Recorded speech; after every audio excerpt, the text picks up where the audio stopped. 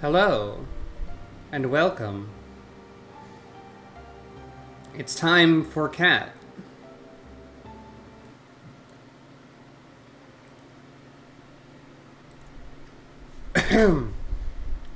Sukro is a cat,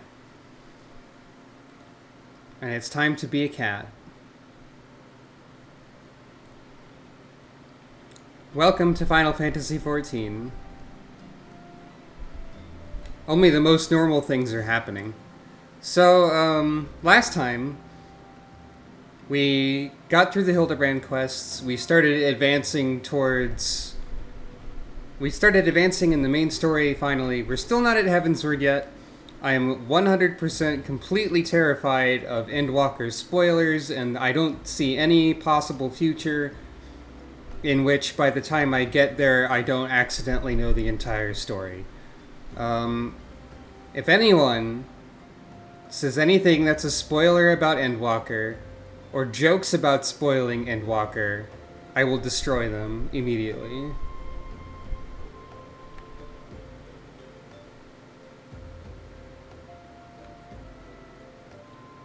Framey?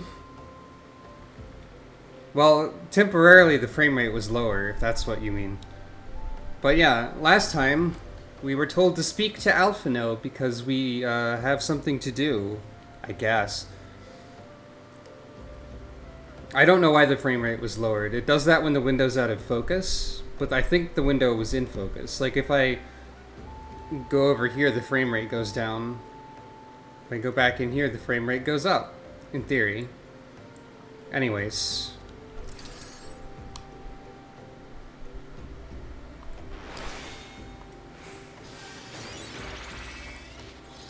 I can't target Alphino. So what's up, Alphino? You're late. No matter. I know where our visitors are headed. I have to reconfigure my voices, because I've only been doing silly Hildebrand voices for a while. From what I have been able to gather, this vessel belongs to a band of Domans, who seek an audience with the Sultana. You are familiar with Doma, yes? In Othard? Is it Othard? Othard? I don't remember. I think it's Othard. Like what you do in the past tense when you make a book happen, I guess. Well, like the rest of the nations in the eastern continent, it's ruled by the Garlean Empire. Given our visitors' unannounced arrival, as well as the state of their ship, I suspect they did not leave their homeland under the best circumstances. Needless to say, I should be very interested to hear their tale, and more importantly, what they know of the current state of affairs in the Empire. Such information could prove most useful. We would be fools not to pursue this opportunity, do you not think? Come with me to Ul'dah, Sukro. Unless I'm mistaken, and I'm rarely mistaken, we will find the Domans bickering with the Sultansworn on the royal promenade. You are uncertain of your role in the proceedings? Insurance. If our guests are not themselves Imperial agents, it seems fair to assume that they may be being pursued by some. And if not, who better than you to have a hand on hand in the event of an unforeseen diplomatic incident? Besides, I do enjoy your sparkling repartee. Satisfied? Good. I shall see you in Ul'dah. I feel like I'm being sassed a little bit. Anyway, time to go back to the shit capital of Eorzea. Where only good things are happening.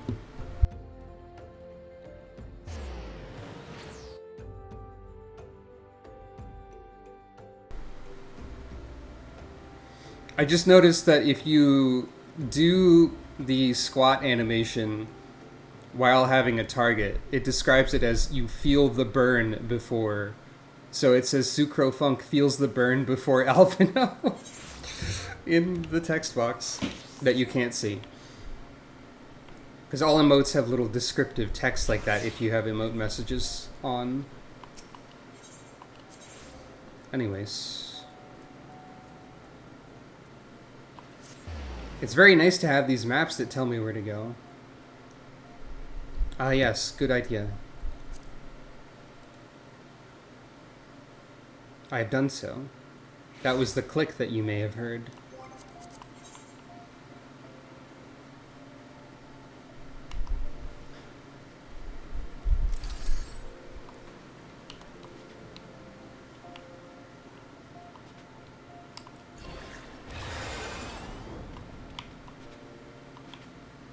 I think it's a little bit more difficult in this controller with this controller to do sick flips as I run forward, but maybe not. It matters not how many times you ask. Without the necessary permissions, none shall pass. I don't know what voice to do for this character yet. Pray understand, good sir. We have not the leisure to lodge a formal petition. Time is of the essence. All I ask is that you summon your superior. Allow me to plead my case. Surely you can grant us that small kindness. Away with you, and darken these doors no longer. I will not ask again. You know not what you do.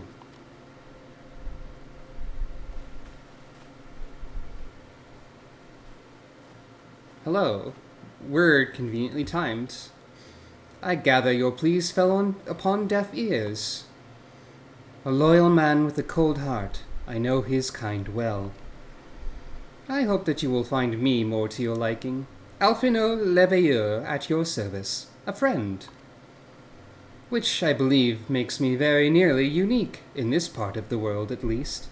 Few indeed are your allies in Uldar. Yet you will need some if you wish to endear yourselves to the wealthy and powerful. I feel like Alphino's smugness levels are rapidly increasing at this part of the story. Is it just me? Just the way his dialogue is phrased. The things that he say. Pray, join me and my associate in the quicksand. There you may explain your situation to us, and we shall see if there's aught we can do to help. Nod.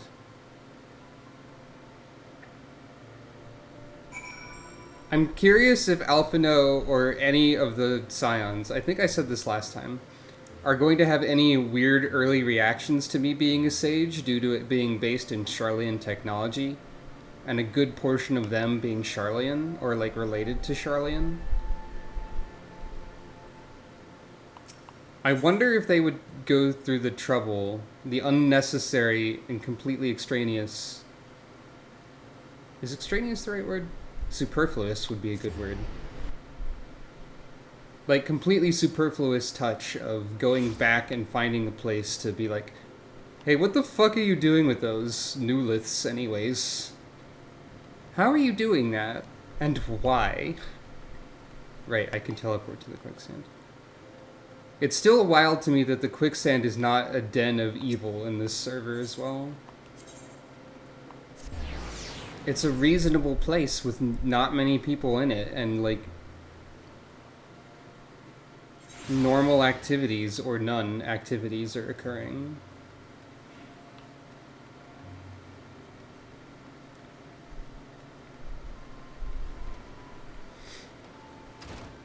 Plus I have it so that I can't even see other players, but I don't think there's anyone in here. I mean, like, I can see them, I just don't have their names floating above them. I don't think there is a single other player character. Now there's one. There's only one other player character in the quicksand. Two. Weird. Well, I mean, I guess they're all on the moon or something. Because I'm so far behind.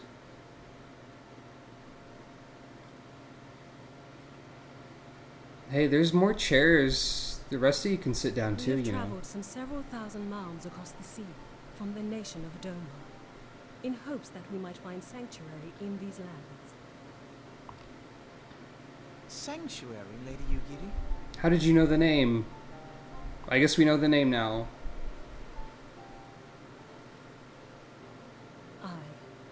Lying within Othard, Doma was under the dominion of the Garlean Empire, as I'm sure you are aware. Did they just suddenly... Like, we didn't learn this character's name at any point, we just know it now. I mean, I know who it was, because I played some of this before, but... When the War of Succession broke out in Garlemald, we espied an opportunity to free ourselves from the yoke of imperial oppression, and took up arms. I mean, true, but I just feel like that's the kind of thing that you say that you put on screen, is all. Only to be crushed. and so I gathered what few domans escaped the reckoning and guided them hither to your shores. Oh well, they're still learning at this point. It's fine. A war of succession? Then the Emperor... Forgive me. You said that Doma was under Imperial rule, did you not? Doma is gone, razed to the ground as an example to the other provinces. Oh. I forgot, like, Doma just literally beefed it. Like, all of it. 12 have mercy. And your people? I mean, that's keeping with its namesake, I guess, being destroyed by the Empire. On a ship anchored in Vesper Bay, flying borrowed colours. Many were complicit in the rebellion, or akin to those who were. They will not come ashore until I send word that it is safe to do so. I sought an audience with your rulers, but was summarily refused. The lords of Ul'dah are not wont to entertain foreign refugees without suitable encouragement. Mayhap I was foolish to expect otherwise, but our supplies run low and we have young ones in urgent need of care. That's also a good point. I mean, there's, like, not really many people here, I guess, to be fair. I have seen the tents outside the gates, however. We are not the first to seek asylum, nor will we be the last. Also, like, Yugiri here, though they've taken pains to make the Domans sort of, like, stealthed among the people, flying borrowed colors, as they said. Yugiri here kind of stands out. It's a nice outfit, but it's kind of like, hello, I'm important. And also from Doma. Kinda. It's a little risky. Be that as it may, Ul'dah is no friend to Garlemald. Your tale would stir the hearts of many men and women here. The Sultana and the Syndicate will not be so easily swayed.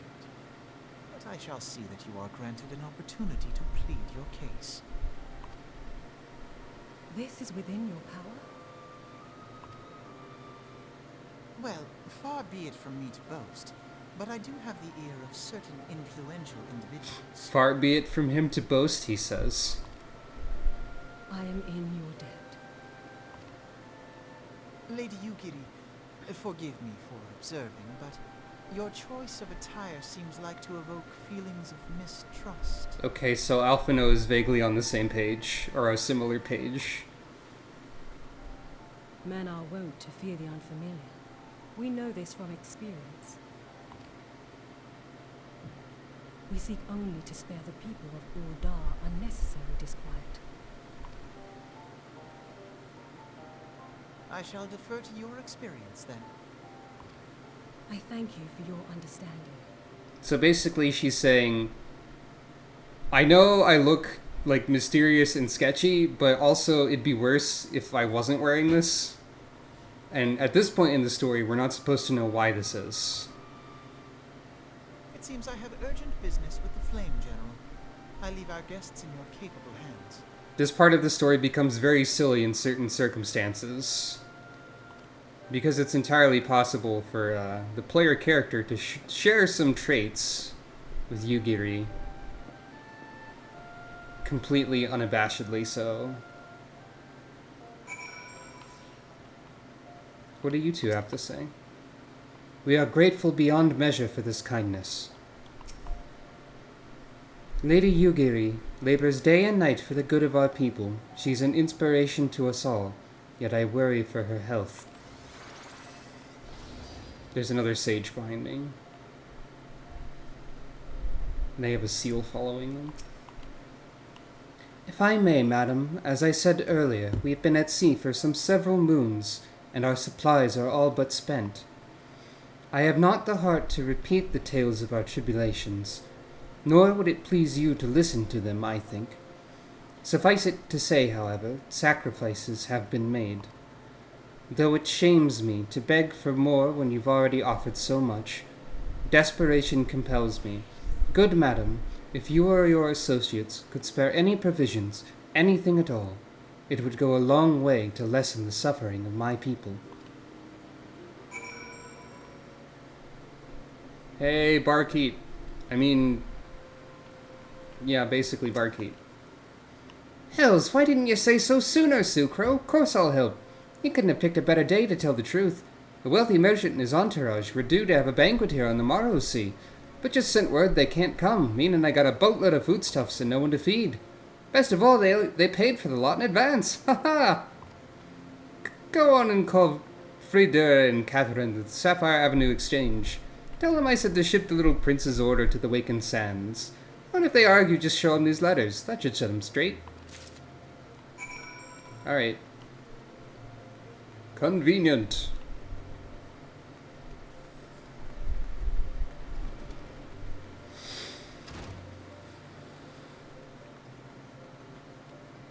Flustered attendant? Oh, you must be the Reaper questline. The Killer Instinct. Yep. This is the other class that was added, by the way. Huh.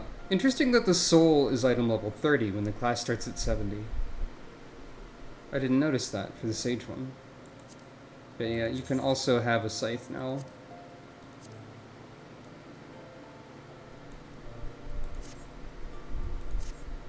Perhaps we'll look at that later.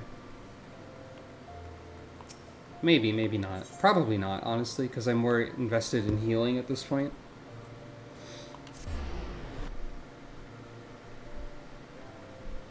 But someday I might try Reaper. The backstory of the Reaper job is that it was a bunch of farmers who got pissed off and, like, unlocked the power of the dark side, basically. My, that's a rather odd request. Mayhap you misheard her instructions. Nope. You know, you shouldn't encourage them like this. They'll start to expect it, you mark my words. Did I mention that Ulda has a shitty attitude towards refugees? She's in the business of feeding refugees now. I ain't normally one to question Mistress Momodi's judgment, but that doesn't seem wise to me. Shut the fuck up, and read this. I'll not speak for the children, but if you ask me, any man what can't earn a crust deserves to go hungry. Okay. You deserve to die, maybe, a little bit. Yep, so that's Ulda. They're very, American, let's say. Anyways, every single time we interact with anything in Ulda, it's going to be like, wow, Ulda sucks shit, actually. And this is just going to be my thought process every time. But at least one person is cooperating.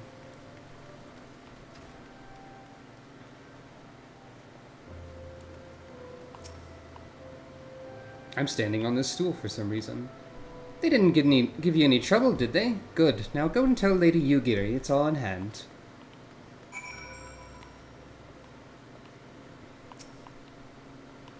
I dared not hope for such magnanimity. Bleh. Much less expect it. Mistress Momodi is generous indeed. I shall be sure to thank her most humbly.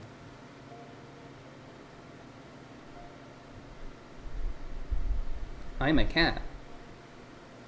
Nod.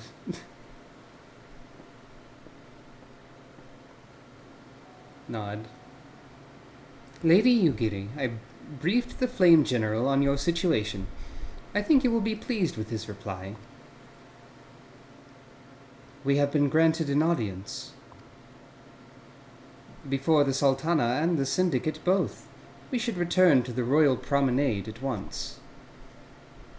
You have done much for us, Master Alphino. I swear we shall return the favor. Naught is owed, Lady Yugiri, for naught has been given. Your small favor you fairly won with your words, and it is with words that you must win the favor of the Syndicate.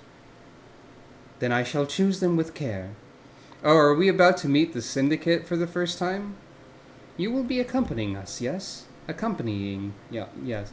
Your presence may serve to remind the Syndicate of the true meaning of philanthropy, and that nothing so unpalatable will be required of them, assuming the Domans are willing to earn their keep. Come, the Flame General awaits us on the Royal Promenade. Are we about to meet a bunch of really shitty people? The Syndicate is full of delightful characters who you will hate within your entire being. Probably.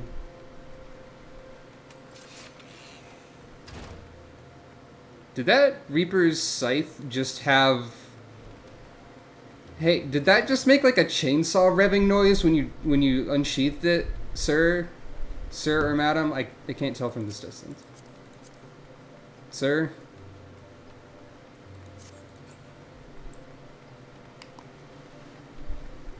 Now, I was very distracted by that. I think it did. I think it made the chainsaw noise.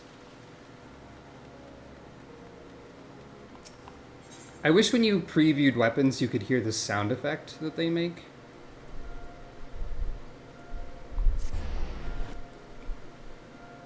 So that you could experiment with that sort of thing for yourself. Because a lot of them make really cool sounds.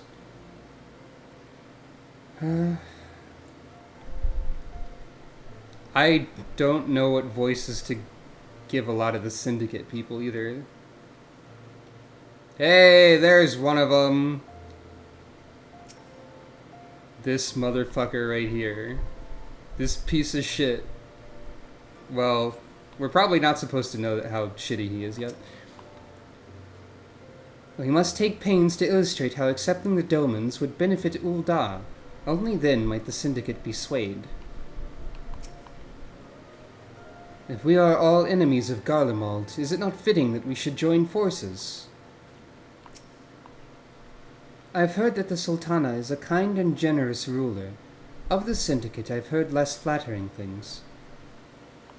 Ah, but I haven't done the culinary and stuff. Bards sing of wars which have decided the fates of nations, but a single word spoken within a council chamber is more like to decide that of mine own. I don't remember what your voice sounds like.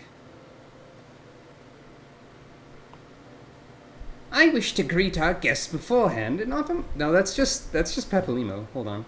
I wish to greet our guests beforehand and offer my support for their cause. Doman, Ul'dah, it matters not to me. Birthplace does not equate to birthright in mine eyes.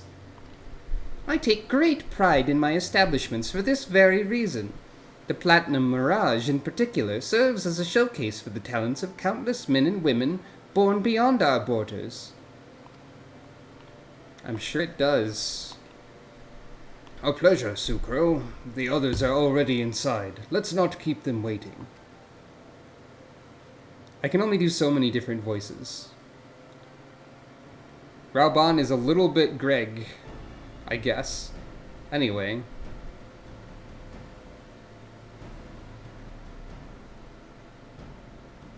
Is this voice? Yes. I'm honored to meet you at last, Your Grace. To mark this auspicious occasion, I should like to present to you the finest treasures our humble nation has to offer. Alas, the circumstances which have brought me here today have divested me of both time and dignity. I come before you as a pauper in direst need of aid, to request that you grant my people asylum. I, Nanamo, 17th in the line of Ul, welcome you to our city. Be at ease, Lady Ugiri. Although I myself have heard the tale of your misfortune, I would ask that you recount it once more for the benefit of the others here present. As you wish, Your Grace. For many years, my nation, Doma, suffered under the yoke of imperial rule, and my people yearned to be free. Thus, when a war of succession broke out in Garlemald, we sought to take advantage of the chaos and reclaim our liberty. Alas, our enemy proved less preoccupied than we had hoped, and our rebellion was put down in the most brutal fashion. Those who survived, how many do they number? More than 200 souls huddle within the cramped confines of our own galleon's hold. Yet this figure accounts for but one of a number of ships which escaped the purge. It is my hope that you will allow us all to dwell within your walls. Should that prove unfeasible, however, I humbly ask that you accept as many of my people as your resources allow. Pray understand, we do not beg a boon, but propose instead an arrangement. We would serve as soldiers or tradesmen until our debt is repaid. What are the Syndicate's opinions on this matter? I, for one, think it's a marvelous idea. Lady Yugiri and her people strike me as an industrious lot, and there are parts of the city which have yet to be fully restored. If they are willing to work, I see no reason not to let them. That was pretty close with the Teleji voice.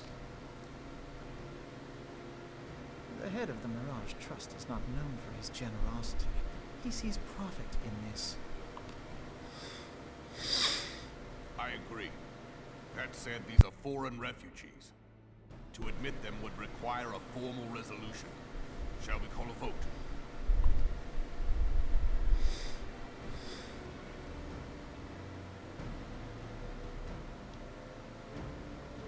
The law is the law. Lord Lolorito? Tell me, are you blind or willfully ignorant? Even now, our streets are choked with the displaced victims of the Calamity and Alamigan refugees. Meet Lolorito, he's also bad. They live hand to mouth, subsisting on aid provided by the immortal flames, the cost of which grows ever higher. The wealth of Ul'dah is not without limits, my friends. And need I remind you that these refugees are prone to violence and criminal activity? You have all read the reports, I think. Oh, okay. Well, they're both awful, so... Without homes or employment, it is only a matter of time before men grow desperate and take that which they imagine has been unjustly denied them. Yet, knowing this, you would have us swell their ranks. Mayhap you think the brass blades and the flames are not hard-pressed enough? Some say the chairman of the East Aldenard Trading Company passes Gil thrice daily. This may explain how he came to be the wealthiest man in Ul'dah. Or it may simply be that he's ruthless beyond reckoning. Am I misunderstanding what you just said, Alphino, or are you saying this guy shits money? Whatever. Surely the Sultanate can support the few hundred domins Lady Yugiri represents. That our resources have been taxed, I do not deny. But we are hardly in danger of financial collapse. I move that an exception be made. An exception, Your Grace? I am suddenly reminded of a similar debate some years ago regarding a number of Alamigan refugees, if memory serves. What were your words that day? Yes. The law is the law, and so our visitors remained in Little Alamigo. This motherfucker has the keen mind feat and remembers everything that's said, or something. I just have D&D on the brain all the time now. That's just what I thought, for some reason. Mayhap our wise and benevolent Sultana would be so good as to enlighten us as to which other of our laws should not be upheld. I move to not uphold the law about murdering you right now. How about that one? Tom, Lolorito. Shut the fuck up, Lolorito. My lord, I share your concern for the welfare of our great nation, but we must endeavor to take a longer view. You know as well as I that people can be a resource still more precious than you. Precious or not, They were never yet so reliable. And unlike those who frequent your establishment, I have no desire to gamble with my future. That's partially true, Isa. I have been thinking about characters, but anyways. Uldar's greatest asset is, and has ever been, her material wealth. We risk this at our peril. One need only look to Teleji Adeleji's example for evidence of the danger in allowing sentiment to dictate policy. How far the vaunted Mirage have fallen, both in repute and profitability, since he began employing refugees. How I choose to conduct my affairs is not your concern, my lord. A proposal has been tabled. Given its urgency, I move we forego further debate and call a vote. To accept the Doman refugees or not.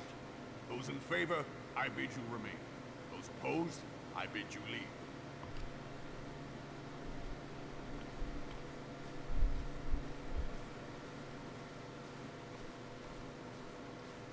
By also by other persons. Well, that's the majority leaving.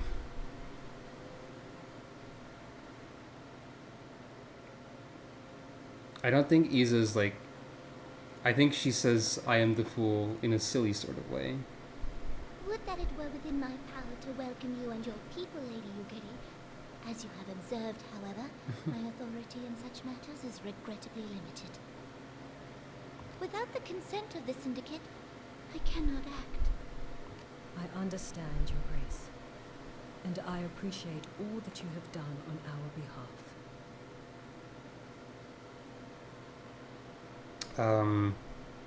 Frame drop?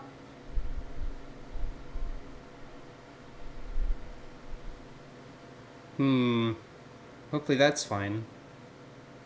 It was brief.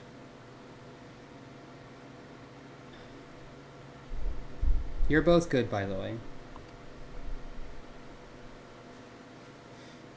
The nerve of the man! If that bastard had not forsaken the eastern trade route, little Alamigo would now be thriving. Oh, that you should have traveled so far under such dire circumstances, only to be refused in this manner is utterly unconscionable. Pray, accept my sincerest apologies. That makes sense. That Now explains that the it. Empire no longer poses an immediate threat, they see little reason to maintain the pretense of unity. The Monitorists have grown especially defiant of late. Lord Lolorito most of all. But this is neither the time nor place for that discussion. I feel kind of like this is at the very least the place for that discussion, because it is the meeting room. But I'm just nitpicking. Well, good news is that we are a recently independent of all nations organization with some living space and resources. We could probably do something, Alphino, right? Surely? Yes? No? As Lord Lolorito goes, so goes the Syndicate. My people could not endure another long sea voyage, but if Uldar will not accept us, what choice have we? Prone to violence and criminal activity? Who is he to speak of us thus? Are we to be punished for the sins we may never commit? Did they not hear Lady Yugiri's pleas? How can they turn us away knowing what we have endured? It bears repeating that Lord Lolorito does not speak for the Syndicate. The others harbor doubts, I will allow, but in time they shall see the error of their ways. Yeah, that's more of a Teleji voice. There were still a few more dropped frames. I think it's probably going to be okay. As you observed, Lolorito is not afraid to speak his mind, nor is he like to change it. Oft have I wondered how a man so skilled at weighing the worth of things should be so incapable of seeing the value in people. Bah, I will waste no more words on him, not when the Domans are yet in need of aid. Everyone follow me to the Hall of Flames.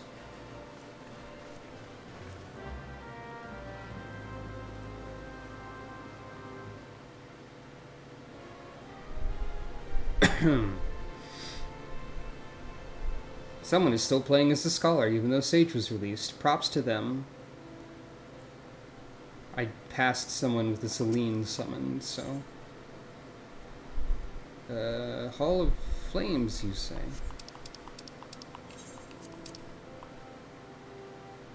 Oh, that makes sense.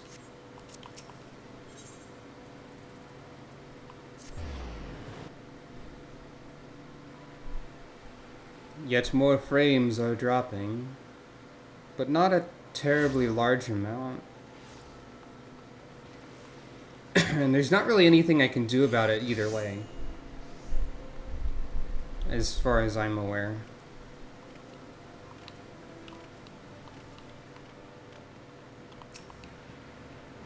A galleon is no place for my people, for any people to call home. This cannot continue. Is there naught we can do to earn the approval of these Uldans? I probably don't need to talk to everybody every step of a quest. We do not wish to live by the grace of others. We want to work. We want to contribute. Mayhap I should have considered the likelihood of failure more deeply beforehand. I will not deny that certain portions of the refugee population have been a burden on the Sultanate, but I take issue with my counterparts' contention that they account for the majority. In this they are plainly mistaken. Even so, we must not think ill of them for wishing to protect our great nation. I can think ill of them. I mean, yeah, they say a lot of good things, but also I'm constantly feeling a time pressure at all times because I'm very far behind a recently released expansion that I'm going to be spoiled on. The Syndicate has spoken, and I see no point in moving that the matter be reconsidered. The monitorists have made their position clear. Agreed. Ul'dah is not an option. Nor are Limsa Lominsa or Gridania, I judge, given the state of their internal affairs. Which leaves our Doman friends confined to a ship. Gods, the thought of them huddled in an airless hold with no hope of better treatment. Would that I had more time to find an alternative, a place not bound by the concerns of the great nations. Light bulb.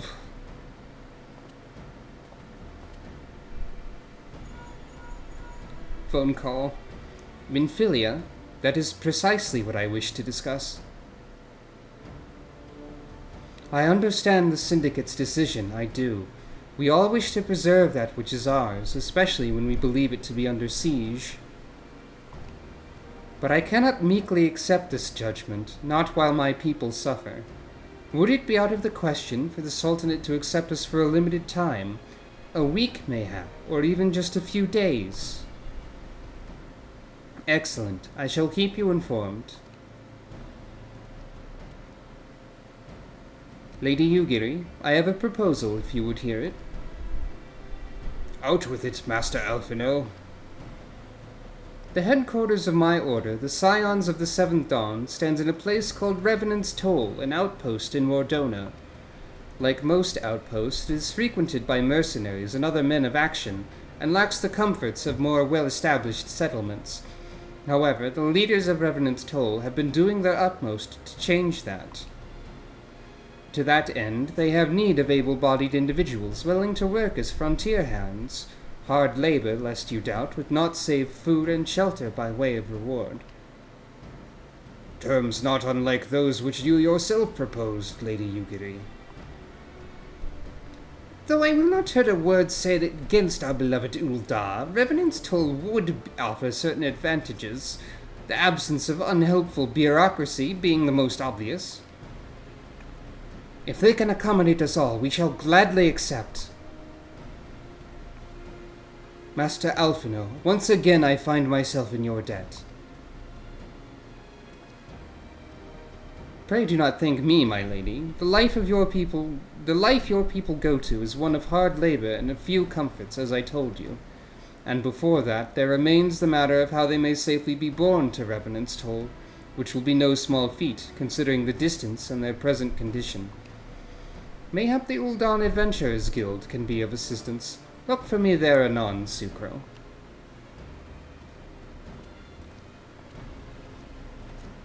Lady Yugiri, if you and your people would accompany me, we may discuss what aid the immortal flames can provide.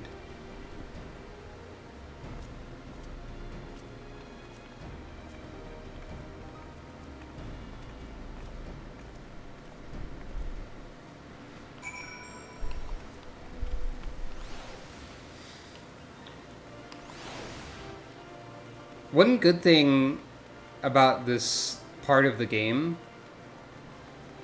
like, most people, or a lot of people at least, I don't want to speak for everyone, would probably be like, there's so much just running around and talking to people, nothing is happening.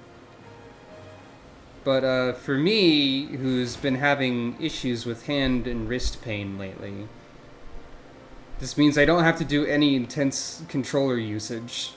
So all I have to do is wear out my voice instead.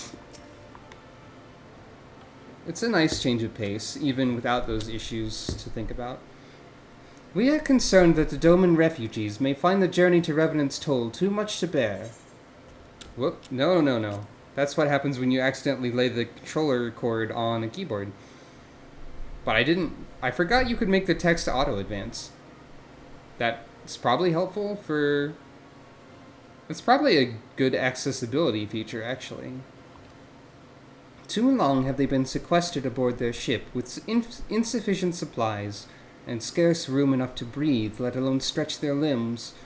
With that in mind, Mistress Momodi has kindly offered to accommodate the Domans until such time as they are ready to set out for Mordona.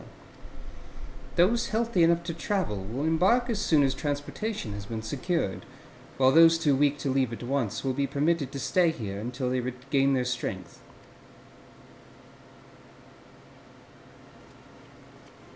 Thank you, Momodi, for being helpful. What news? Transportation remains our greatest obstacle, General. Is there aught the immortal flames can do? I fear that exceeds our mandate. Were it a small number, mayhap it would go unnoticed, but the Syndicate will not bear the cost of escorting more than 200 Domans to Mordona. When government fails to act, the responsibility falls to us private citizens. Shut up, you are the government. We're supposed to think Teleji Adeleji is the good government person at this part of the story? Because he's, like, being reasonable-ish? I will engage the services of the 77 caravans on the Doman's behalf. Very well. We should begin contract negotiations at once. Your generosity is most welcome, my lord. After all that has befallen these good people, it's the least I can do. Come what may, you shall ever have a friend in Ulda, Lady Yugiri. And you in Revenant's Toll, my lord.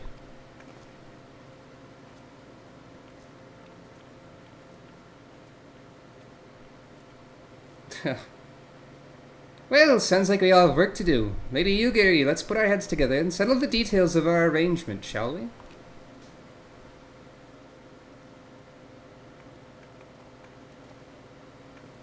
I would entrust the task of escorting our Doman friends to you, after you've rested your own road-weary legs, of course. What say you?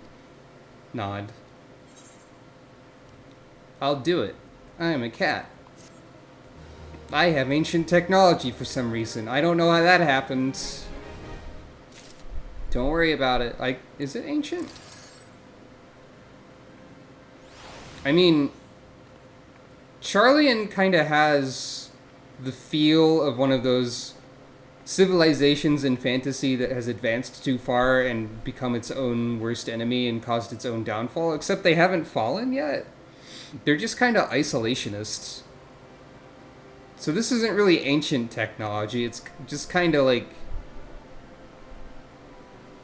different technology. Anyways. Children are involved now. As we speak, the Domans prepare for departure at Vesper Bay, wherefrom they will be transported by carriage to Ul'dah. That said, this has all been decided rather suddenly, and would not surprise me if the refugees required some assistance in coordinating their preparations. Sucro, I would have you return to Vesper Bay and facilitate the process through tasks great and small. In short, whatever must needs be done, do it. Speak with a man named Hozan when you arrive. As Lady Yugiri tells it, he has been designated the leader of the first group. It's time to do chores. Sucro's favorite thing? Question mark. Oh, I cleaned out my inventory since last time a little bit, by the way. Also, I'm level 73 instead of 70. Because I did some roulettes.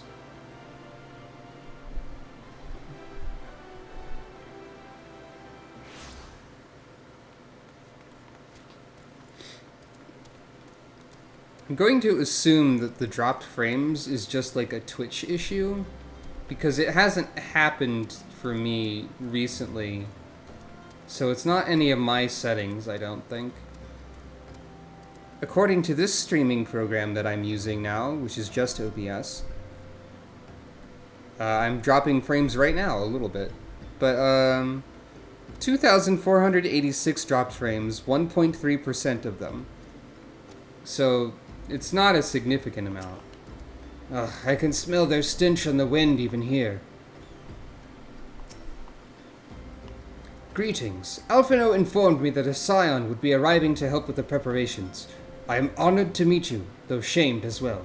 A great warrior should not be tasked with such trivialities. I'm a cat.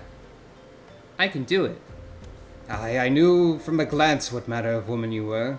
I could tell you were a cat, because you have cat ears, and a tail. I too have some skill at arms, like a cat does, as do many of our people. Pray forgive this trifle, but might I trouble you to help round up the children that have been given into my care? They are most adept at staying hidden from my sight, but perhaps your keen eyes will succeed where I have failed. You have my thanks, friend. Pray seek out my son Yozan. He can tell you more. Meow? I heard a meow sound. Is that just part of the background, like, ambience? Or is there an actual cat somewhere? Immediately distracted.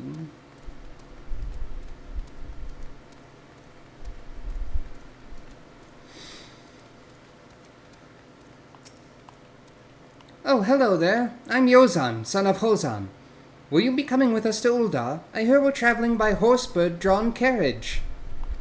But don't you think they're queer? Giant birds that people ride like horses. I still want to try riding one, but... What's that? You're looking for the others? Don't worry, I already told them to get ready for the carriages. I'll need your help, though. We were just finishing a game of hide-and-seek. 3 players are still in hiding, and since Lady Yugiri told us to take it really seriously, they won't move unless they're found. Until they're found. Yeah, they do call them horsebirds, which is a reference to 1.0 of this game, I think, where they were called that. I'm really not sure on this game's constant usage of the word queer in its antiquated sense, given what contexts and meanings it has these days. Not that it's like a bad word or anything for a lot of people. Some people like it. Vesper Bay isn't that big, so I bet you can find them in no time. Time to locate and destroy children. I mean, locate and talk to children.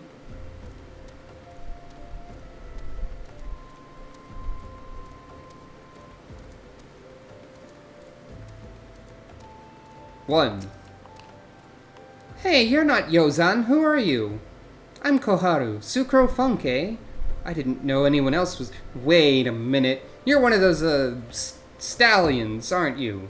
No, scions, scions. You must know Lady Yugiri, right? Isn't she great? She's really good at hide and seek, too. Oh, right, it's almost time to go. Nice meeting you, Sucrofunk. Child 1, located. I think I remember this quest taking me a while. I think I remember having difficulty finding the children. Oh, hey, there's the children. Are you playing? No fair. Yozan didn't say anything about adults. Huh? We get to ride a horsebird carriage. I don't know. It sounds scary, but if Yozan says it's safe, I'll go. Time to locate the third child.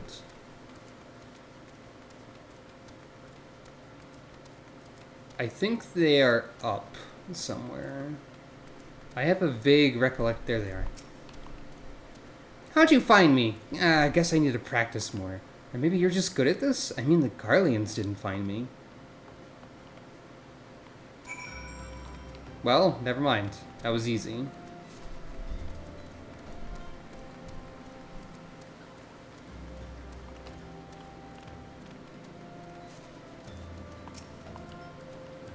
Wonderful. All the children are accounted. Hide and seek? I see that you are curious. That you are curious. It's quite simple, really. Lady Yugiri thought it best that the children knew what to do in case the Garleans found us. I should hope that those days are behind us, but I nevertheless take comfort in knowing that we are prepared.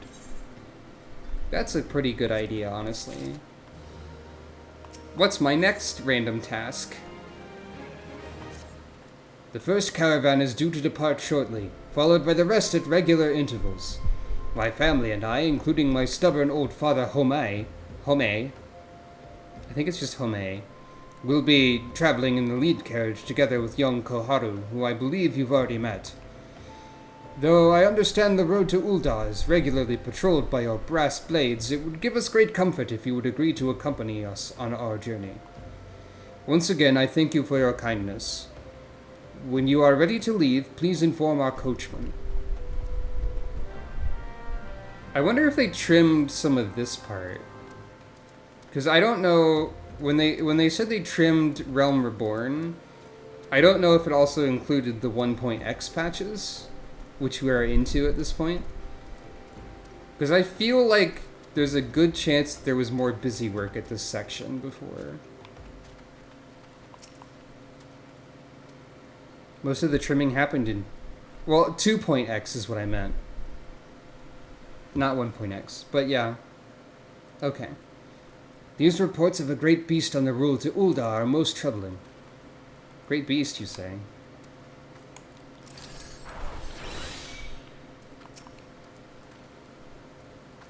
Ah, I vaguely remember that. Fascinating creatures. Whence did they come? Where are these fucking birds from? Grandfather is so lucky. These horse birds smell terrible. Oh, it's just so fluffy. Good. Eager to be off, are you? Aye, well, I was meaning to have a word with you about that. Runner from the Blades says we might have a problem. Fierce-looking beastie's been sighted south of the bridge to Hammerley. Might be someone's eyes are playing tricks on him, of course, but it don't pay to gamble in this business. Now, I know you can handle yourself in a fight, but this lot here's another story, so I was thinking you might go on ahead and have a quick look around. Make sure the area is safe, like. And if you come across anything dangerous, you know what to do. When you're satisfied the way is clear, meet us outside Horizon. The Blades tell me the road there's safe, so I reckon we can make it that far on our own. Assuming the self-same bastards don't try to rob us, that is. I wonder how close I actually am to Heavensward at this point. Because it feels like I'm a significant distance away, because there's at least some significant, important plot beats that haven't even happened yet. Or started to happen.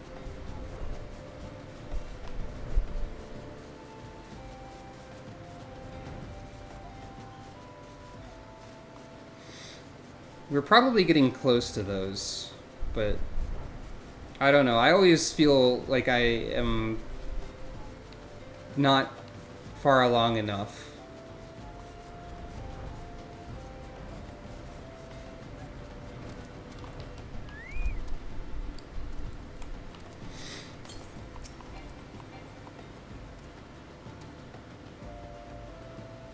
What do we have in this area? Oh, it's an eyeball.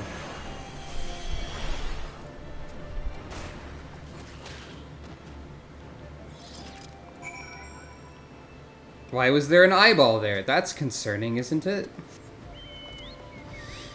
That's a void scent. At least I think those are typically void scent. Well, they made it this far. It pleases me to see you well. Come, let the coachman know that we can continue onward to Uldar. They have wings, so does that mean they can fly? Does that mean we can fly if we ride one? Yes, but only if you've completed the main story quest, actually. I must say, that was a surprisingly pleasant ride. Mayhap the journey to Revenant's Toll will not be so bad after all. What do you think would win in a race? A horse or a horse-bird? Horse-bird is difficult to say a little bit. So there was a beastie. Was being the operative word, eh? Haha! I defeated it.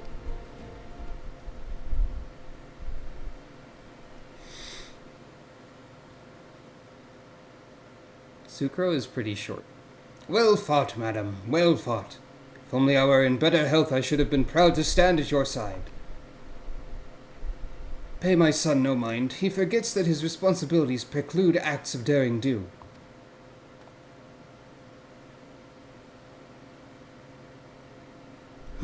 Be that as it may, I cannot help but envy you. Had we been able to call upon heroes of your strength and skill in Doma, things would have been very different. But we cannot change the past. Those who fought and fell are forever lost to us. Lost but not forgotten. Lady Yugiri's kinsmen least of all. They fought fiercest, though they knew full well it was in vain. She had every right to walk away, yet she chose to stay. Food, shelter, the promise of a better life, all this and more we owe to her. How does one even begin to repay such a debt? In kind, Father. To she who has given everything, we shall give our all. Whatever work there is to be done, we shall do without question. Ditch digging, bricklaying, it matters not. Revenant's Toll will grow and prosper by our hands. Nod. What? Children? Hey, Miss Sucro, Kuharo and I want to know why you became an adventurer. I don't know why this kid is like that accent now. Hey, look, the option is back to go wither the wild rose blooms. Also, I like Sucro's face here. Just like, what? Well, clearly we have to go where the wild rose blooms.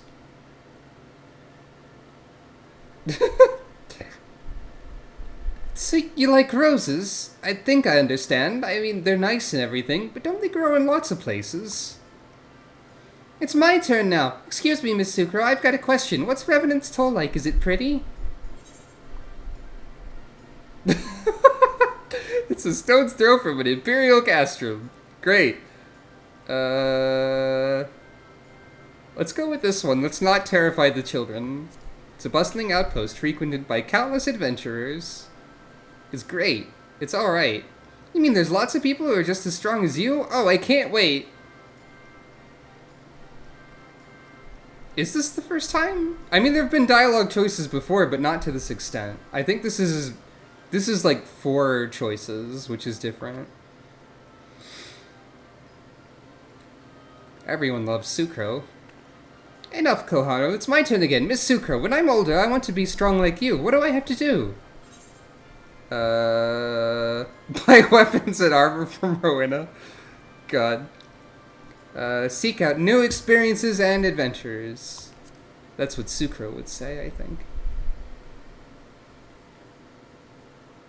Of course, to be a better adventurer, you need to go adventuring. Alright, that's enough questions for Miss Sucro. That's not fair. Why does Yozan get to ask 2 questions? I want to know about adventuring just as much as he does. Just one more, please. Do you think I could be an adventurer like you one day? Nod, while smiling. Really? Then I will. Thanks for the advice, Miss Sucro. I won't forget it. I'm gonna be an adventurer too.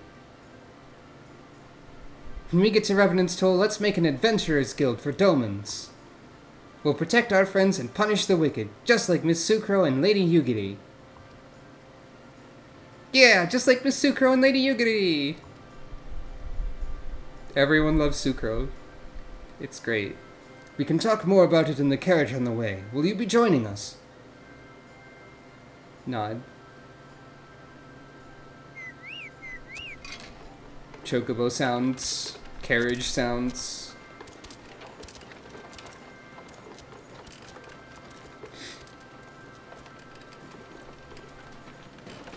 I guess the Warrior of Light, by default, is just good with children. Judging by this scene.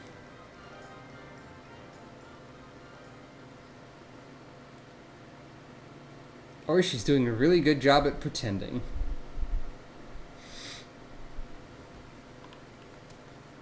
And hey, here we are. Somewhere. Wait, wait. Yeah, this is not... Wait a minute. We didn't go anywhere.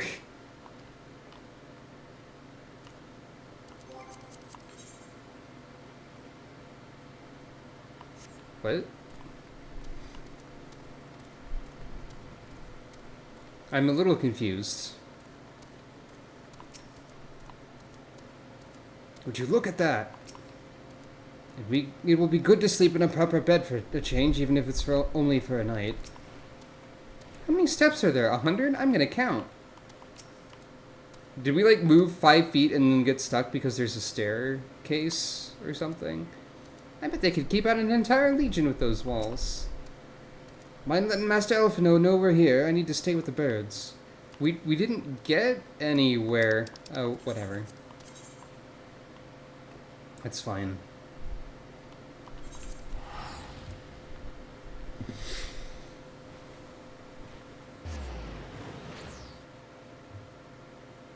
Bit of an odd moment, but alright.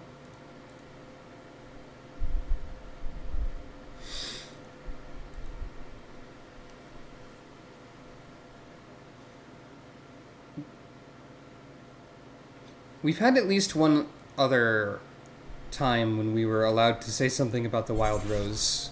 Like, multiple times. But that wasn't in a cutscene, I don't think.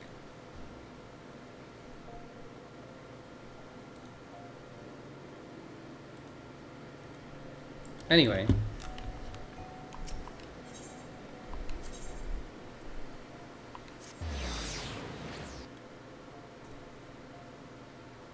No worries. Hey, Alphino, we moved about 10 feet.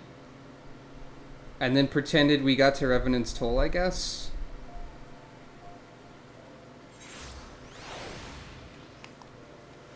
Is that just like a weird oversight or like a limitation of the engine or something? I don't know. I pray that they do not grow too accustomed to this treatment. It's a welcome respite to be sure, but a far cry from what we can expect in Revenant's Toll. Has the first group arrived already? Wonderful. Pray inform Master Alphino at once. We welcome your return, Mistress Funk. Ah, Sucro. I take it the first group has arrived. Excellent. Is there aught else? No, I have matters well in hand here. You and Lady Yugiri should travel to Revenant's Toll forthwith.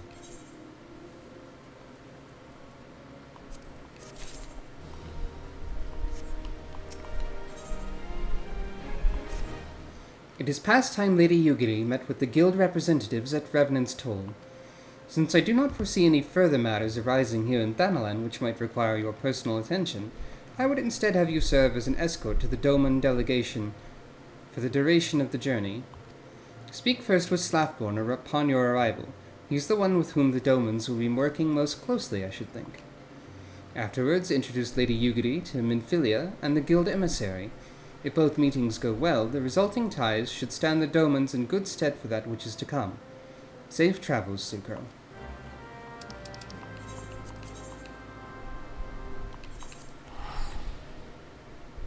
Teleportation.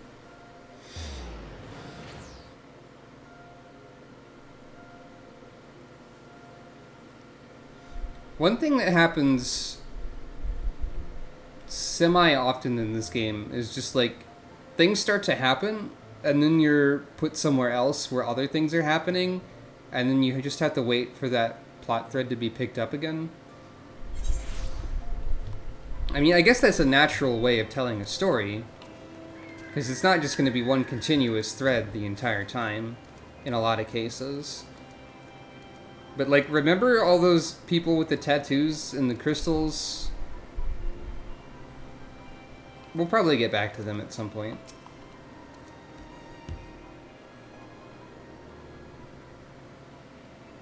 I am a cat. And this must be the esteemed Lady Yugiri and her associates. I greet you all as friends and bid you welcome to the toll. I hope you do not find our dearth of fineries off-putting. Poor though we may seem, we have a wealth of spirit and camaraderie to spare. Also, Revenant's Toll is, like, pretty well developed, actually. Like, it wasn't this developed at the actual point in the story when this was happening, I think. Also, it's funny that, like, the repeat Crystal Tower rewards NPC is just off there in the distance. You see, race and creed don't enter into it here. We welcome all sorts, provided they're willing to earn their keep, of course. We are no strangers to hard work, Master Slathborn. You may rest assured that we will carry out your orders with due diligence. Oh, not for a moment did I doubt your commitment, my lady. Pray understand, I gave the same speech to all new arrivals. And you needn't bow your head or call me master either. We're both frontier hands as far as I'm concerned. Yep. As you wish, Slathborn. May this meeting mark the beginning of a long and fruitful relationship. I'm still a cat. Our guests have yet to meet the antecedent. 7 hells, Sucro. Why are you wasting your time with me? See them to the rising stones. Nod.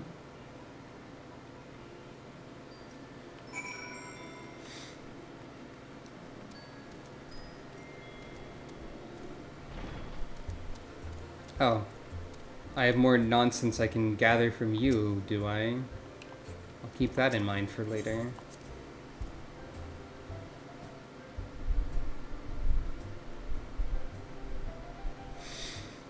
I don't remember exactly when I started playing this game in earnest in the past, so I don't recall if I've actually seen with my own eyes the developing Revenant's Toll or not. I might have. Oh, everyone does have something to say. Eorzea may be a land of many cultures and creeds, but I nevertheless suspect that the Domans will struggle to adapt. As is the case with other distant lands, I've heard rumors of mysterious magics and martial arts.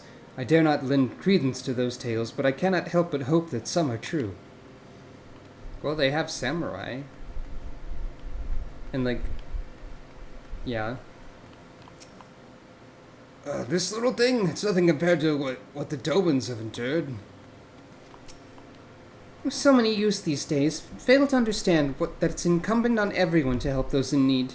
That's why it's so wonderful when young men like Hoary Boulder rise to the occasion.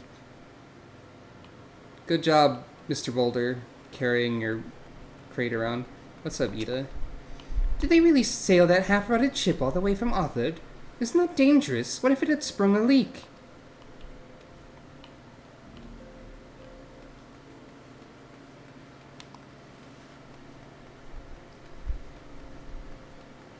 There's always so many NPCs to speak to. What do you think, Tataru? Oh, she's sitting down now. Not anymore. I wonder what herbs and spices they use in Doma. Maybe there's something I can add to my special tonic. Your what? Tataru, what are you doing? What tonic do you speak of? That's a little concerning.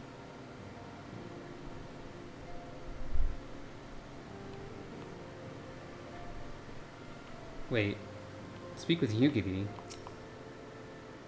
To spend moons at sea, to travel such a distance, I cannot fathom how the Domans survived. Did I just, like, miss Yugiri outside, and I was supposed to tell her to go here first? Oops. I probably did that.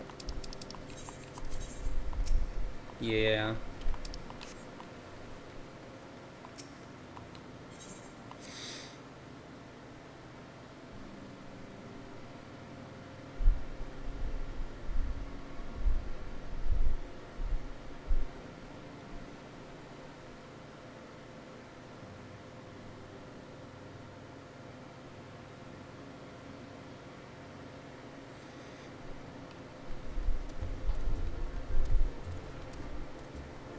Yep.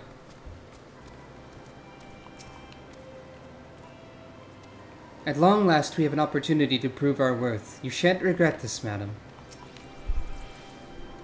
The sentries appear more than capable. Even so, it may be best to forbid people from venturing beyond the walls unescorted. For the time being, at least. To whom much is given, much is expected. Forgive me, I require a moment to compose my thoughts before meeting with your leader. We shall join you at the Rising Stones anon. Now I have to go talk to Minfilia.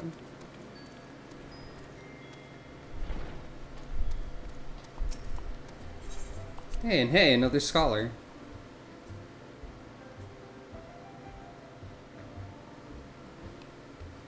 I still like Scholar, but I do think Sage is really good.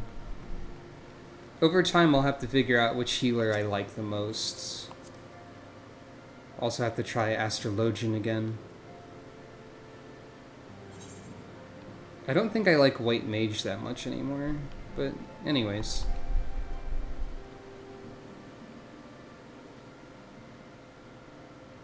'Tis no use.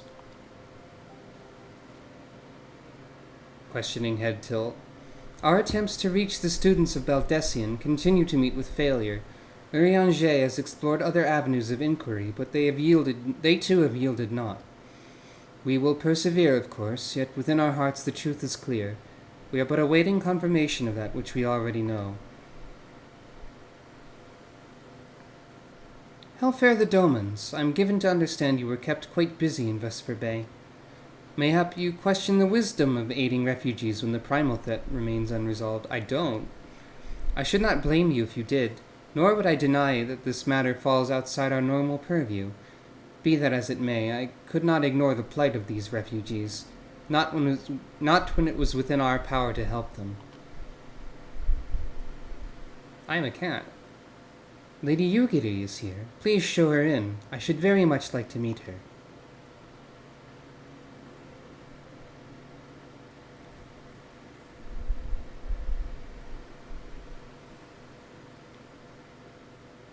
Much nodding. Bow. We have no objections. Pray do so with our blessing.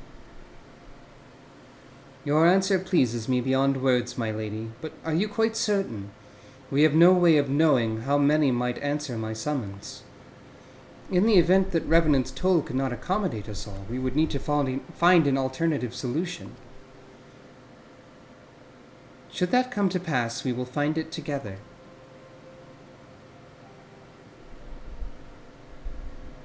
As ever, it's been a pleasure, antecedent. Alas, we must take our leave as the first carriages are due to arrive at any moment. Should you require aught else, pray speak with Slathborn, Lady Ugiri, Sucro.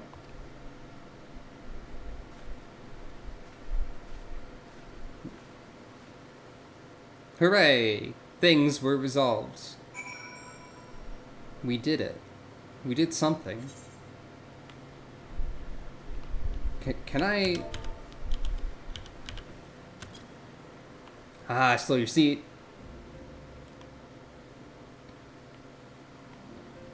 I'm the leader now. Just kidding. I am amazed that none here knew of the War of Succession until we arrived. have you truly heard naught of what's transpired? I dared not give myself to hope in full, but for the first time in many moons I'm willing to do so. Mayhap I worry overmuch. With so many able-bodied adventurers about, what beasts could pose a threat? Antecedent funk. Lamine and I will make all the necessary preparations to ensure that our Doman friends feel at home upon their arrival. Though I must admit I'm still troubled about the matter of the missing crystals. Yashtola should be returning anon with a report from the field. Mayhap you could wait here and speak with her upon her arrival. By the way, shit's fucked, says Yashtola, probably. Oh, Thancred is here. When did he show up? Oh, everyone's here. Okay.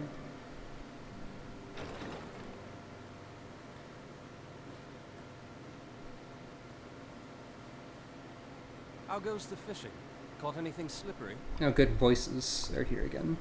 Aye. Our suspicions were well founded. The Serpent Reavers are indeed the culprits. The plot thickens. Has there been any movement in town? There's been blessedly quiet, which is to say the Amalja are being no more or less of a nuisance than usual, summoning a freak with such crystals as they have hoarded. Urianger, too, reports not out of the ordinary. Then we have our explanation. Your explanation for what, pray tell? For the recent spate of crystal thefts in Thanalan, we naturally assumed that the trail would lead us back to the Amalja. Yet it did not. It led us across the sea unto Vilbrand. Vilbrand? There have been reports of increased Sahagin activity of late. I think in my made-up backstory for Sucro, that's where she like grew up. So she would actually care a lot about this, probably. Oh gods. They mean to summon Leviathan? That is the way of it, I fear. Whilst conducting our investigation on behalf of the mineral concern, we came upon evidence implicating the Serpent Reavers. With the aid of the Maelstrom, I was able to verify our suspicions. 'Tis only a matter of time before Leviathan returns to harrow the seas. Don't worry, I'll solo it. I'll solo Leviathan, probably. But there is more. One of the Sahagin, an elder by my judgment, spoke of attaining the gift and knowledge of eternity.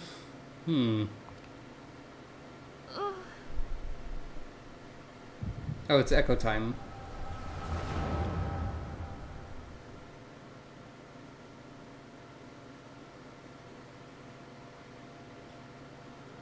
Yukiri has no idea what the heck is going on in, like, several ways. Listening to all this. Such a disturbance. Seeing these people get headaches. If I did not know better, I should think this device defective.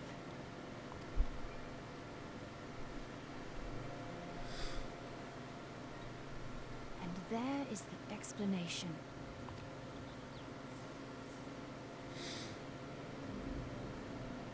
Oh, that would suck. Soon it shall begin. Our Lord shall rise midst surging waves to wash away the finless one. Are you wearing an entire crab on your head, or is your head an entire crab? Or like a large portion of crab? And I shall be granted the gift and knowledge of eternity, and with the emissary stand equal. Then shall I know no cessation, no oblivion. Well, I guess it's like a giant claw helmet kind of thing, probably. Sound of fish. Whence comes this promise of immortality? The emissary? We have outstayed our welcome.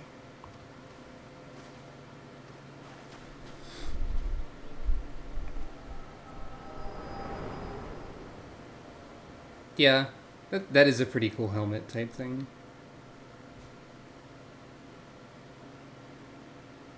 The gift and knowledge. Are the two of you quite well? You shared that vision, did you not? Nod. Even before the Sahagin made mention of the emissary, I recognized Elidibus's words. He is behind this. But surely it is not within his power to grant the echo. My lady, unless we act swiftly, Leviathan will rise again. The Admiral has already requested that we intervene to prevent this. Failing that, we are to attend to the Primal's extermination. She will have our full cooperation. Let us make haste to Limsa Lominsa. I mean to play a part in this mission. Tataru, pray, take charge in my absence. Tataru My lady, 2.0 voice sure or this not. is wise. I am aware of the risks, but there is something I must see with mine own eyes. The true nature of the echo. I thought for sure Tataru was about to get her second voice line in this part of the progression of the game. Very well. I shall not stand in your way. On the condition that you permit me to accompany you as bodyguard. Your company is ever welcome, Thancred. I take it something ill is afoot. Yeah, Yugiri has no idea. Aye, a primal is about to be loosed upon Eorzea. Primal? A godlike being whose very existence is a bane upon the land. We scions of the Seventh Dawn are sworn to put an end to their kind.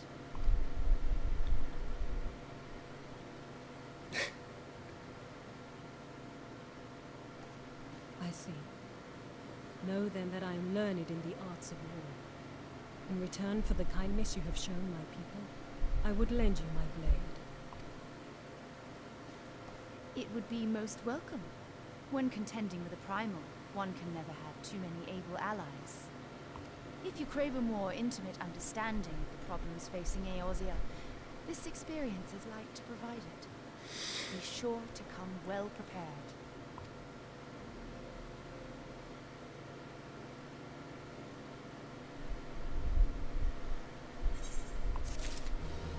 I kind of wish that you were able to obtain any like fashion resembling what Yugiri wears at this part of the story. That would be neat. It'd probably look goofy on a cat, though.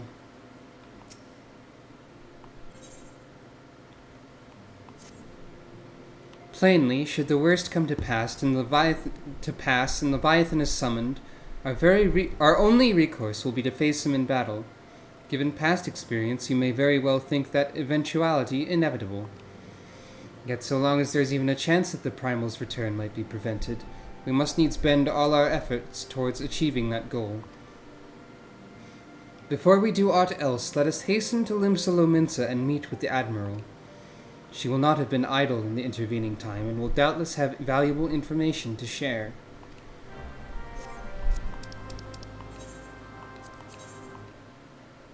Yep.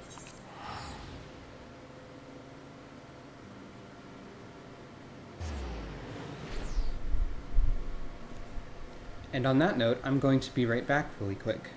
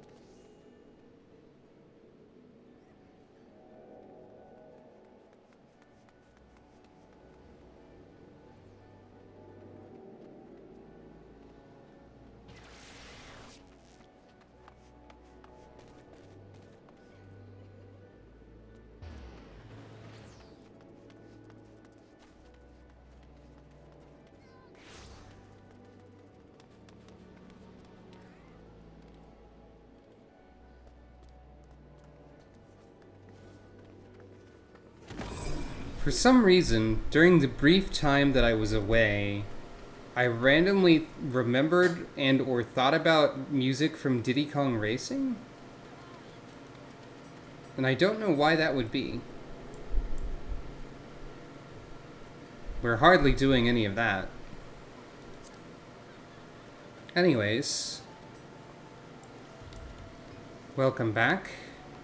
Here we are in Limsalominsa, as always.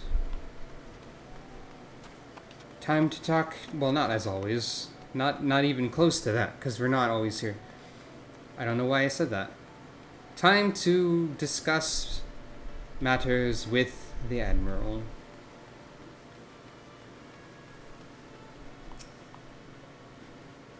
You are expected. Pray take this lift to the command room.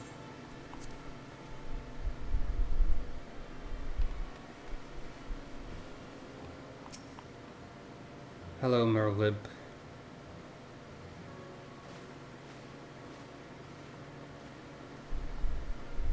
Welcome, friends. I take it Yashtola has apprised you of the situation. Let us waste no time, then. According to our best intelligence, the Sahagin had not crystals enough to summon their god. Alas, we did not count on the Serpent Reavers venturing as far as Thanalan to supplement their cache. For our short-sightedness, we are faced with the grim prospect of Leviathan's imminent return. Needless to say, I'm not inclined to let the fishbacks have their way. Don't really like that term, but whatever. Even as we speak, the Maelstrom makes ready to launch a large-scale operation to thwart the summoning, and we would welcome the Scion's support in this endeavor. But if gods forbid our efforts should come to naught, I will need to trouble you for more than mere support, much as I did when Titan last walked these lands.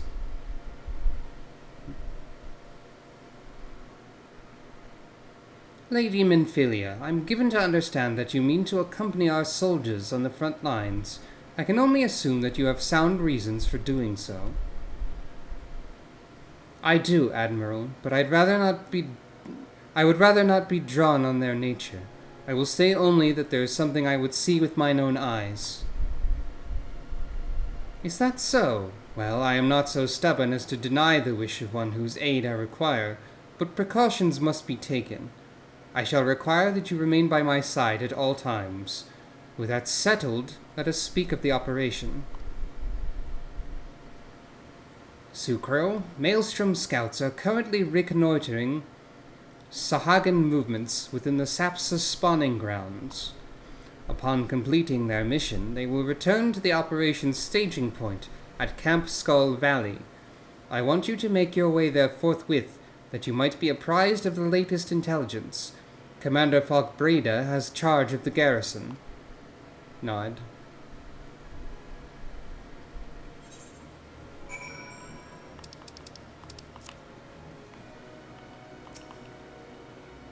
There may not be a better chance to learn the true nature of the Echo. I cannot well allow the opportunity to pass me by. In case I wasn't clear, time is short, Supro. Make haste to Camp Skull Valley and request the latest intelligence from Commander Falkbreda.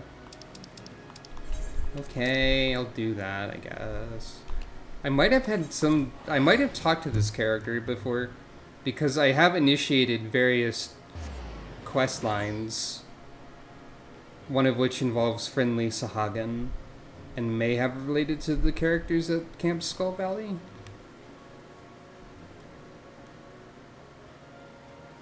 I am not sure.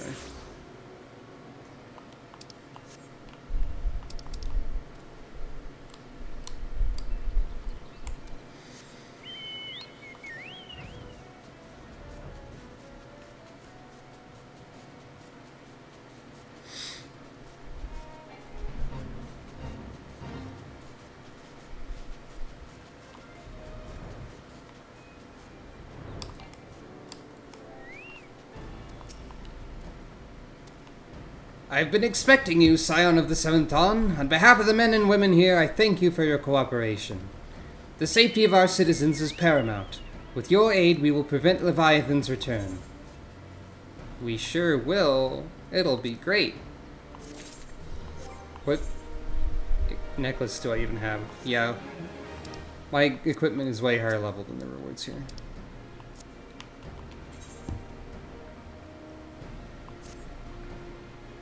As you may already know, Maelstrom scouts have been dispatched to reconnoiter the Sapsis spawning grounds. It pains me to admit it, the Maelstrom has never faced a foe the likes of this before. We must proceed with all due caution. Among other things, they have orders to determine where Leviathan might emerge, assuming it comes to that. And yet their return is long overdue. I fear that ill may have befallen them. For better or worse, we must ascertain their fate. If it's not too much to ask, I'd have you aid us in the search. 5 scouts ventured into Sapsa, all told. Here, take this flask of restorative to tend to those who may have been wounded. Though it pains me to even consider the notion if they've perished, circumstances permitting, I ask that you recover their bodies. By no means venture too deep into enemy territory, however. We can ill afford to lose you at this juncture. It's okay, I'm so high level that the enemies won't even try to attack me. Also, oh boy, it's time for Sucro to put dead bodies in her inventory again. Probably. What is this, like the 3rd time or the 4th time that this has happened?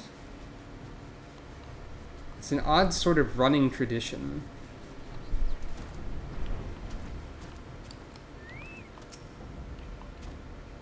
Help somebody, of all the times to forget the restorative. This fast-acting concoction temporarily imbues strength while suppressing pain, allowing wounded soldiers to make their way to safety.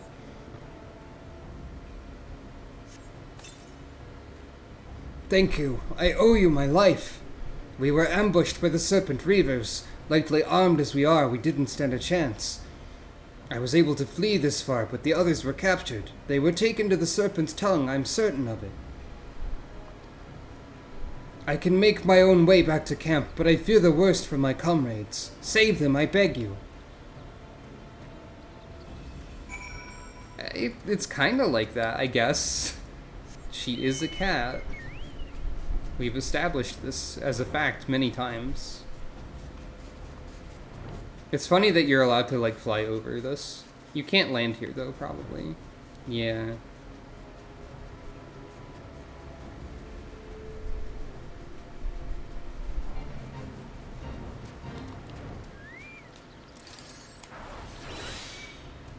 Seems like a battle.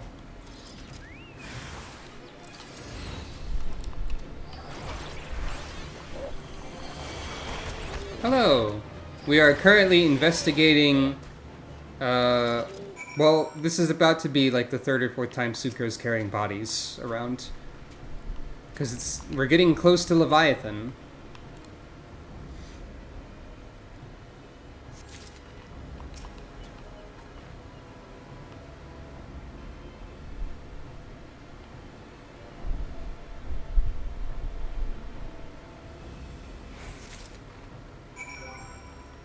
Corpses are consistently represented by this flower icon, the mutilated corpse of a Maelstrom soldier. Hooray!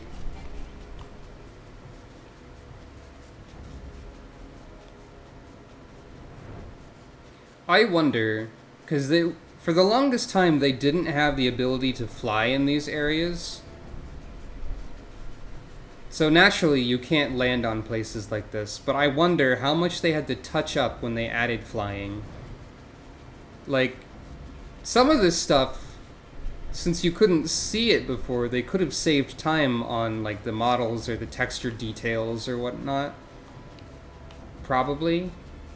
But then again, like, for this area, maybe they wouldn't have to do that, because it's just like there's a bunch of ground. And there's some various things like these shells and whatnot that are also present on the walls and elsewhere.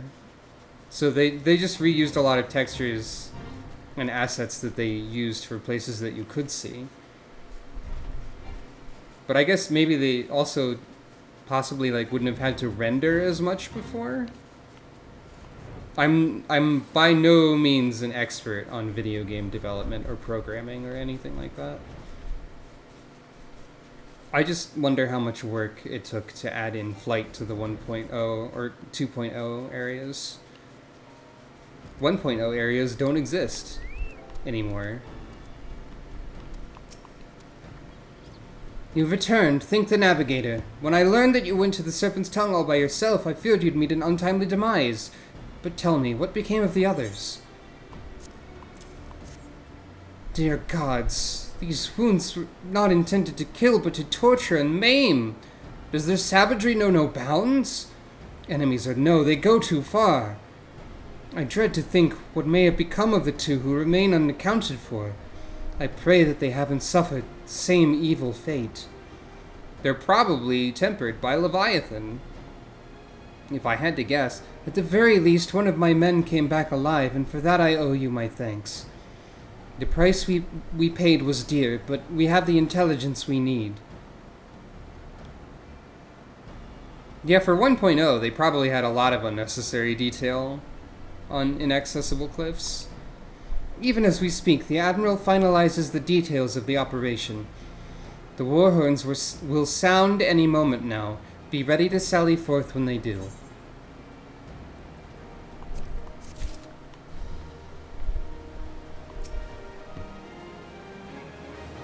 It got stormy around here.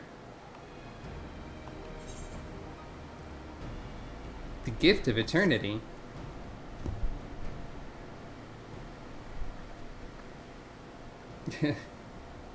She's not happy. Thrice damned fishback bastards! I'll kill them slowly and chase their rotten souls through all 7 hells.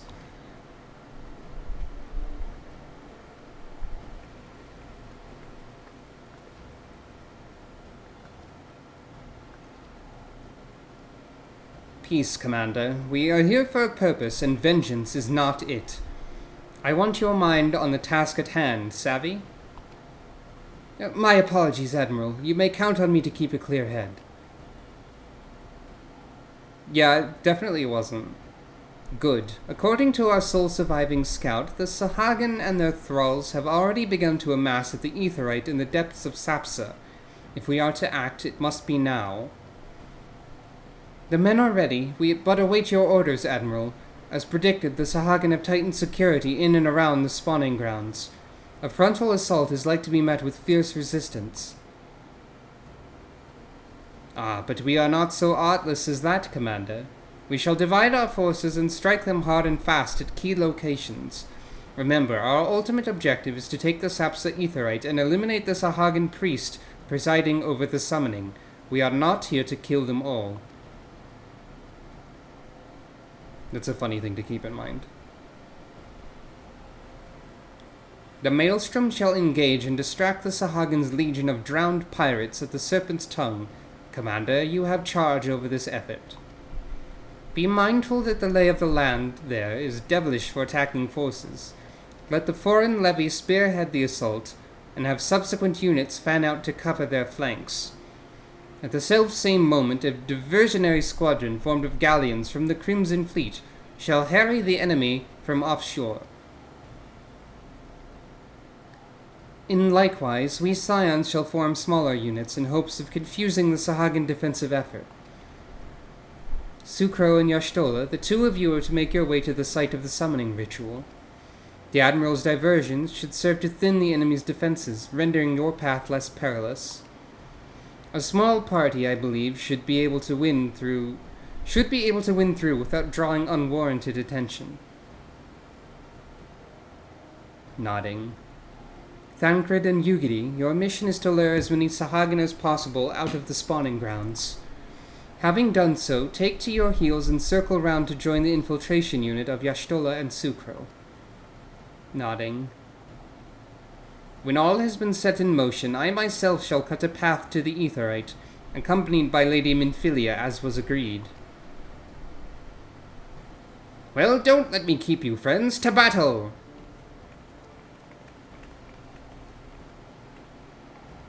When last did we fight side by side, Sucro? Too long ago, I warrant. But come, let us away.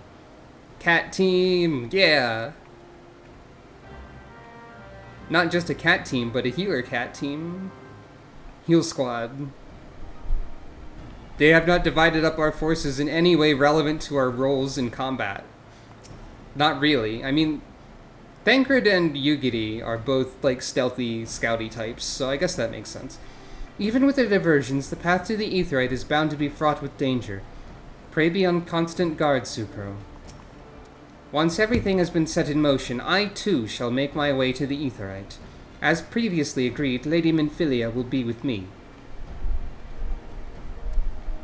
That's kind of funny, because, like, Thancred was just like, I'll be your bodyguard, and then everyone's like, no.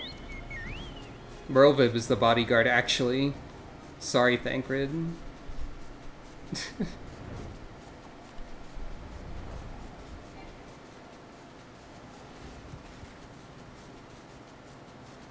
Thancred has been denied.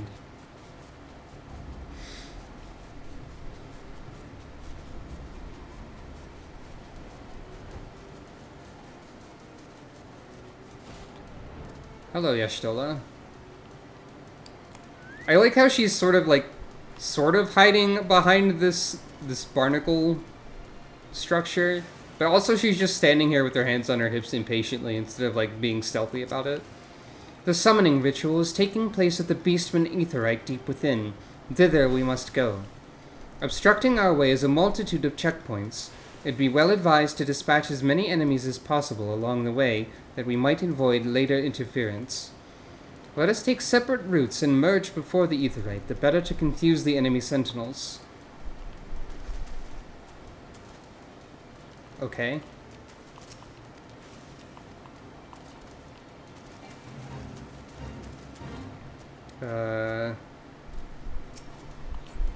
Oh, okay.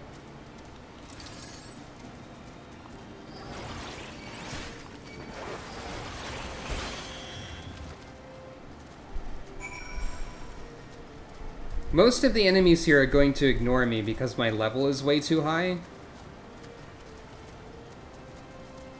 Were I actually the correct level for this location in the story, I would have to deal with the randomly spawning encounters as well.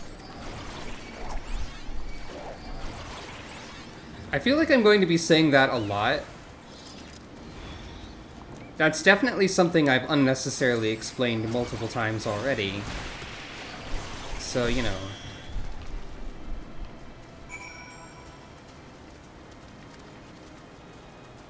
Until such time as I am at the correct level for an expansion, by, for example, being at Endwalker, it's unlikely that such a thing will not continue to happen.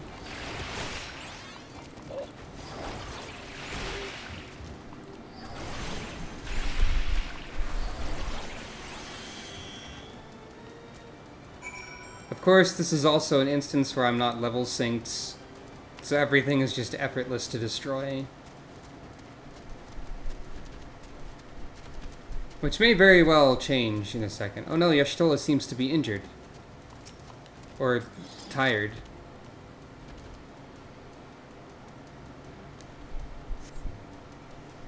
Pray do not concern yourself. 'Twas but a glancing blow. Come, the Aetheryte is close at hand. Let us press on.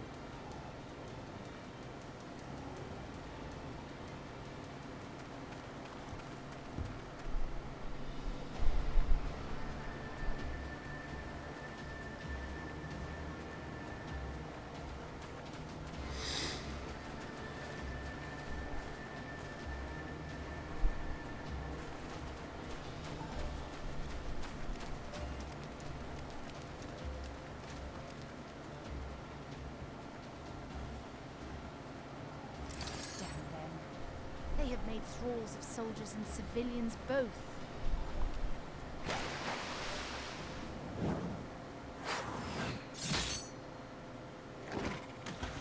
Thancred does something! Did I miss much? Have we actually seen Thancred do any combat yet? Like, unless we start in Ul'dah, I don't think you actually see him do anything. But he just threw a knife. Also, he's been telling us this entire time he's a bard. When he's not. Yugiri, also knife! We haven't seen Yugiri fight yet either, of course, but we haven't known her for nearly as long. Magic knife. So that is how you fight in the Far East. Mental note, pick no quarrel with Domans. Thancred is currently in a gladiator battle stance because he's only got one knife, so he's pretending that he's using a sword and shield. So, Thancred is like every job class right now. But seriously, if I am to keep up, I must needs forsake elegance for efficiency.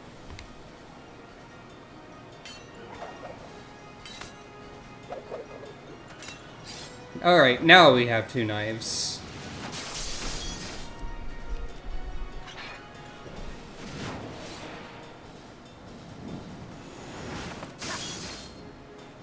It is cool when we get to actually see, like, fight scenes. Yugiri just being like, hey, nice fighting. Cool knives.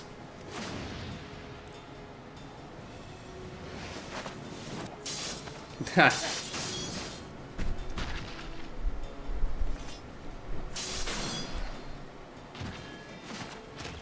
To the Aetheryte. Funny how by necessity they have the same, like, battle ready stance, despite two completely different origins of how they've learned combat. Because they're both knives peoples.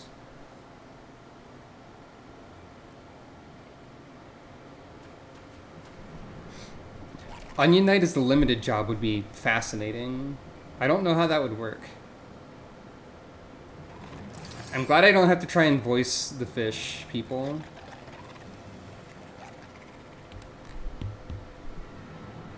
And yeah, that is one of the Conjurer wands.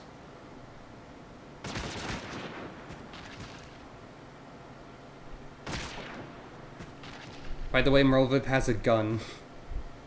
I mean, I have 4 now, but, you know. I think at some point, probably during 1.0, there was the plans or idea for a gun class that was not machinist, but was whatever Merlvip is doing, with like double pistols and stuff. The name is escaping me, but there was a guild for it.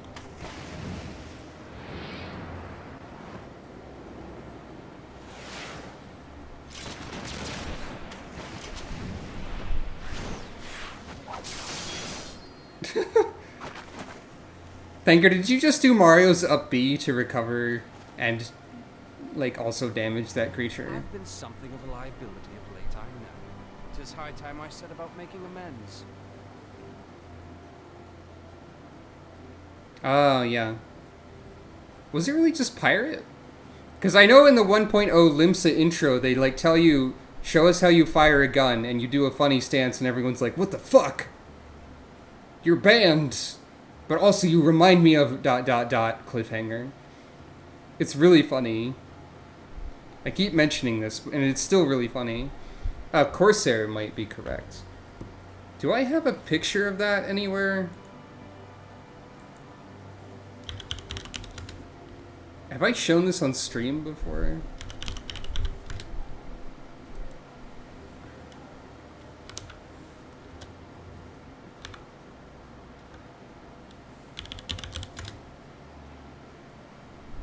I have a picture of it somewhere, but I don't remember the file name that I've given it. Anyways.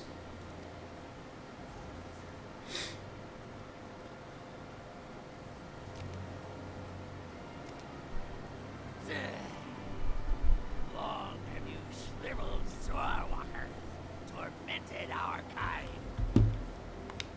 But no more. Your time is at an end.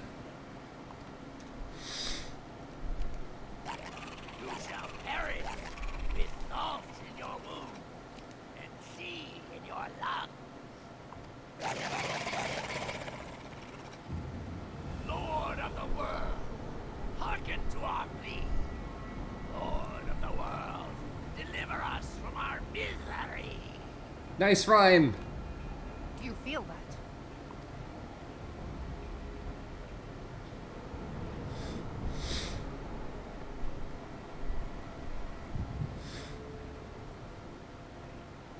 Bad timing. I know this sensation. It's the echo. What?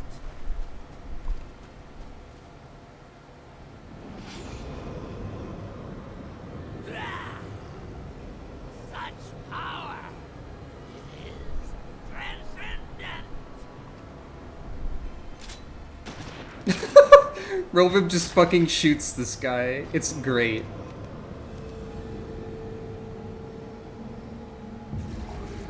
However, it's not good enough.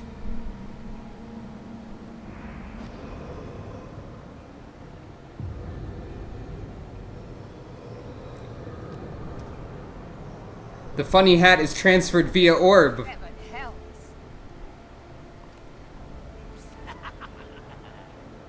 Strike me down if you will. It is futile! I have mastered the gift!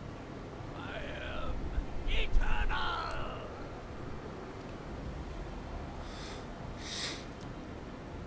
Oh, mighty leviathan, ruler of the seas, born of waters primordial, I offer unto you this frail flesh, that you might grant your faithful servants deliverance. I beseech you, come forth!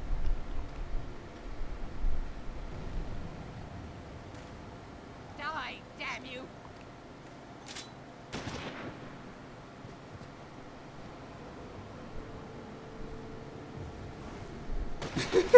Rovim just shoots all of them. Surely this will work. Foolish shorewalker! You cannot kill that which is eternal! Unfortunately, orb.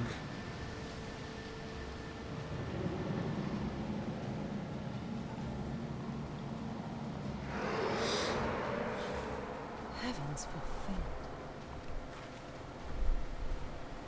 Damn it all! Rovim is pretty cool sometimes. I be am the word. It should by right be infinite. Surprise, your power is but there to power Leviathan, actually. Not immortal. Curse you, emissary. Promise me everlasting.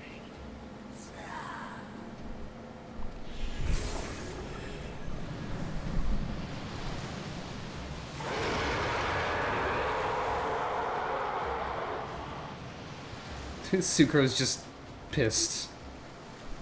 As she should be. Where did he go?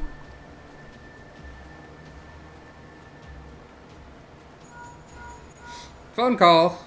What say you? Nary a single ship? Hells take that sea demon. Gather the survivors and get to shore. Leave the wrecks for the pirates. Leviathan wastes no time in destroying the entire navy. Apparently. Leviathan wastes no time. Yeah, exactly. The Versionary squadron is lost. Well, not the entire navy, just the squadron, but you know. For a mercy, 'twould seem the primal now makes for open sea. But why does he not press his advantage? Unless... God save us. He means to unleash a tidal wave. Leviathan doing his signature special move? Unheard of.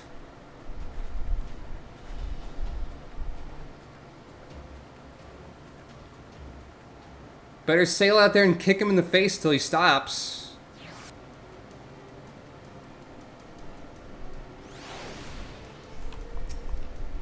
Though the mission ended in failure, I take solace in the knowledge that Minfilia is unharmed.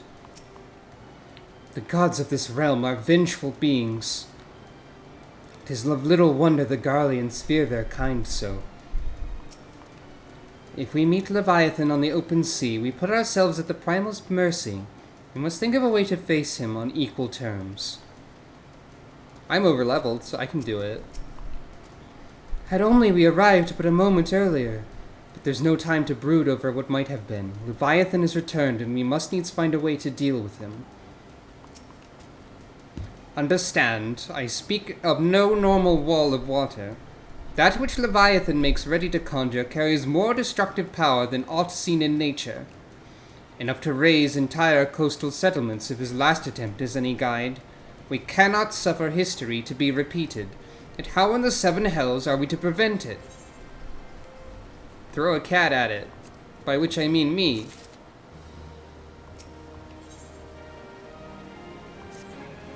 Though our plight cries out for action, we must take thought. So long as Leviathan remains in the open sea, he's effectively beyond our reach. Our fleet is second to none. Of that you may be sure. But Limlane herself...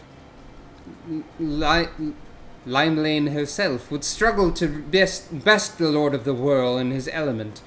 In a straight fight, he would make meat and matchwood of us. We need another plan, that much is plain. Let us return to Limsa and see if we cannot think of one. I shall await you in the command room.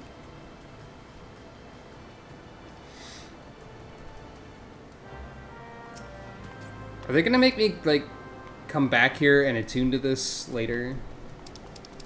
Or is that only just gonna be for Leviathan Extreme way later?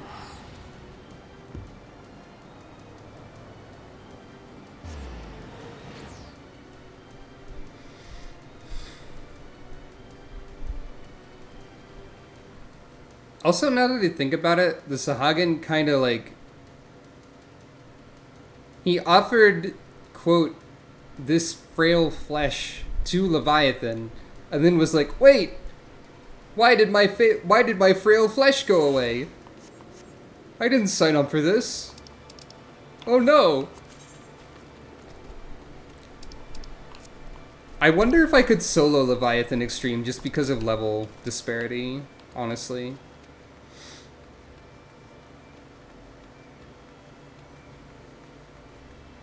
I'm still struggling to figure out what I want to cover exactly, because I want to go... There is a part of me that's like, I gotta go as fast as I can to get to Endwalker. I'm terrified of spoilers. Someone's gonna like materialize out of the ether and be like, gasp! The real villain all along was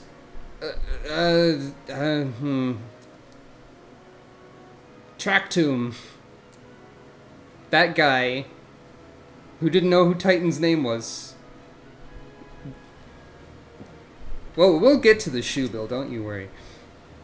When I saw Leviathan rise from the depths, I cannot well describe what I felt. No words could prepare one for such a sight. To confront the Lord of the Whirl in his watery domain is far from ideal, yet he's not like to come to us. Would that he lacked the means to strike us from afar. Being the observant adventurer that you are, you will doubtless have noticed my dagger work back at Sapsa. You know me, Sucro. I like to dabble in a bit of this and a bit of that. Thankwood's just boasting. The Sahagin elder claimed to have become eternal, yet he was summarily consumed by Leviathan. What might this imply? It implies that he was tricked, befuddled, fooled.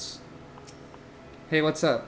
If Leviathan is allowed to unleash a tidal wave, nothing within 10 miles of the coast will be safe, let alone Limsa. I trust you see what's at stake here. Oh yeah, that's right. I forgot that Rogue wasn't even... Well, the reason that Rogue was hidden is because they weren't in 2.0. They were in like one of the 2.x ones. So Rogue and Ninja were only added around this point. That sounds correct to me, at least. I'd forgotten that they weren't like just 2.0 jobs, honestly. There used to be a hamlet beyond South Tidegate in western Lanosha. Hearthstone it was called. Oh. Thank you for the gift subs. I haven't fixed the alerts to make them, Hey, you're allowed to stay around. But thank you. Some years prior to the Maelstrom's founding, Leviathan rose from the briny depths and set about unleashing watery hell upon us. On that occasion, the Company of Heroes put him down before he could do too much damage. Remember the Company of Heroes, speaking of that guy? But when the bastard came next, this time in the wake of the calamity, we were not so fortunate. Weary of ravaging our shoreline, he summoned a tidal wave which fair leveled Hearthstone and washed the soil away for good measure. They should have renamed it to No Stone after that. Maybe the not. The area was subsequently occupied by the Sahagin. Oh. Aye, the thrice-damned creatures transformed it into a spawning ground for their brood. Given the quantity of crystal stolen to feed him and his legion of thralls, we can be fairly sure that Leviathan is stronger now than in his previous incarnations. If that sea demon is left to wreak havoc, what befell Hearthstone may well befall a larger settlement, even Limsa. That cannot happen. The primal must be stopped. That was ever our objective, Admiral. But how are we to achieve it? The sea is Leviathan's uncontested domain. The ships of the 3rd Squadron could not close to within 100 yards of the primal, nor could their cannons pierce his defenses. I'll do it. I have read the reports, Master Thancred. Our warships may as well have been bloody pleasure barges for all the good they did. 7 hells. Is there no way that we might strike back? I'll do it. The Company of Heroes defeated Leviathan, God damn it. having first lured him into an inlet, but we must needs contend with him upon the open sea. It will avail us little to consult past experience.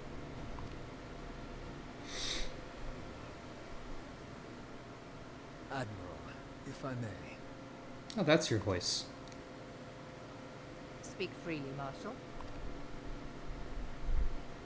By all accounts, Leviathan's most formidable weapon is the very sea itself. Waves and whirlpools, tides and currents, all these things are his to command. The key to victory, I believe, lies in disarming our foe. Does this voice sound extremely familiar to anybody else? I feel like I should know who this voice actor is, but I don't. This, in effect, is what the Company of Heroes achieved with their ruse. We cannot lure Leviathan from the sea a second time. But what if we could weaken his hold upon the element of water? I have heard of devices capable of such wonders. They draw upon the power of corrupted crystals, I am told. I've never heard of that person. So I don't know what I was thinking then. If mounted upon a ship, such a device might be used to prevent Leviathan from bringing the full force of the sea to bear against us, rendering him no more dangerous than any other sea serpent. Oh yeah, that mechanic. Sid built a similar device to grant the Enterprise safe passage through Garuda's Tempest, did he not? Begging your pardon, my lady, but to give credit where it's due, this is something I heard from an old arcanist friend of mine. It makes little difference who thought of it first, so long as it works. Beg the specifications of this device from your friend, and I shall pass them on to our people at Nalgok and Vermelis. But before we proceed any further, I would voice one concern. Piercing Garuda's defenses is one thing. Suppressing Leviathan's attacks, quite another. In matters of science, I am as a babbling babe. But I cannot well imagine that such a feat would be possible without a veritable mountain of corrupted crystals. The question being, do we have a ship big enough to bear such a burden? Oh, huh. Interesting. Mayhap not, Admiral.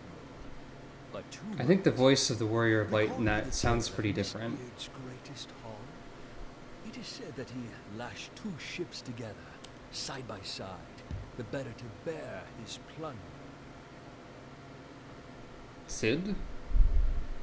Oh.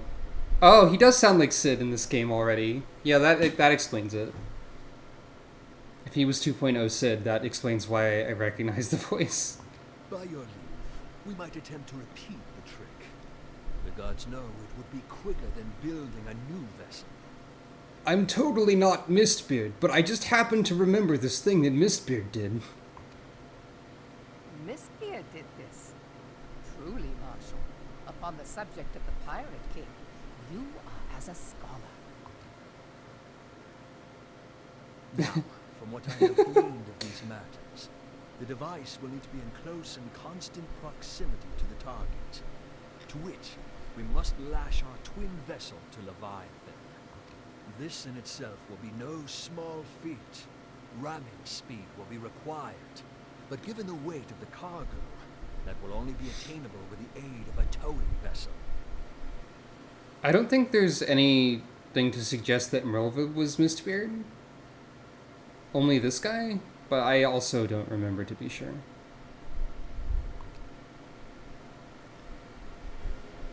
Nod.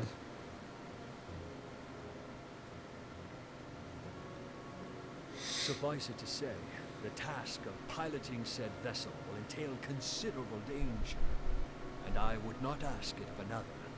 I volunteer myself. It will be dangerous for all involved, but we have no better recourse. Very well.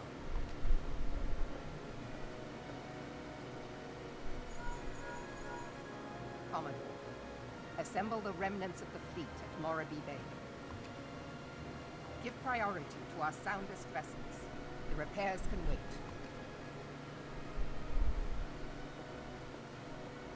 Storm Marshal Slafierson, command of the operation is yours. I want that twin vessel ready to sail post-haste. At once, Admiral. I don't know if that's your brain being bad. I'm a cat. Why are we focusing the camera on me? Then there is the small matter of slaying the beast. The fate of Limsa Lominsa rests upon your shoulders once again. Go well, warrior of light. I'll be fine.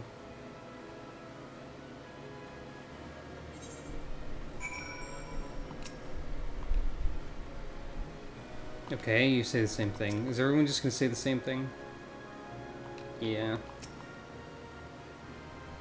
I have my people working triple shifts on the twin vessel, but it will take some time yet. Time we may not have. 7 hells, this waiting is liable to drive the lot of us mad.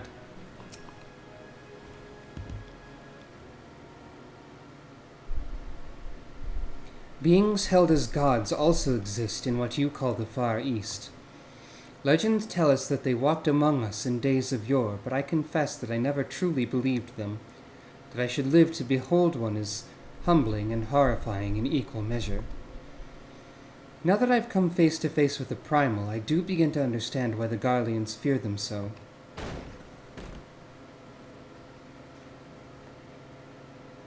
What is it? A message, Admiral. I judged it best that it be delivered at once. I'm listening. According to the Yellow Jackets, a man has appeared who claims to have defeated Leviathan. One of the company of heroes? The details are yet hazy, Admiral. We've dispatched one of our own to question the individual. I am disinclined to put any store by this claim.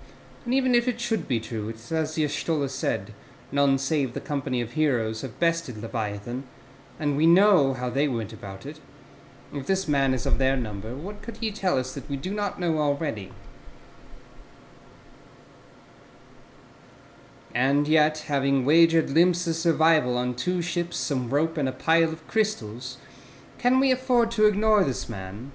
If his testimony could yield us any manner of advantage, should we not hear it? Damn it all. The twin vessel will soon be ready. We have no time to wait for the Maelstrom's report on the supposed Primal Slayer's claims. Sucro, seek him out and learn what he knows. At the very least, it will spare you the torment of waiting for the reckoning in idleness. The man you are looking for is believed to be a resident of the Grey Fleet in Lower Lanosha. The Storm Private sent to question him should already be in the vicinity. May your journey prove fruitful.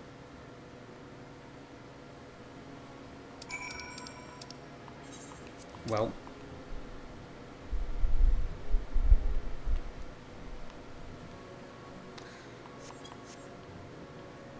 Is there really not an aetheryte over there?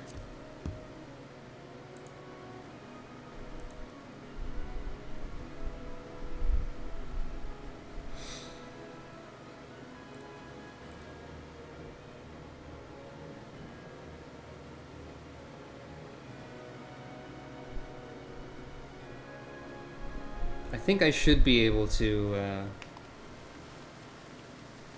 get close to that gate at least.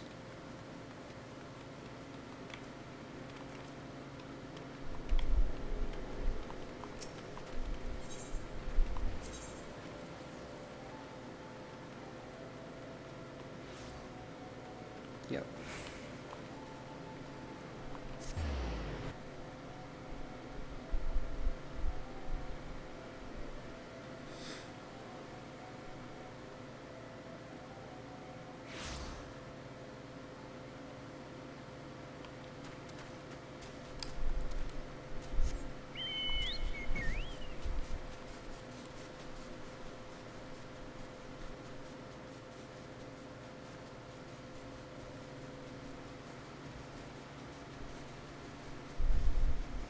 And at least they added flight, so it's easier to get around in general.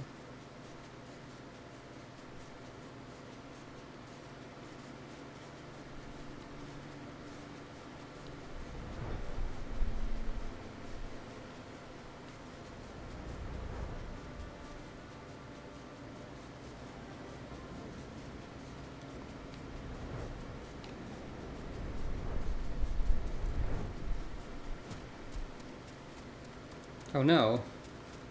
Don't they tell you that you can fly? I forget. Guess who it is, though?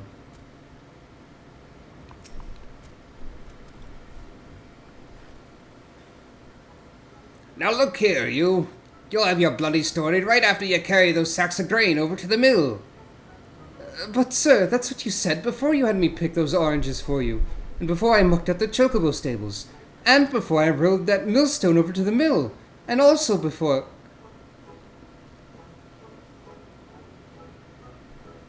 Gods, man, I've worked 3 days straight without a wink of sleep. 3 days! And do you hear me complaining?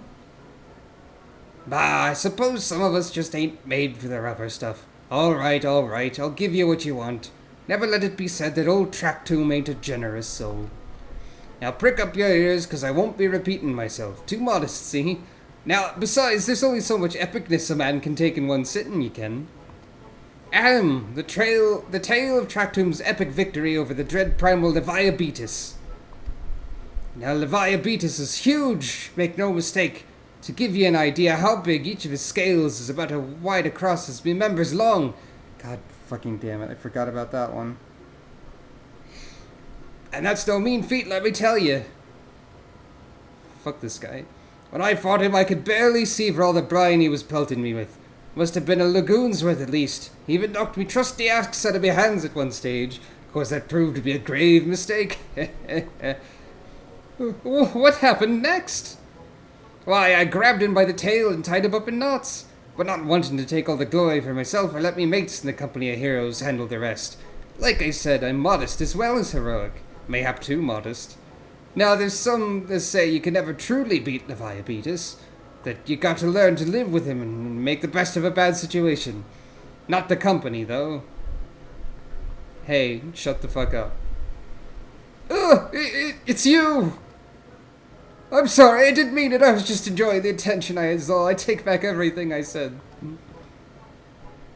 I was never part of the company of heroes. I'm no marauder. I'm actually a complete coward. I'm nothing. I'm chocobo dung. I'm the maggots you find wriggling in chocobo dung.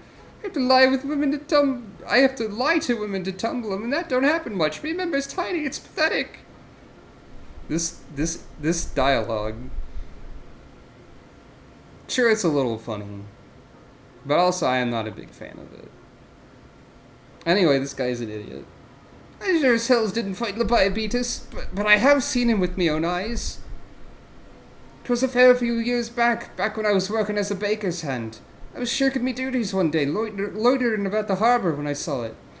A great big massive sea serpent some miles off the coast, with a fleet of galleons making straight for it, the cannons firing. I was so bloody scared I soiled myself right there and then. Oh gods, just remembering that day made me soil myself all over again. Hey, wait, if you're here asking after Leviathan, it means you're planning to fight him, ain't ye? Well, take care, he really is terrible. Dreadful, I tell you. If you're not careful, you'll end up in his gullet at the bottom of the sea. Nod. Why, you worthless lying whoreson, I can't believe you made me handle chocobo dung.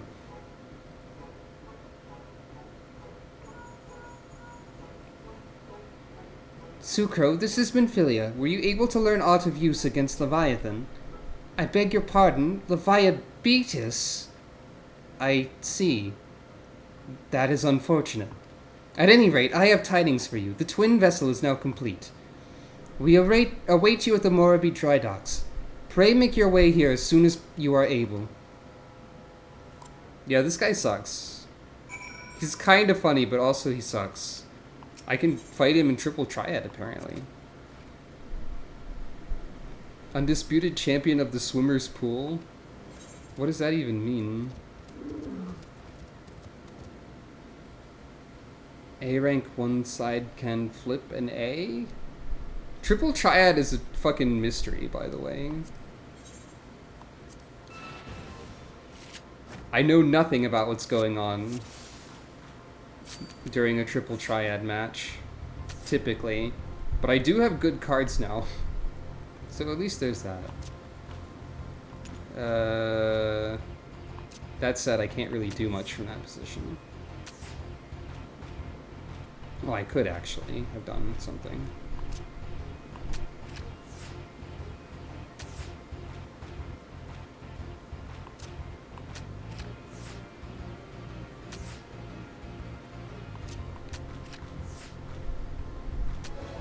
Hooray! Destroyed. Anyway.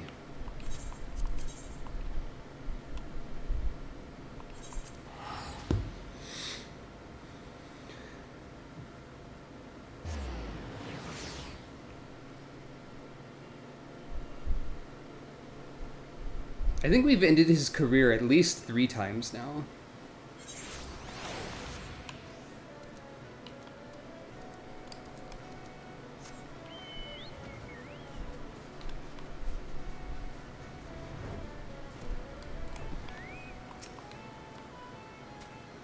Would that we had armed ourselves with more knowledge beforehand. Well, it cannot now be helped. I take comfort in the fact that you've faced worse odds in the past and have ever prevailed. You will do so again, of that I have no doubt. When first Master Ainza proposed the twin vessel, I must confess that I had my doubts. Only now that the World Eater is complete do I see the elegance of the solution.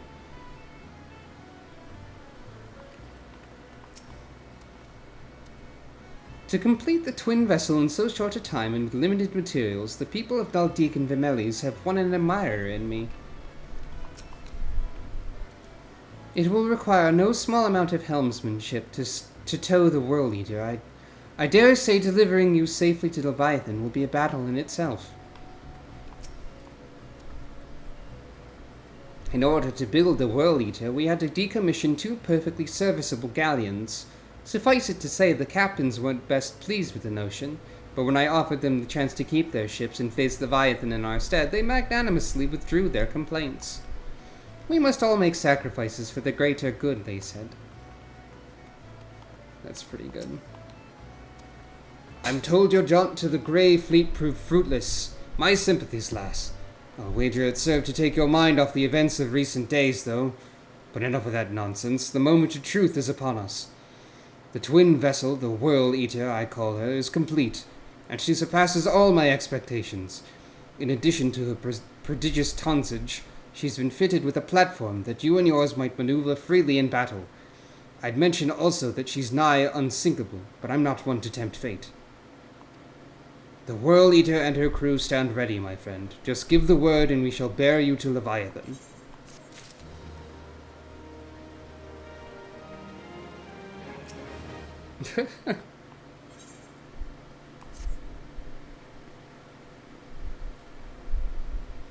I know that look. You are ready. Having been constructed in some haste, the Whirl Eater may not be pretty, but I assure you she's capable. She's been fitted with what our friends at Naldik and Vimelis are calling an elemental converter. Assuming the thing works, it will use the power of the corrupted crystals on board to rob Leviathan of his hold over water.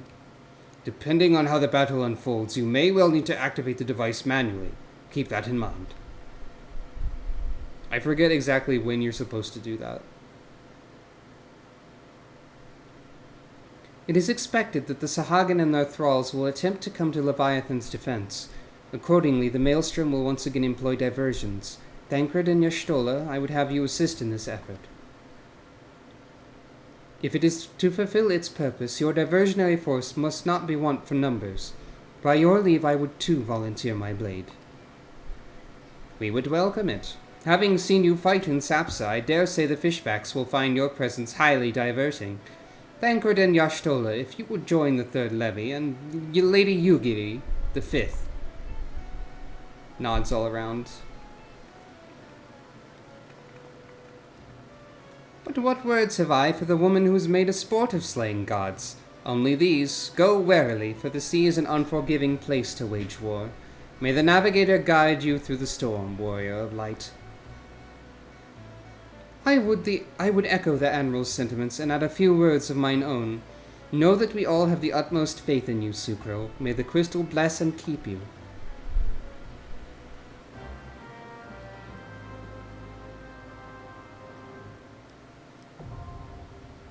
Oh yeah, Leviathan starts at hard mode.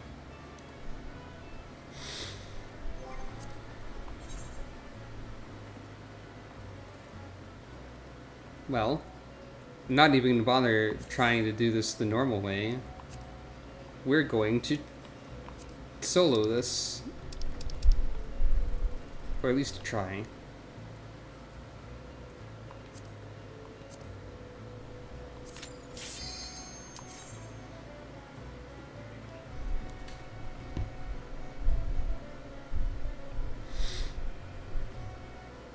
Oh? What did you realize?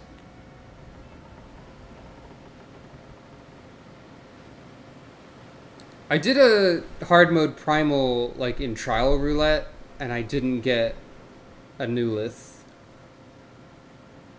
It's a Newlith, not a Neolith. It's mildly important, probably not.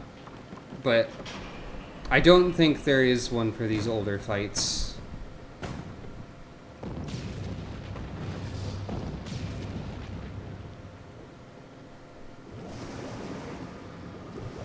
But I guess we'll see for sure. It'd be interesting if there was.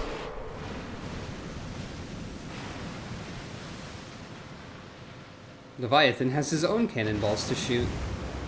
Apparently.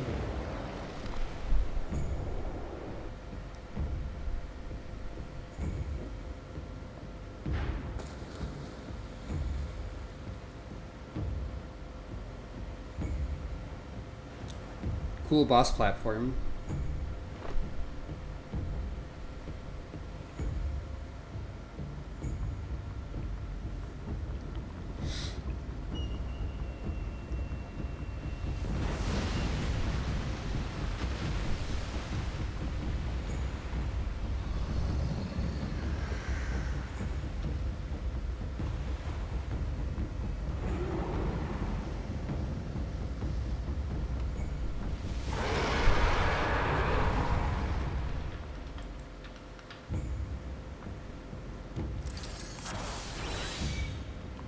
Well. You trespass upon my domain, tainted of light. Yeah, shut up.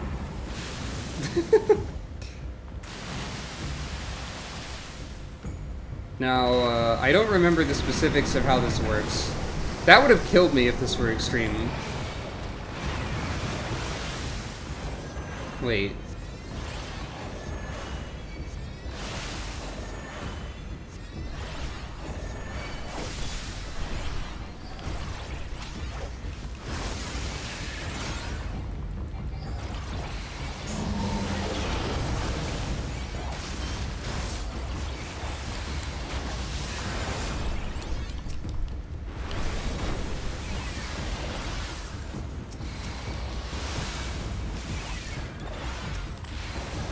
Oh wait, I think I have to destroy all of these before I can harm Leviathan.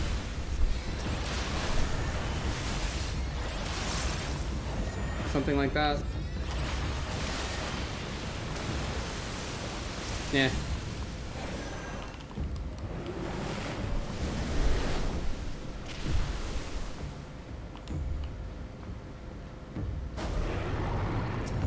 I was too late on this. But that's fine because I take no damage from the wiping attack that is supposed to kill. You challenge me with trickery? I didn't see the whole text box.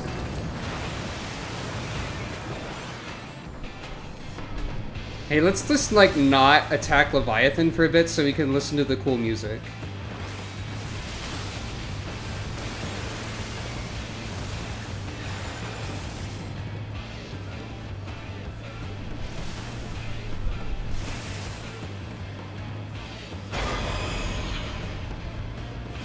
Leviathan, Leviathan.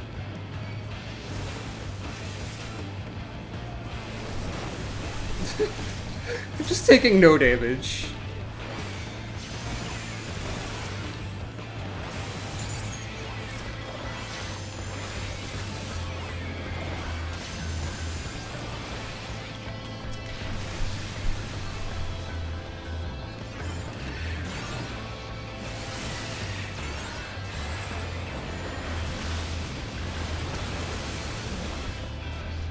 Rip.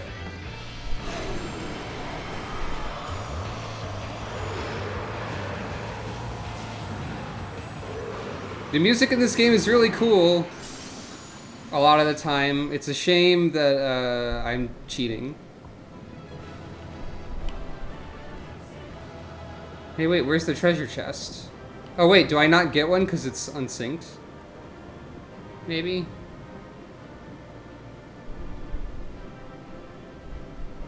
Maybe that's only an extreme, then.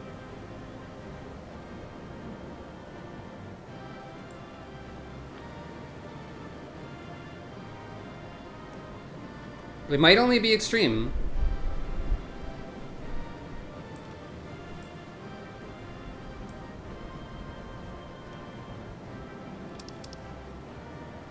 Wait, an adder sting? I forget how that resource is generated, actually. Wait, that's when my shield break? Maybe it just wore off over time? Hold on.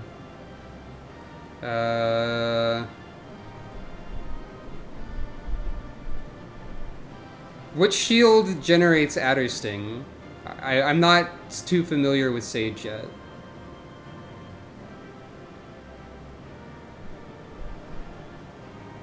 Also, I forgot about this one. Wrong thing.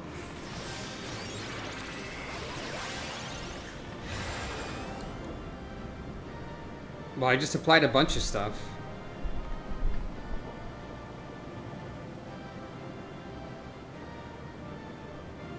The Ukrainian version of the normal GCD heal. Okay.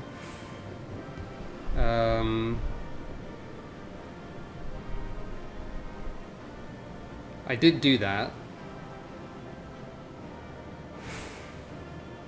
Huh. Oh, it must have been Tidal Wave. Because I completely didn't try to shield it. You're supposed to do that. Because otherwise, because like in a normal situation, that would be a party wipe. To get hit by that.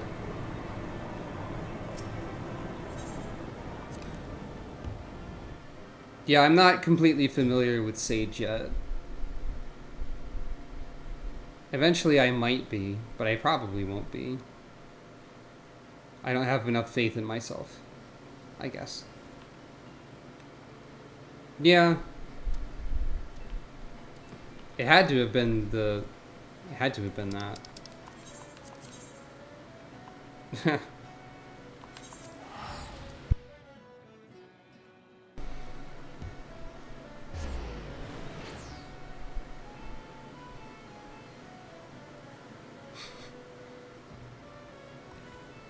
Certainly a noodle.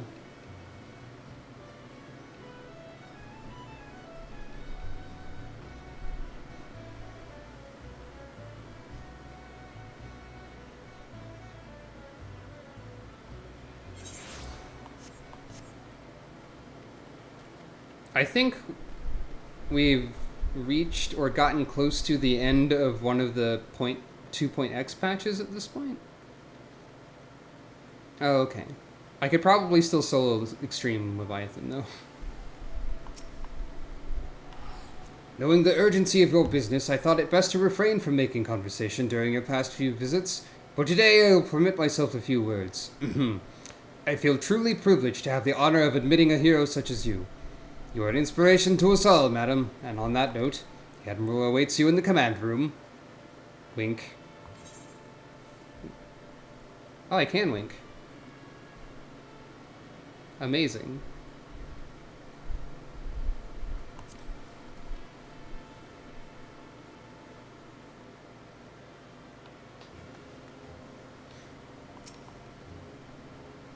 That such beings can be defeated runs contrary to all I know.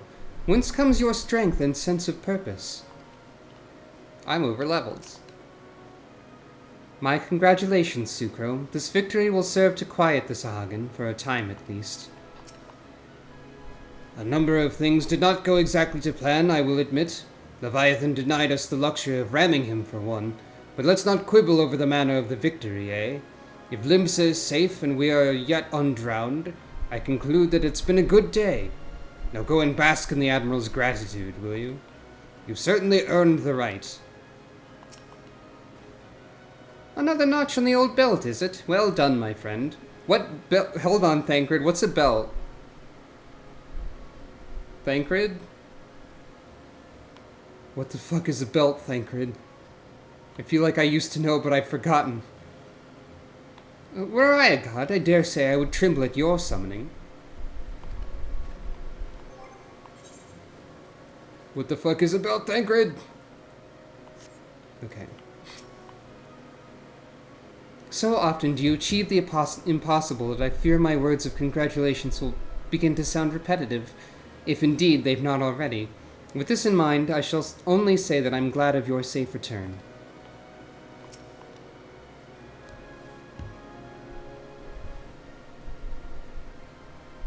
We Lominsons are sworn to strive, till sea swallows all. And swallow all it would have, had Leviathan prevailed. That we still strive now, we owe in no small part to you. Not for the first time, you have delivered Limsa Lominsa from the wrath of a primal. Never has our nation known a stouter ally. I'm a cat. On behalf of my people, I give you my humblest thanks. Moroviv is cool and all, but her outfit has always bothered me.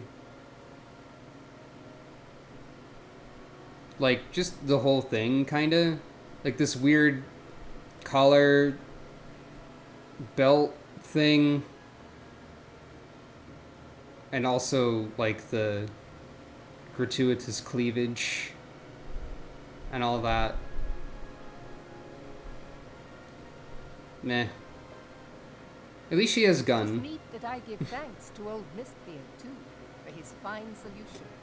Whatever else he may have been, 'tis clear he was a resourceful soul. Would that I had a man like him in my service. I'm glad that Merlvim knows that this guy is Mistbeard and is just constantly poking fun at him for it. Or was Mistbeard. Before I set foot in these lands, I had no inkling that the people of Eorzea contended with such mighty foes. Suffice it to say, their existence came as something of a shock, as did the idea that they could be defeated. Yeah, kind of like that. This experience has served to remind me of the vastness of the world, and the boundless potential of man. What about the boundless potential of Cat? Though I am but a refugee in this realm, I would fain be of use to you in your fight. Know that I am tutored in one of the foremost combat arts of the Far East. It may seem outlandish to the Eorzean eye, but should any of your people care to learn, I would be pleased to initiate them. And I will see to it that they are grateful. I have no doubt that your knowledge and skills will serve us well. Besides, your art is not so outlandish as you think. Would you not agree, Master Thancred? Naught escapes your searching eye, Admiral. Wow, how did she notice that you used knives in a show-offy fashion? Information. But Limsa Lominsa is home to a certain secret fraternity. Its members are trained in a form of combat, not unlike your own. By my judgment, it should not be beyond such individuals to adapt to the techniques I witnessed you employing with such admirable deftness. I wonder if this scene is any different if you are a ninja in it. I am heartened to hear this. I too noted a kinship between your style and mine own, though it seemed to me that you fought differently in the beginning. I suppose I did. What can I say? I'm a man of many talents. Though you may labour to believe it, Thancred was once something of a scoundrel who fraternized with the criminal class in these parts. Tancred's kind of a piece of shit. Sometimes. Istola! You jest, of course. But for a chance encounter with Alpino's grandsire, he might never have left Limsa Lominsa, or received an education in Sharlayan, or taken up his post in Uldar, which is where he trained in the blade, lest you wonder. Tancred's expression in this scene is pretty funny. My backstory! Minfilia, please! Don't tell everyone my backstory. It would seem there is more to you than meets the eye, Master Thancred. Lady Yugiri, I am told that you and yours came to Eorzea seeking permanent resettlement, and that many domins have since been engaged as frontier hands at Revenant's Toll. Mordona is many things, but a place of refuge it is not. Know that I would like nothing better than to furnish your people with a new home here on Lominsan soil. Alas, racked by instability as we are, our nation is in no fit state to take you in. Yet I'll not have it said that we turned a blind eye to your suffering. Until such time as we can do more, I pledge to send provisions. We are in your debt, Admiral. I realize that it scarce qualifies as repayment, but if it please you, I shall set about sharing my martial knowledge with your people at once. Yugiri just parading around the streets holding a giant sign that says, "Hey, want to learn how to be a ninja?" or something like that. Is the only thing I can imagine after that. You wished a word in private.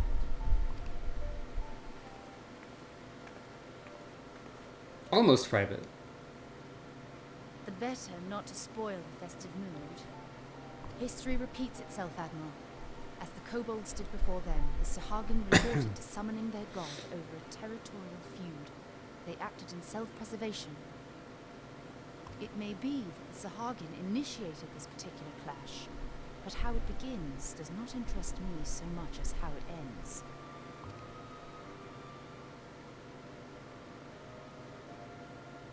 I have not forgotten our conversation, Yashtola. I am aware that man bears part of the blame for the primal's existence. Nor am I ignorant of the Sahagins' reason for acting. They sought to secure a place to breed and multiply that their kind might survive. Self-preservation, as you say. But we have as much right to live and thrive as they. If our own survival is threatened, are we to lay down our arms and welcome oblivion? Nay. And so you kill, that you might live. Yet if living is a right, then that right belongs to all peoples, be they men or beastmen.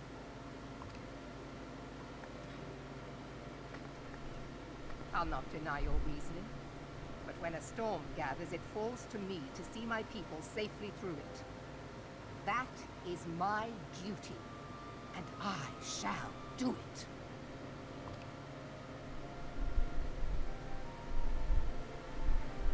As must we all, Admiral. Stay the course then, but know that it will lead to no good end.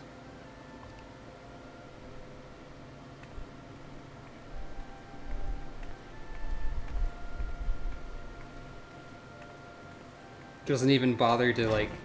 I totally wasn't eavesdropping. Man has ever put himself first and foremost. To justify his actions, he clads himself in the armor of righteousness, though it be a fancy of his own making. In this, mayhap the Garleans and we Domans are not so different.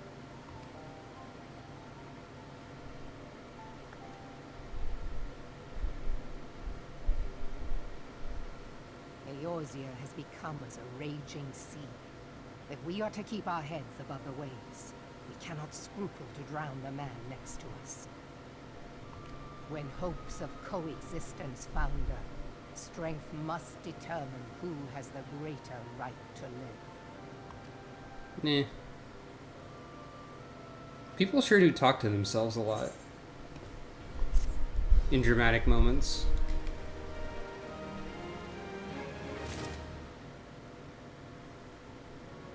Durability drought. What the heck is that again? An item that has no relevance, probably.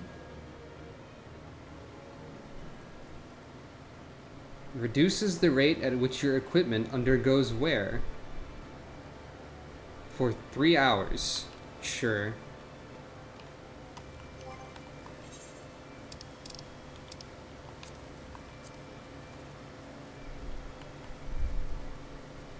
I don't know how drinking a potion does this, but whatever. Oh, I gained the medicated status.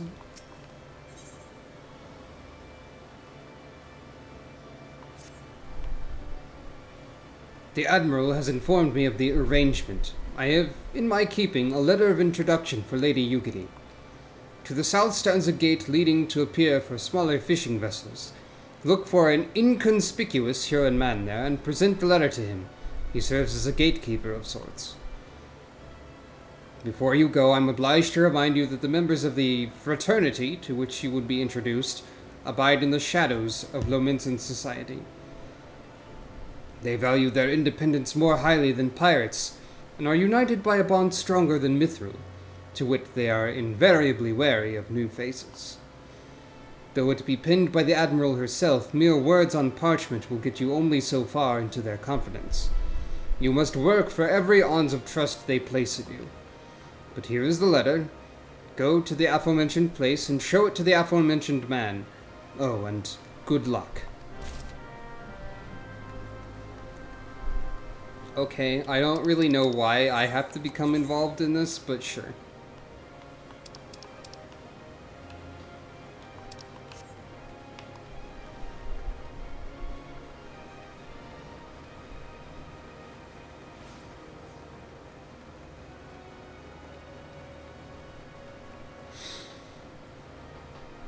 I think it's possible to get Rogue and Ninja before this point in the storyline. I don't remember, like, they could be gated for this. Didn't your mammy teach you it's rude to stare? Maybe. Got business with me, venturer. A letter pinned by Admiral Merlvib, introducing Ugiri of Doma to the members of Limsalominsa's as yet unnamed secret fraternity.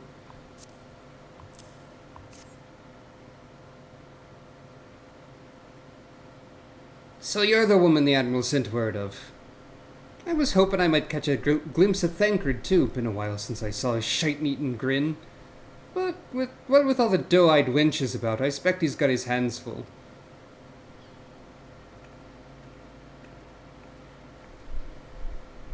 Ah, and you must be the Far Easterner what Merlvib said wants to train with us. Welcome to Limsa, milady. I am Ugiri of Doma. 'Tis an honor to make your acquaintance. I must confess, when I first learned of your organization, I had certain preconceptions as to the nature of your membership. It would seem I was mistaken. I'm not the first person to say that, lass. Limsa is a city of pirates, to be sure, and pirates don't give two farts about keeping a spotless reputation. They hardly need a secret society to do their dirty work. Might be as my people and I keep to the shadows, but we've got nothing to be ashamed of. It's simply better for business that we remain unseen. And so you have developed fighting techniques suited to this purpose. I see. Know that the practitioners of my art too are denizens of shadow. 'Tis in stealth that our strength lies. There is much that we might learn from one another, I think. What in the seven hells are we waiting for? If you'd come with us, you Gary of Do-What's-It, we can get acquainted in more private surrounds. Ah, that didn't come out right, did it? Lady Sucro, I shall remain with these people for a time that I might study their ways. Though I am loath to be separated from my countrymen, I take solace in the knowledge that they are in the best of hands. You've been a true friend to us Domans. No words would suffice to express my gratitude. Ere long, I hope to begin imparting my martial knowledge to the people of Eorzea. When that time comes, it would be my honor to welcome you as a student. Nod.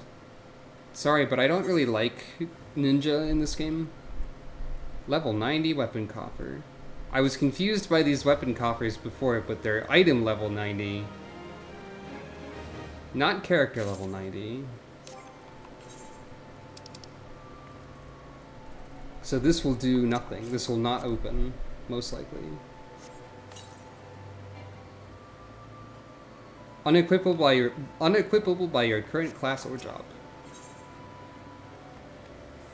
Hey look, it's a shit face asshole fuck shit guy in you know,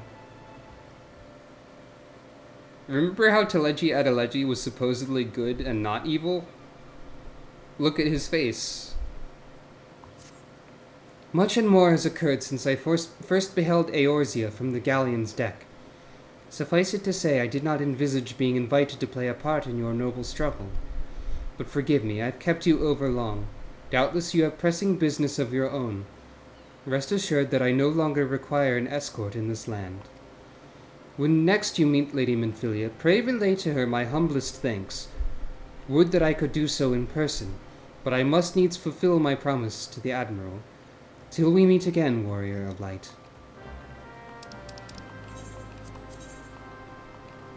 But yeah, I can acquire weapon coffers, but for a class like Sage, they just won't work. I believe we saw a little bit of this when I obtained Samurai and tried to use a lower level coffer.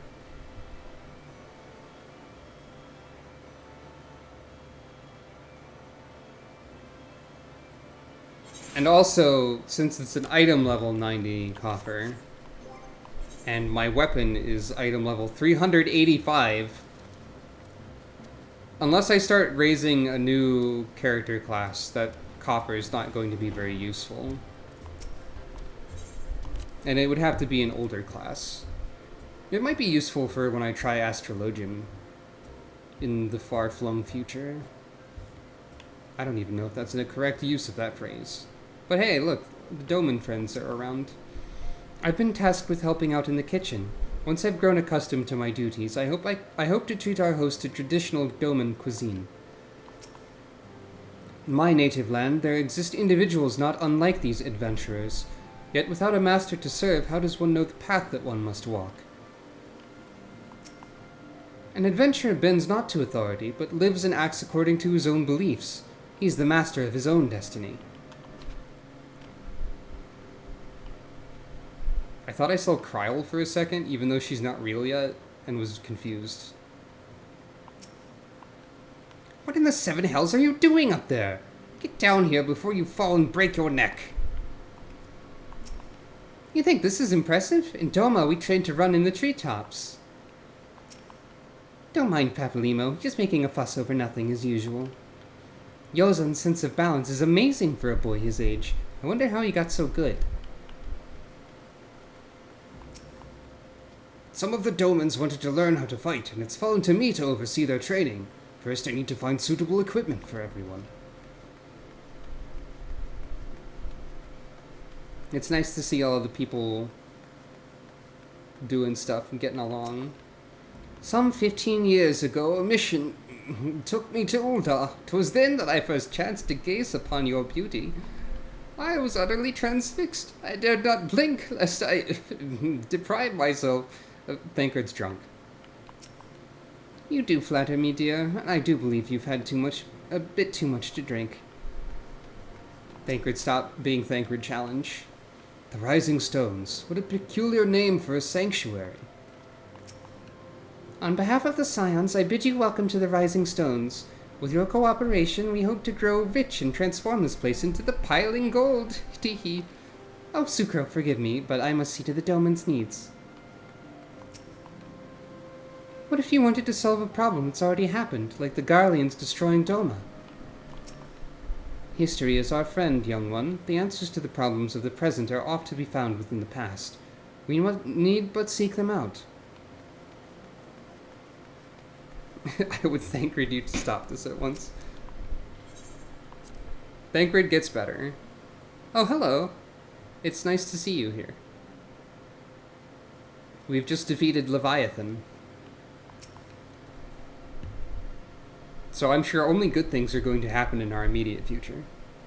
I have been reflecting upon the events which took place during our visit to Vilburn. If you have a moment, I would share my conclusions with you. Please, bear with me. Okay. When the Sahagin Elder summoned Leviathan, he employed the power we have come to know as the Echo. Though I cannot well explain the how of it, it would seem he became immortal in so doing. For about 5 seconds. When the Admiral subsequently slew him, his spirit emerged from his lifeless flesh, a consciousness shorn of physical form. Goals, honestly. Thus transfigured, he took up residence in the body of his minion with the ease of a man donning a favorite glove. Long have I known that the Echo allows one to pass through the walls of a man's soul, but never did I imagine that it could free us from our own flesh, nor less that our souls could then occupy the next corporeal vessel to take our fancy. This seems like it's relevant and important to keep in mind. And also, like, I forgot about this detail being established at this part of the story, and I think it is in fact relevant later. Huh. It was of this that Elidibus spoke, an existence which knows neither cessation nor oblivion. And yet, though the Sahagin had mastered his gift and thereby become immortal, he was by no means invulnerable. As we both bore witness, he was ultimately absorbed into Leviathan. You know, And the import of this I don't know. Hold on. If the Asrian's mode of existence is indeed the same, it can be inferred that they too are not invulnerable, that they can be destroyed. Good point. I don't know why they panned over to that candle and made a big deal out of the fire noise that a candle wouldn't normally make because it sounded like a fireplace or something. But I was expecting that candle to like be blown out to emphasize the line that Minfilia just said. This is probably too early on in the game's life for something fancy like that to have happened in the cutscene. But it would have been cool. That would have been a cool little trick. There exists a legend which tells of souls who are reborn upon the cusp of each umbral calamity, that they might stay the encroaching darkness. To most, it is but a fairy tale. Yet recent events have given me cause to wonder. Could the legend in fact refer to the echo? The roaring Much candle. yet remains unknown, but I am confident that all will become clear in time. For the present, however, what matters is that the key to defeating the Asians may at last be within sight. The Roaring Candle sounds like a fantasy tavern name. Or like inn or other similar establishment. With Urianger's aid, it is my hope that I shall fathom this matter ere long. I think it might be difficult to fathom anything that Urianger says, though. Speaking of... Oh, I was just about to send for you, my friend. Is Artemis? I think that's the first time you see Urianger run. Grave tidings from the Charlian motherland, my lady. It doth concern our distant allies, the students of Valdesian. Oh. What of them? My lady, the Isle of Val, which for many years hath been the Order's home, is no more. No more? Whatever do you mean? I relate only that which hath been conveyed unto me by our agents. An etheric wave of the highest magnitude was recorded in the region. Soon thereafter, it was observed that the isle had ceased to be. Seems bad. It was postulated that a magic was evoked, like in power to Ultima. I forgot about this. 12 preserve.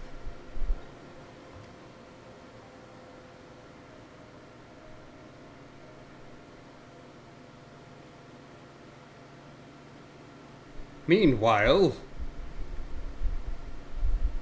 at the Hall of If there are Shitheads... no other matters, I move that today's meeting be adjourned.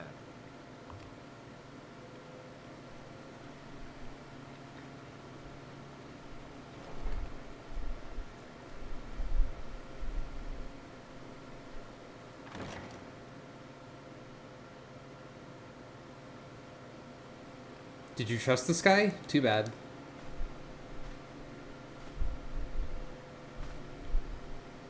It is done, my lord. I... Forgive my impertinence, my lord, but these orders, I am uncertain as to what end they serve. Wait, what were you saying? So does Final Fantasy XIV until Stormblood? Turn on the ominous lighting. Yeah, exactly. They really... They really do be...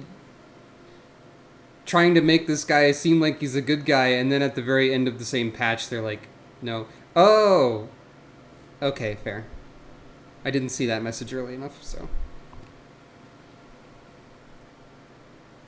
This guy really, like, Revolution. became traitor in one patch. Introduced as good guy, reasonable council figure. By the end of the patch, actually sinister. Never heard of before. But yeah, speaking of the patch, judging by the achievement that we've unlocked, that would be the end of that patch. Actually, I would like to check something.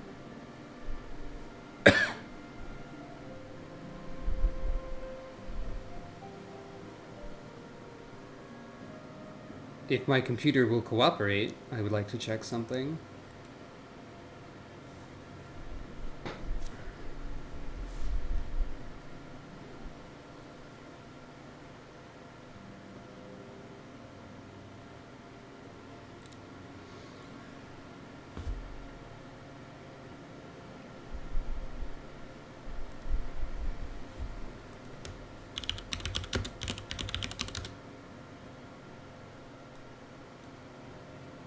It's not really cooperating. Internet, hello, browser. Please function. Thank you. Please function continuously until your purpose is over. Hello?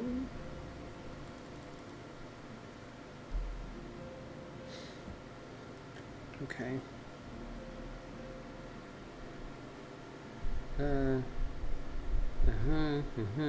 Okay, so that was 2.2.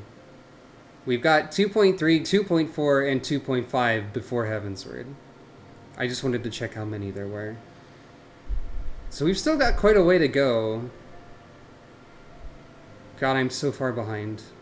I feel so rushed and, like, anxious about it, honestly.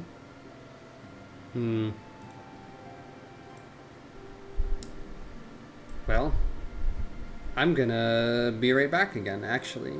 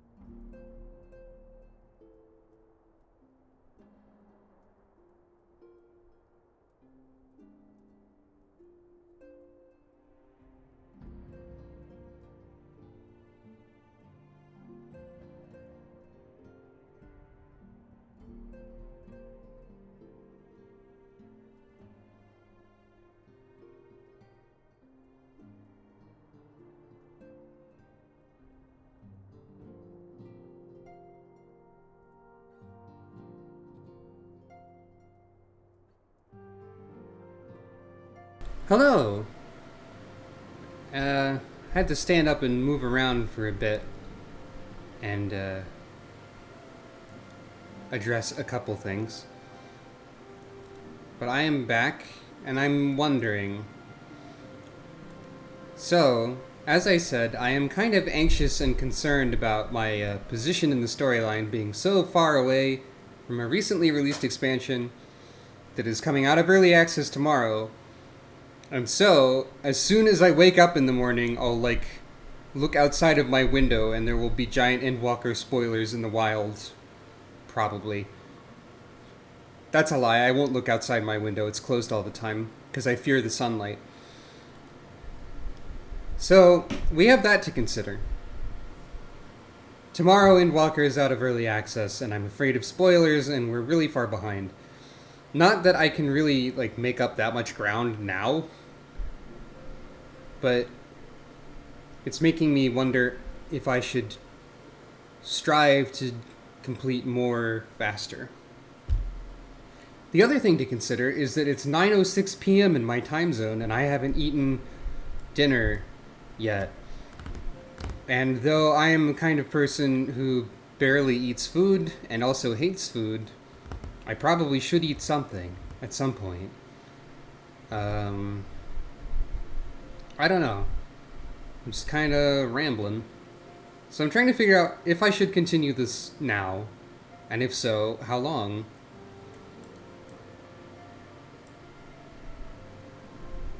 I mean, I know what I'm going to... Well, I can't guarantee streaming tomorrow is the thing. Because my health is a mystery.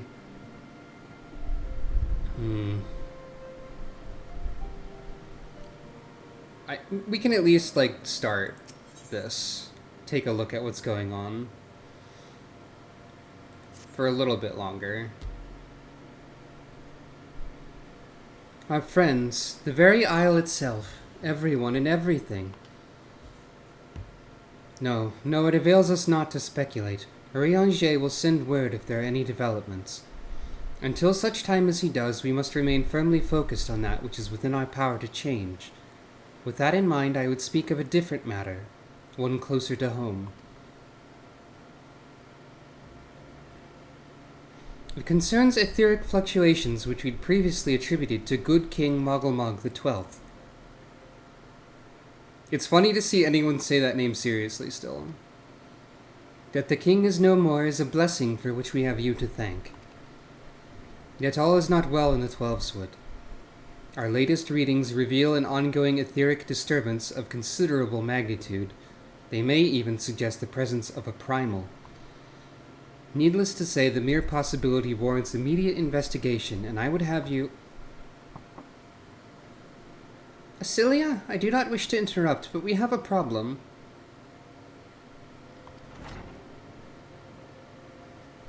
What manner of problem? A band of refugees hailing from Ul'dah this time are come to Revenant's Toll seeking asylum.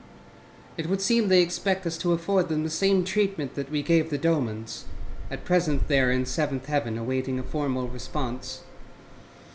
I see. Mayhap this was to be expected. I shall meet with them at once. Acelia, you know full well we haven't the resources to accommodate many more people. Consider what will happen if you do this. Word will spread and more will follow. Your opinion is duly noted, but I will hear their suit. Sucro, I should be grateful for your presence at this meeting. Actually, now that they've brought up good King Mogglmog XII, may he rot in the 7th Hells forever, I actually want to try something. Since we're still on unrestricted party, something I've yet to actually do is Mogglmog Extreme. Let's solo it just for the hell of it. For no reason.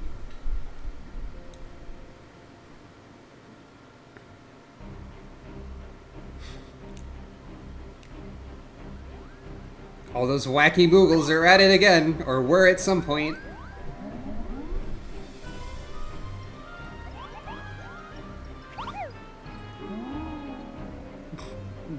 freaking really low-pitched version of the Moogle sound.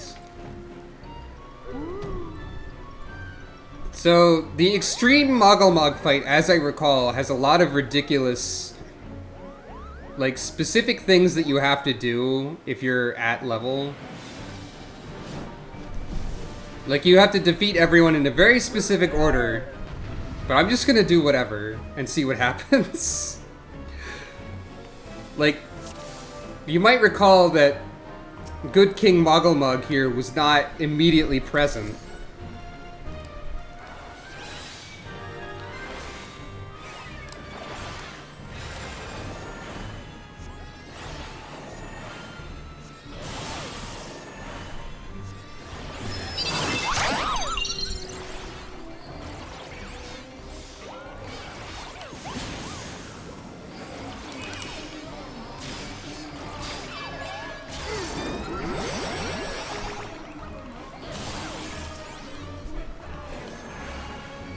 Hey, where the fuck did my MP go?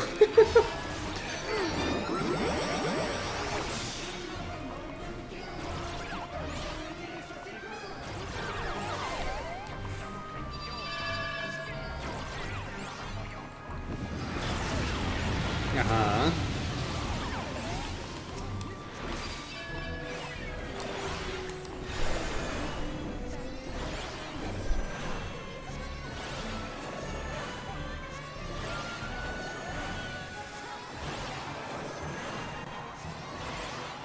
Oh wait, I have slightly more damage that I can do. Hooray! Song just abruptly cuts out. Well, that confirms that I can easily solo Extreme Trials from this era.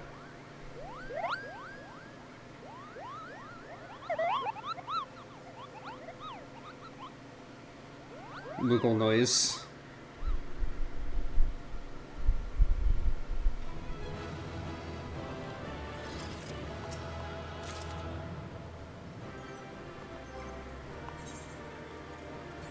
Aw, come on, just give me a real Orchestrion roll, dang it.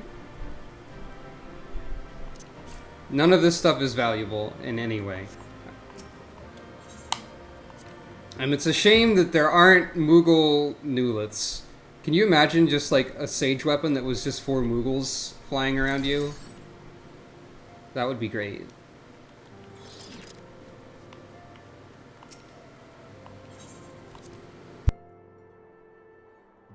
There's at least one minion that's basically that.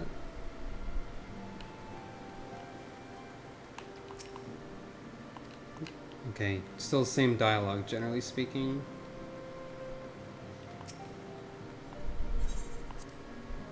More refugees to talk to. There sure is a lot of stuff in Final Fantasy XIV about refugees and people refusing to take care of them due to an alleged lack of resources, sometimes which is sometimes a more real problem than other times.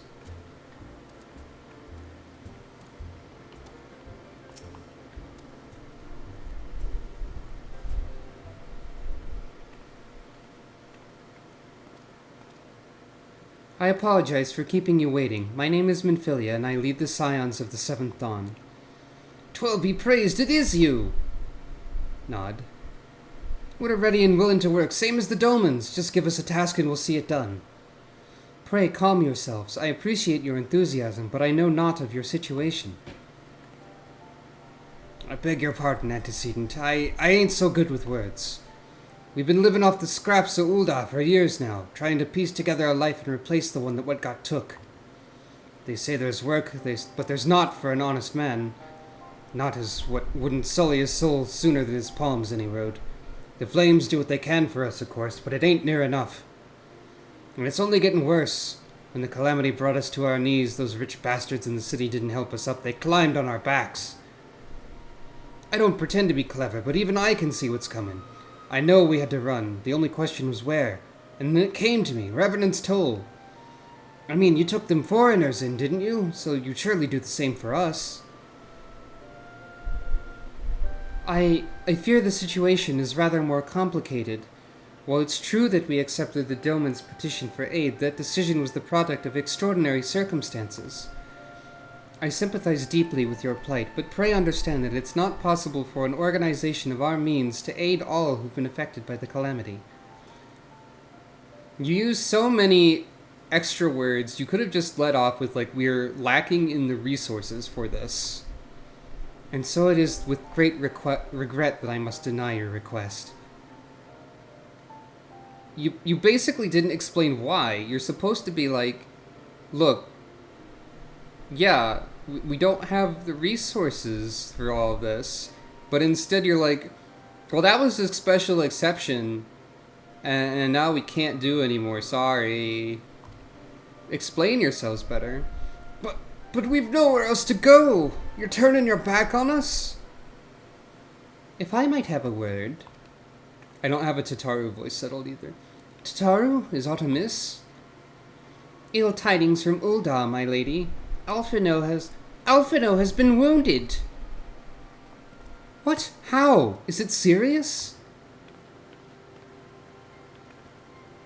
I cannot say for certain, but I fear it might be. According to the flames, the refugees started a riot.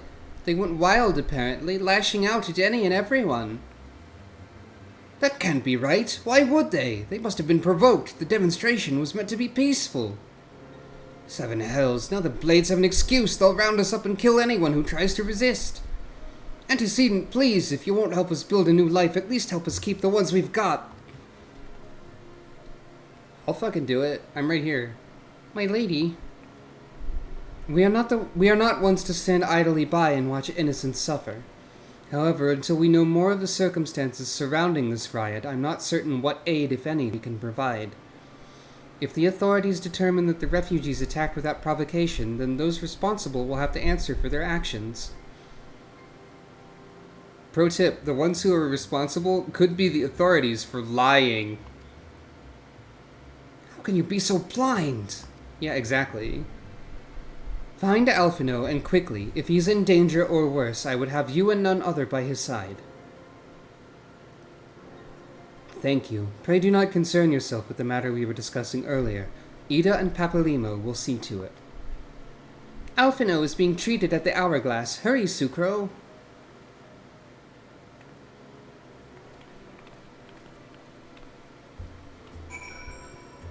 This is the part of the story where a lot of people in the story are blind to the reality of politics. Surely this will not cause any long-term problems.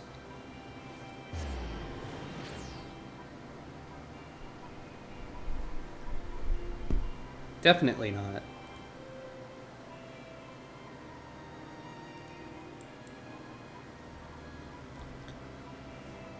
I think I've decided that I will continue for a little bit. Don't worry too much about me.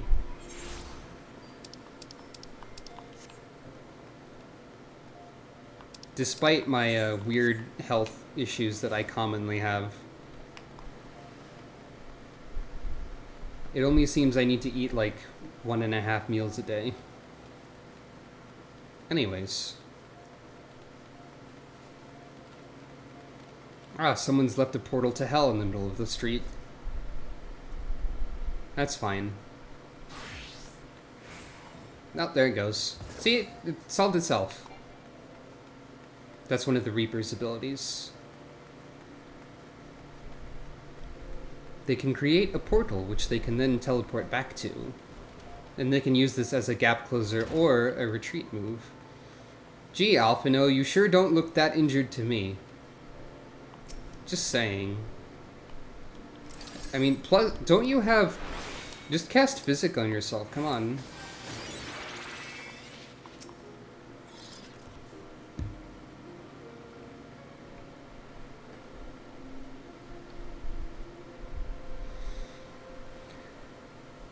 Come, you must have gathered by now that Tataru is given to exaggeration.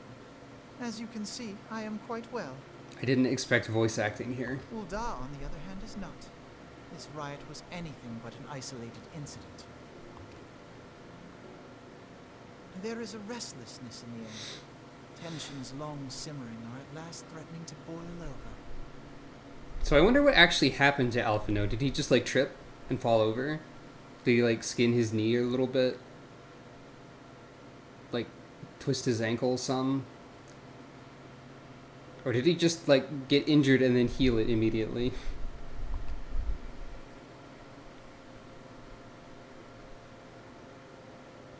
Ul'dah is a nation infamous for the great disparity between the wealthy and the poor. The majority of the populace accepts this state of affairs because they believe that every man bears responsibility for his own lot in life. Ul'dah sucks. Every time we're here, I only think money that. is the foremost, and some would say the only measure of a man's worth. Small wonder that the wealthiest wield the greatest influence. So where do the refugees fit into this social hierarchy? What place is there for those who fled Alamiga and the destruction of the Calamity? Plainly, there is none. They have no wealth, no power, and no worth. To the Ul'dan way of thinking, they may as well not exist. Choosing to ignore their existence, however, is patently not an option. General Reborn and the Sultana understand this, which is why they ordered the Immortal Flames to provide the refugees aid and succor. Yet none would dispute that the expenses incurred by this policy grow by the day, with no end in sight.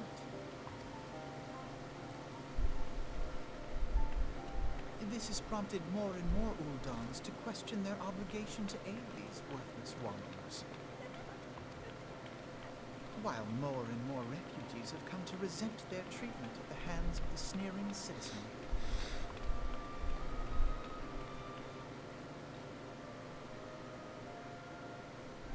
The manner of Lord Lolorito's refusal to grant the Dolmens asylum bespoke a disdain for all refugees, an attitude shared by the rest of the monetarists. And you may be sure they make no effort to conceal their opinions. Let's kill them. It was only a matter of time before the refugees united in protest. Nor is it any surprise that some among them would ultimately resort to violence.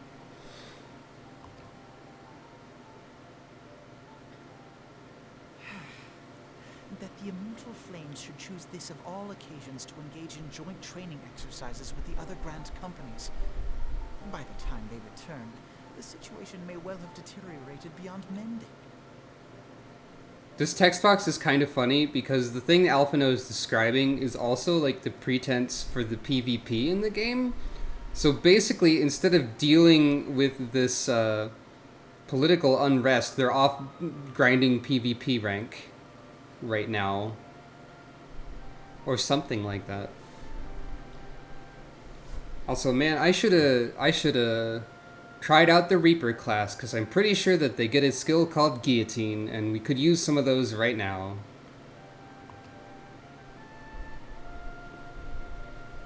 Let me tell you something, Alphino. Sometimes violence is the answer. Oh, you've disappeared. Oh, there you are.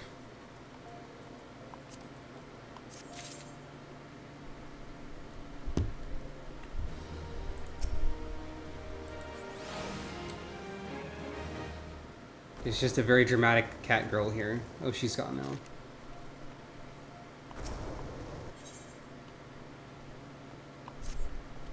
As I told you before, it was all but inevitable that an incident of this kind would eventually occur given the rising tensions within the Sultanate. Nevertheless, I have reason to believe that this particular riot may not have begun spontaneously.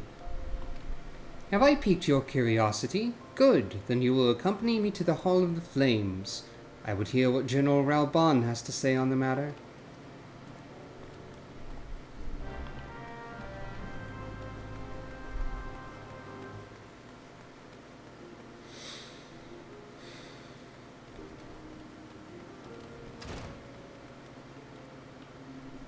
I just noticed that the Chocobo Keep here is named Mimigun. Oh boy, Hotel Mario voice for the next text box, huh?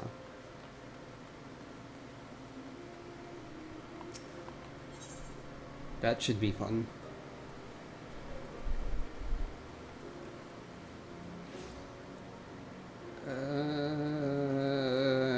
Over there. I forget how towns and cities are laid out at times.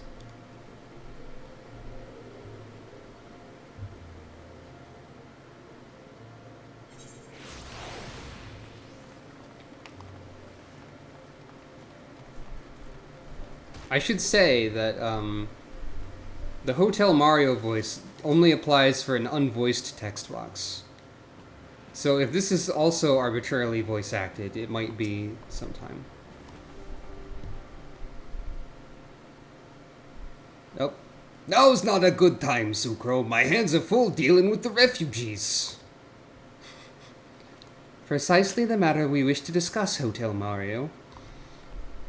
Alphino, back on your feet already? You may credit my swift recovery to your Chirusians. I still don't know how to say that word. My memories of the riot are still somewhat muddled. I trust you managed to regain control of the situation? Not entirely. We secured the city soon enough, but not before the unrest had spread to the surrounding territories. Pockets of resistance remain throughout Thanalan. We've sent what forces we can spare to root out the last of the belligerents, but progress is slow. They are damnably elusive. I can well imagine. Given that the majority of refugees live outside the walls, it stands to reason that they would know the lay of the land. What I do not understand is how they came to be so well prepared. Before my little accident, I observed that several of the refugees were armed, not with butcher's knives or pitchforks, but with martial weaponry. I need hardly add that such equipment is costly. None can deny that tensions between the Ul'dan citizenry and the refugee population have increased since the Domans were turned away, but would that motivate a starving man to purchase arms in lieu of food? I think not. And what of those who have not even a single gil to spend, who could not survive without the aid provided by the immortal flames? Surely they would sooner sell a weapon than bring it to bear against their benefactors? Oh, I think I remember what's happening here. Come to the point. Very well. My point, General, is that this powder keg of discontent was not set alight by chance. These events were deliberately set in motion, and now order must be restored. That is my first duty. Until it is done, any investigation can wait. I do not have the time to discuss this. My scouts will be returning anon. Fine, I guess we'll investigate. Probably. The General is no fool. He keeps his own counsel, and with good cause. Were he to claim, without the necessary proof, that these riots were instigated by outside forces, the monetarists would accuse him of attempting to shirk responsibility. After all, he and the Sultana have been the most outspoken proponents of refugee aid. Regardless, they will face harsh criticism in the days ahead. Our allies may stumble upon the truth in time, but I have far more faith in your abilities, Sucro. Therefore, I propose we conduct our own investigation, independent of the authorities. To that end, I would have you make inquiries in the settlements suspected of harboring belligerents. Commander Swift will know which they are. He may balk at a request for such information, but I've no doubt that you can persuade him with your silver tongue. I, meanwhile, shall seek answers in my own way, after which we can regroup and share our findings. Well then, shall we? Nod. I'm a cat and I'm going to topple the government. Hopefully. You look as though you have something to say, Sucro. Do you? What you ask is no simple favor. Were such information to fall into the wrong hands, the lives of countless soldiers would be at risk. Even so, there's wisdom in your words. An able individual may be better suited to this task than a regiment. Very well. The Brass Blades have reported suspicious activity in the vicinity of Lost Hope. Gee, I wonder why the fuck people in a place called Lost Hope are upset with their circumstances. Yeah, exactly. You're gonna push the government off the table. That's what I was thinking when I said topple. It may be unrelated to recent events, but we doubt it. I suggest you begin by speaking to the Blades posted there.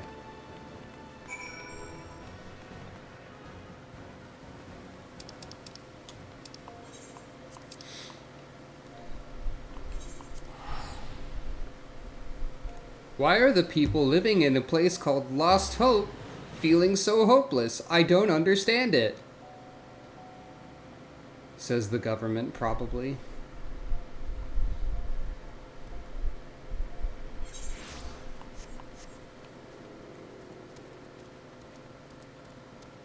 Anyway, let's move on to our next order of business, introducing the newest refugee settlement that we're tentatively calling You're Fucked.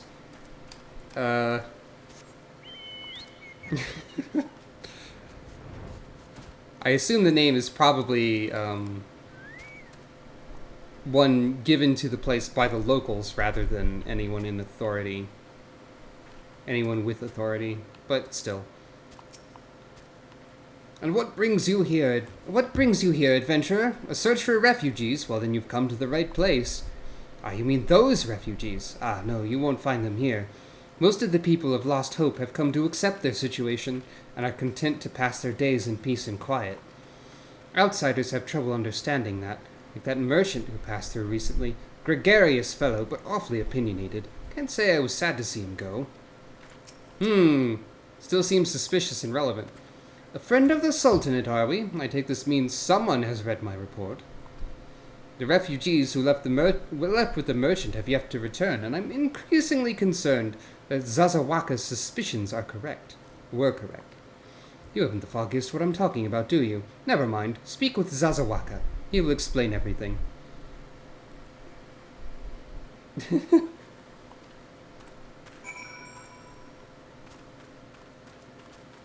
Yeah.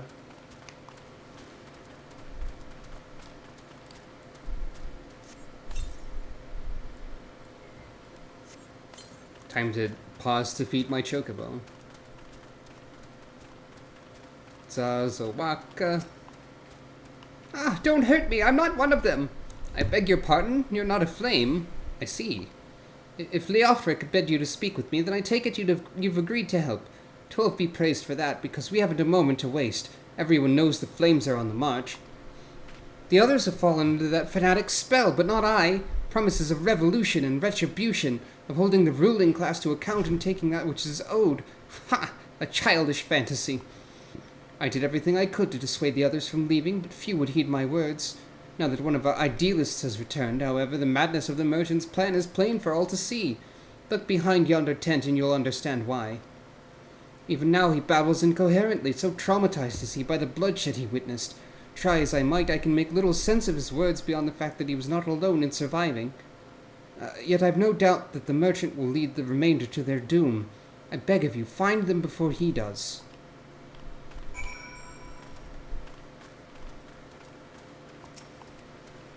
Oh, what are you doing? Don't draw! Why didn't you run away with me? You could have escaped together. Then you'd be here with me to soothe me. Why did you have to stay and leave me alone? It's time to emote.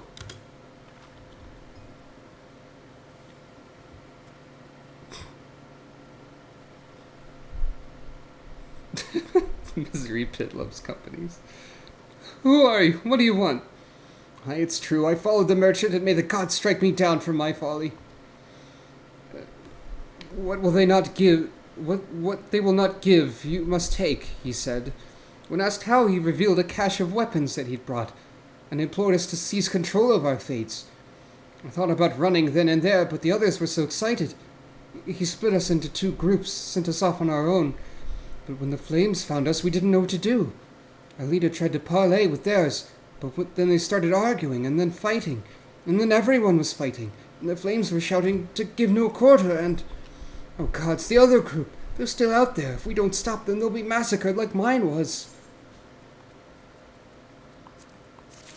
Gee, it sure sounds like all the cops around here are bastards, doesn't it?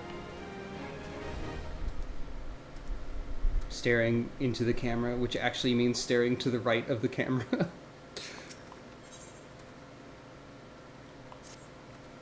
The other refugees are hiding in the caves south of Lost Hope, but to approach them would be fruitless. They would sooner call us agents of the Sultanate and try to kill us than listen to reason. Why, the twins might even deign to do the deed themselves. A pox on all bloody sellswords. They were supposed to train us to fight, but the ones he sent with us vanished during the struggle. If only we'd never listened to that merchant's ridiculous claims. He said our cause was righteous, that the gods would never suffer us to be defeated. Though if they were forced to confront reality, that's it! Challenge the twins to combat and show my brethren that their strongest warriors are no match for one woman. Mayhap then they'll agree to lay down their arms and renounce this plot. Hey, I don't think that my level of strength has anything to do with the level of strength of anyone that they're fighting. Because I think I'm the only person here who owns the Shadowbringers and Endwalker and all the other expansions, and thus has a higher level cap. Everyone around here is probably like level 20, 30. I forget if town guards actually have levels. They probably don't, because there's no way to like fight them, so there'd be no reason for them to.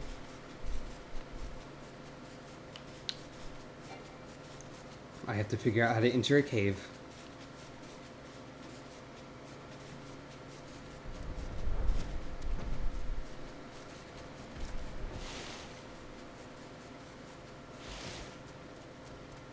Hello, desperate refugee. How are you today? Desperate?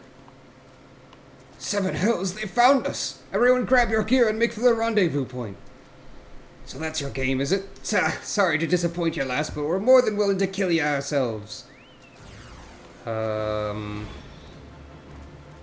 they're level 50, so maybe I was a little bit wrong in that case. Sorry. I don't really want to kill you. This is non-lethal damage. As long as you declare it non-lethal, it's real. Anything can be non-lethal damage. Don't worry about it. Fireball.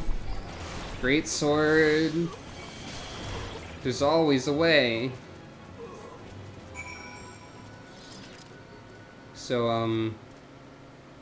how are you doing? Not too great. You beat it like it was nothing. Tall Almighty, what are we gonna do now?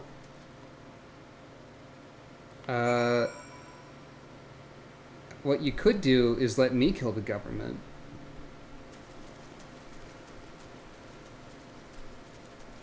Yeah, I mean, maybe.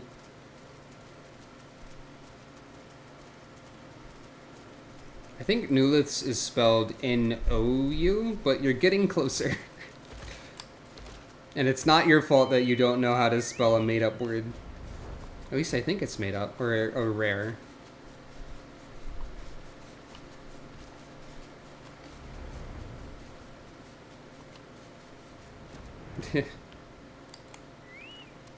Do no harm is in fact one of the sage achievements, I think.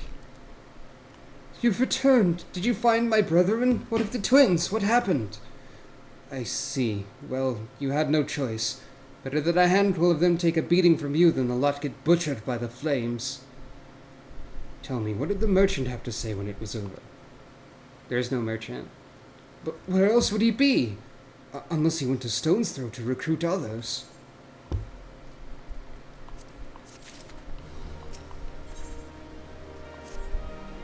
The merchant wished to approach the refugees in Stone's Throw, but was waiting until the flames withdrew their forces from the vicinity. Now that they have, there's nothing to stop him from continuing his work. How many more must perish in the pursuit of this futile cause? How much more suffering must we endure before it ends? Find him, convince him to cease his mad quest. It will surely lead us to ruin. Hey, I think the problem is more likely that the merchant is like getting you killed on purpose to incite like city-wide issues and problem. You know, if I had to guess. Guessing with my vague memories of the plot.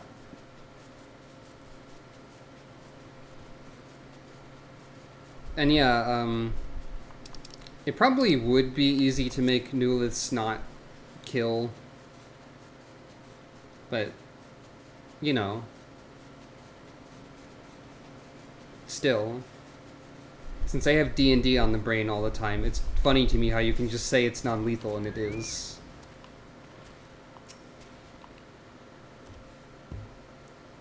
Well, that might vary depending on the DM.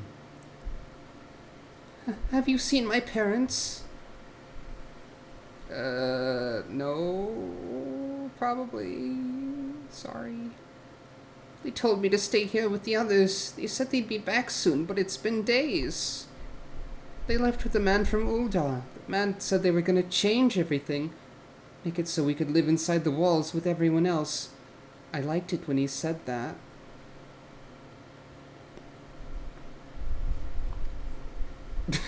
I didn't know Siegfried had that quote. I didn't like it when he talked about making the rich people pay. Everyone looked so angry, I got scared. Say, miss, are you looking for someone? I'm looking for someone stirring up trouble.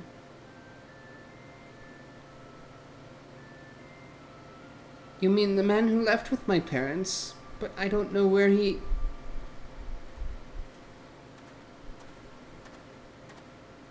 Meanwhile... Wait, look, over there! I think that's him! Well now, which of these gullible fools will be my next victim? Hey idiot, I have lasers. You!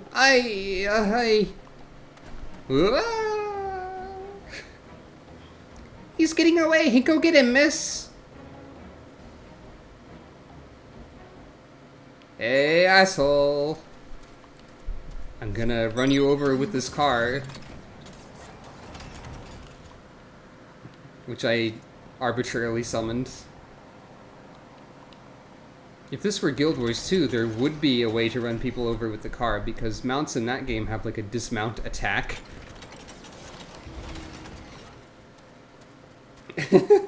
Yeah, exactly. Love to do crimes. Wait, no, I didn't say that.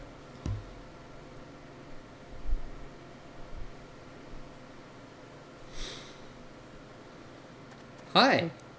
You again? Why are you pursuing me? 'Cause you're evil. You're doing crime. Sedition, treason, revolution. That's preposterous. Who has filled your head with these lies? Refugees? The self-same refugees who terrorized the streets of Uldar? Ha! You have no evidence to prove your accusations. None. Well, if you'll just look at these screenshots that I secretly took of your text boxes in the last scene, I think you'll find that... No, I will not accompany you to the Hall of Flames. You have no right to detain me. I'll kill you. For the sake of argument, let's say I did do the things you claim. Surely you don't think I give a kaikan's arse about politics. It was business, only business. Well, that makes it arguably worse.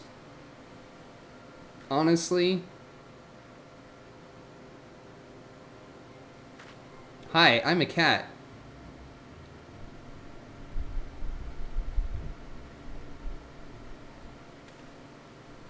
Uh-oh.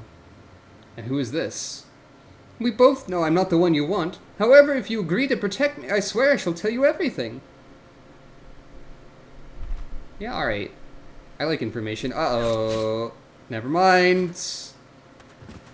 Hey, look, that's what happens when you do crimes, okay? You get crimed on, apparently. What's all this commotion? Seven hells! You're not gonna blame me for this, are you? I don't have a bow. Tell the others to spread out and search the area. The killer may still be close. Okay, they're not blaming me for this. Hey, I could heal that. That's one arrow. That's like an auto attack. Come on, dude. Oh, the body's gone. I could swift cast Raise. I could Eucrasian Prognosis.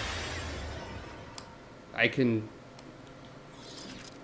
The funny thing is, there is at least one point later on in the story where if you are a healer, someone's like, what are you doing standing around? Help us heal. And yet there are other points in the story like this where being a healer means nothing. So it's a little bit silly, but it is funny that they call out that at some point. Hold, adventurer. I would know more about your relationship with the victim, as well as the events leading up to his death. I'm a cat. He was doing crimes. This man was responsible for the recent riots? Mayhap we owe his murderer a debt of gratitude. In any case, it's obvious you are not the one whom we seek. You may carry on with your investigation, Scion.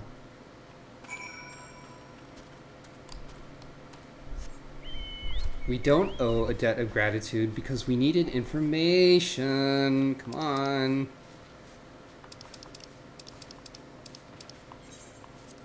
Like, it certainly sounded like he was gonna explain something.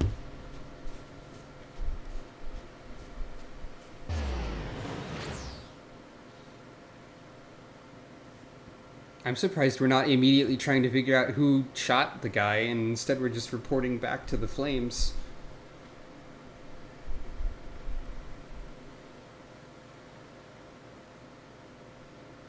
Oh well.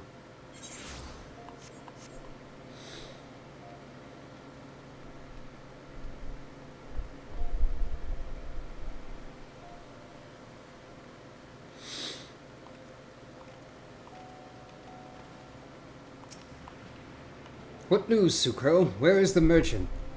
He died. Murdered? Damn it all to the seventh hell! He was not simply murdered, Sucro. He was silenced. Too many knew his face, and he was ready to divulge his secrets. Do not despair, though. We may be closer to identifying the true orchestrator of these riots than you realize.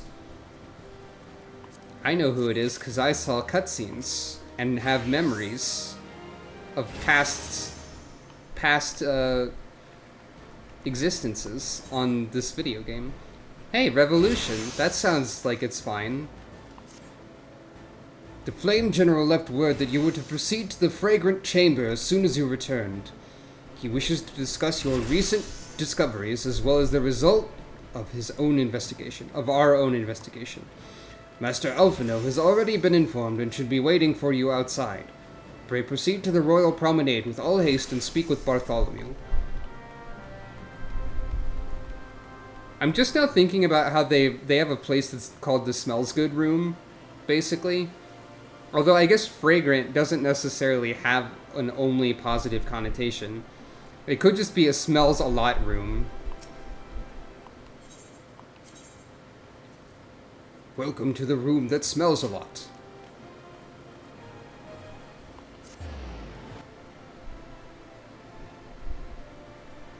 One of the most important rooms in the Sultanate.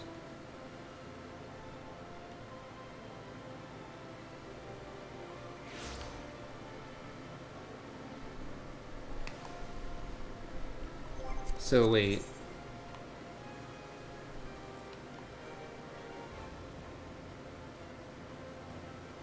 Yeah, that's also true. It's probably not, like, something they just completely made up. Hey, Alphino, what's up? Excellent work, Sucro. The information you brought us has helped me persuade General Rauban to call this meeting. Mayhap now we can discuss matters openly and honestly. Probably not, though.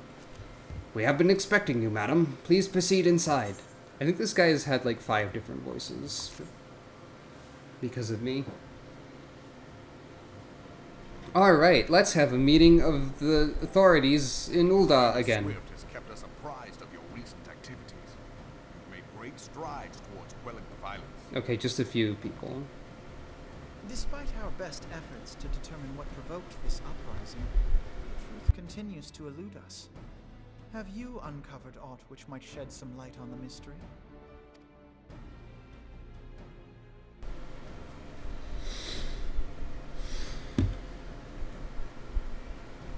Information does not leave this room. Okay, should we like triple check it for spies first then? That seems like something that would happen. Its decision to reject the Doman refugees' appeal for asylum had lasting repercussions. A number of those displaced by the calamity claimed it was proof of a policy of discrimination. They're not wrong. Together with a group of Olive Megan refugees, they organized organized a series of demonstrations to protest against the Sultanate. And they fucking should. Demonstrations which became heated, but did not descend into violence. Until a certain incident served as a call to arms. A unit of brass blades sent to supervise a demonstration loosed arrows upon unarmed protesters. Hey, look. It was the fucking cops all along. They started it. Wow, what a fucking surprise. I forgot, actually, that this game did that. But gee, this sure hits different in modern times, doesn't it? You'd think, oh, it's a video game. They're not going to do that. But actually... It was this atrocity which prompted the refugees to take up arms. I need not tell you what followed. We assumed at first that the attack was born of a miscommunication. When emotions run high, they happen. But suspicions were raised regarding the unit's commanding officer, whom I ordered interrogated. Sure enough, our fears were soon confirmed. The dog confessed that a merchant had offered him coin to give the order. A merchant in the employ of Teleji Adeleji. Yep. Teleji Adeleji. I feel like your line read didn't quite match your animation there, Alphino. But it also kind of did. You know, given what he just did, I can kind of imagine Alphino as a defense attorney. But he spoke in favor of the Doman's cause, and has ever seemed sympathetic towards the refugees' plight. Why would he do such a thing? Know you of the Cartano Reclamation Bill? It is a proposal to annex the Cartano Flats so that refugees may establish permanent settlements. I believe the Cartano Flats are where at least some portion of the PvP is taking place also. So, like, the governments of this world are all using the Cartano Flats instead of, like, letting people have the land, and they're not really using them for anything other than military activity. So that sucks.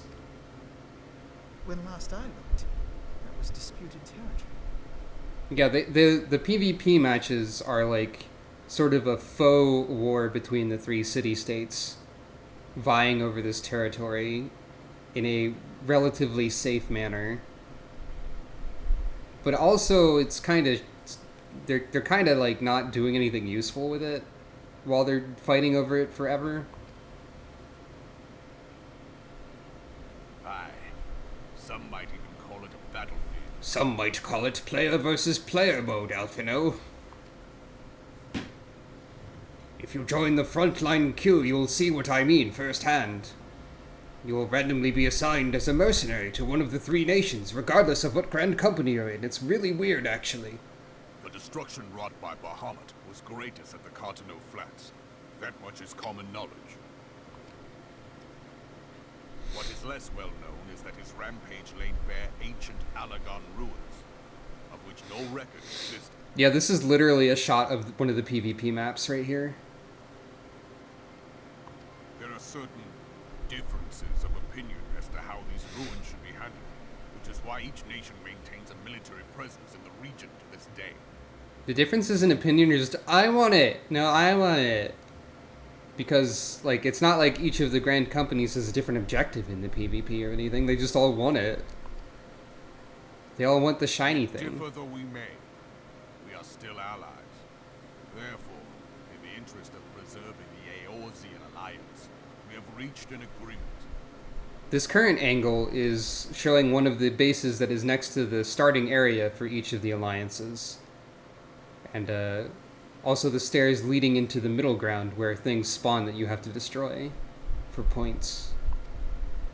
Any conflict which may arise during the course of military exercises in the region shall have no bearing on relations between our nations. Is it? It seems like it might be a little bit fucked that they've made a treaty that's like, we can be at war with each other all the time and it's fine, actually. I mean, I guess you have to justify your PvP mode somehow, but still. In full knowledge of this delicate state of affairs, Teleji Adeleji proposed the Cartuno Reclamation Bill. Hey, if Teleji was on this battlefield, there's absolutely nothing stopping anyone from, like, killing him. Probably just grief this guy. A shameless bloody ruse which stands to benefit him in but one conceivable way.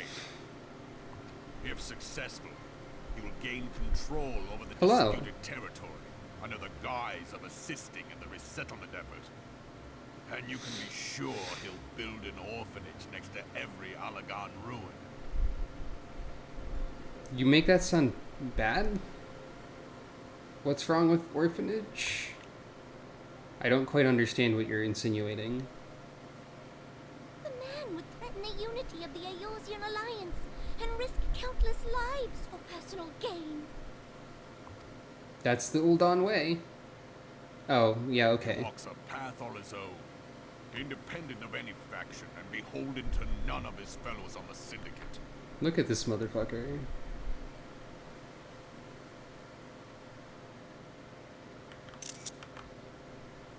Oh, yeah. Yeah, that makes sense.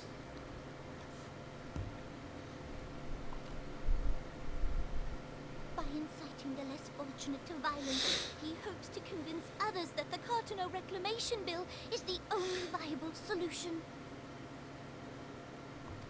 His sympathy for the plight of the Domans was not but posturing to gain credibility with the refugees. Of that there can be no doubt.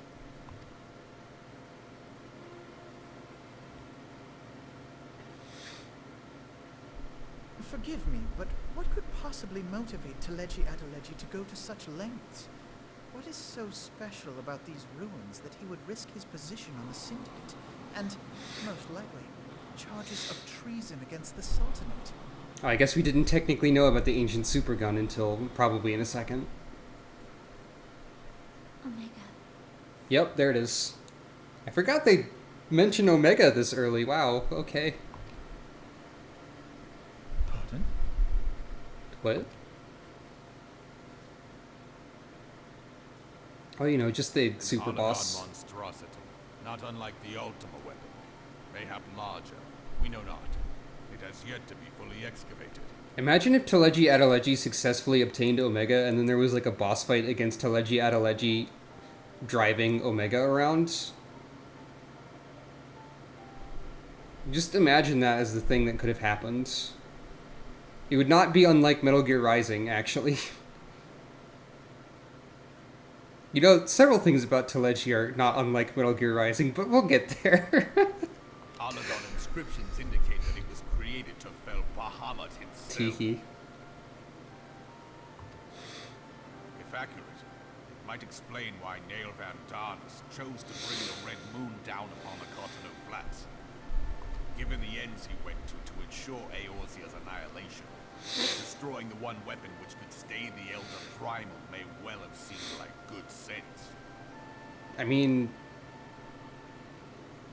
if that's your goal, that would make sense. That seems like a strategically sound decision, in a sense. The power of the Ultima weapon, I doubted the evidence of my senses. And now you tell me there is another such weapon. One which could contend with Bahamut. Bahamut? Yeah. Like, Bahamut's not in-game. Just, like, near it. We were skeptical ourselves. In most cases. Told until the Ultima weapon's existence came to light. We thought the inscription had been mistranslated.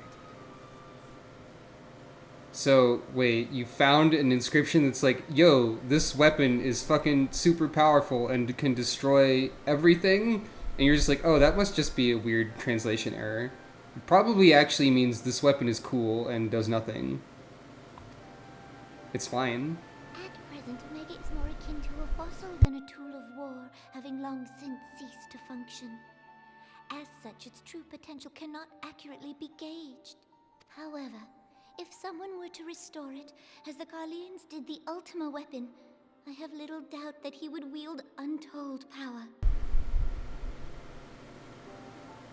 I want to see Teleji being punted across the room, and it to have the same sound effects like the same cheering sound in the background as when Senator Armstrong does that to Raiden. Because it's already a parallel scenario. That'd be good. Power enough to subjugate Uldar like as not, and the rest of Eorzea besides, which is doubtless why Teleji Adeleji yearns to have it. So I have another question, which is, we know that Teleji Adeleji wants the Omega thing, but like, why do we think he has any means of restoring it like the Garleans did to the Ultima weapon? I mean, I'm not saying that we shouldn't care because he can't do that, but like, how's he gonna do that? Is he secretly a science man? I don't quite... He should aspire to world domination. He who has ever walked 2 paces behind Lord Lolorito in matters of commerce. Yeah, that's true. He does have a lot of money. And he would be getting a lot more money. It is in acknowledgement of his own limitations that he seeks this power. Woe betide us all should we allow him to have it. I guess if you have enough money, you can probably accomplish that. I told you to triple check for spies. Only a fool would believe that secrets can be kept in Uldar. It would seem the implications of the Sultanate's refugee problem are rather more far-reaching than we assumed. Well, time to kick asses. Who do we kill first? Now we're here.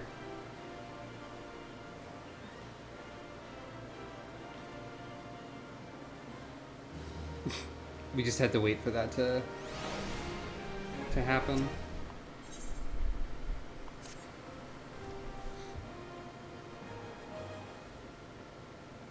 I should be glad to know of the truth, yet the thought that all of this chaos was the product of one man's lust for power sickens me. How long do you think they intended to hide the existence of Omega from the Scions? That they even felt the need to do so is most troubling. It would be in our best interest to learn more of the military activities in the disputed territories. Fortunately, you are already well positioned to do so, Lieutenant Funk. So here's a small thing, is that they, dialogue like this is probably written as, like, insert player's rank here, and I'm, like, I'm a lieutenant, so I'm not Private Funk anymore. Pray keep us informed of any developments in Cartano. Okay, do you want to hear about all the PvP balance changes that's happened since this part of the story? I'll have to do some research first. Begone, whelp. This is no place for children.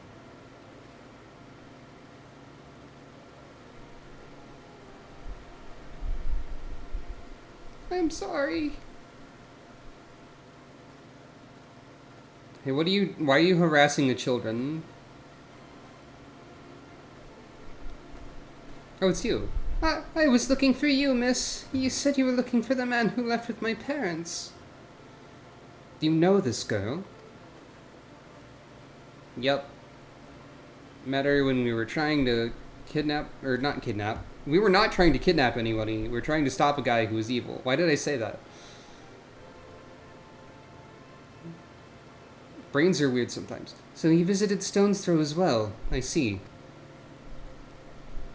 Did you find the man? Were my parents with him? They were not, I'm afraid. However, I can think of several places they might be. If you like, we can go and look for them together. Really? You'll help me look, mister? Of course, but first I must needs finish speaking with my friend. She's telling me a secret, you see, that no one else is allowed to listen. Mayhap you could wait for me by that pillar over there. We require but a moment. Yeah, totally. Okay, mister, I'll be waiting.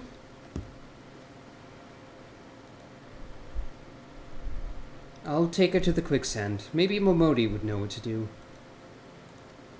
A legion of Garleans, an ether-starved primal, even dealing with an Ascian would be preferable to this charade. Don't say that, Alphino. It's gonna happen. Sometimes I fear Minfilia is too ambitious. We rush hither and yon in response to threats as they arise without concern for the strain it places on our limited resources and ourselves. Mayhap the time has come for a change. Uh-oh. This is when something I was waiting for starts happening, isn't it? Sucro, this is Minfilia. I know this is sudden, but I must ask you to return to Revenant's Toll with all due haste. The situation in the Twelveswood has taken a turn for the worse. I will explain in detail once you arrive. Sorry, Alphino, every patch has to have a trial or a dungeon in it. The Twelveswood, when the primal she spoke of before has been confirmed, I've received no reports of Ixalia activity, which leaves the Sylphs... Go, Sucro. You'll know as well as I that the appearance of a primal takes precedence over all else. And when you arrive, do inform the antecedent that while I'm grateful for her concern, she needn't fear for my safety. I'm more than capable of protecting myself. I'm not getting overconfident. I'm not becoming smug to a dangerous degree. Don't worry about it. It's just Alphino.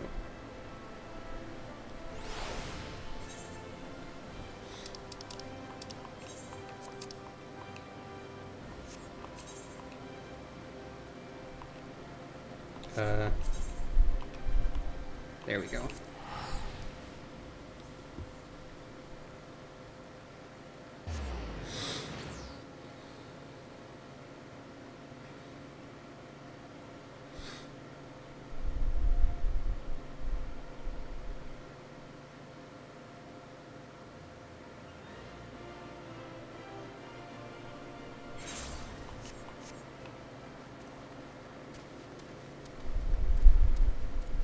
Still gonna continue for at least a little more. I just don't want to stop.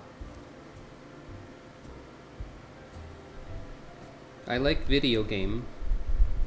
I like to stream. Any new dialogue over here? Not from Tataru, at least. Nope.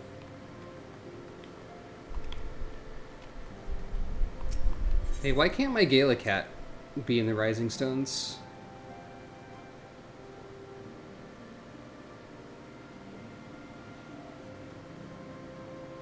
Hello. Serpent Herald. I am come on behalf of the Elder Seedseer to petition the aid of your order. The antecedent has been apprised of the situation. It is a relief to see you healthy and hale, Sucro. The latest news from Ul'dah was most disturbing. There's an evil robot or something. There's like a super weapon. Clearly, the only injury Alphino suffered was to his ego. I don't think even that's injured. I think it's fine. Doubtless it will heal ere long. I think his ego is increasing in power and needs to be stopped, actually. The other scions will need to be present for this meeting. If you're ready to begin, I will summon them now.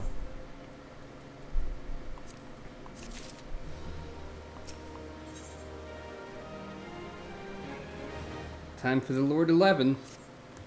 Remember Ramuh and how we saw, like, a camera zoom in on him once? Thank you for responding to my call with such haste.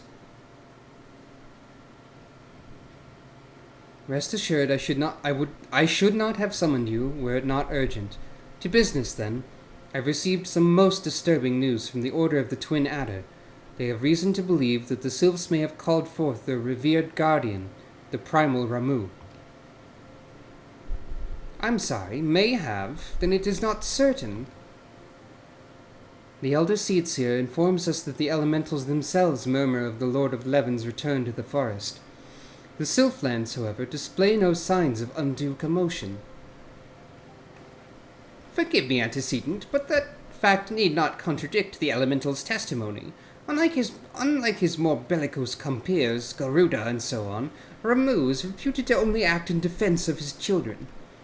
I imagine he would soon make his presence known if any were foolish enough to directly endanger the Sylphs of their territory.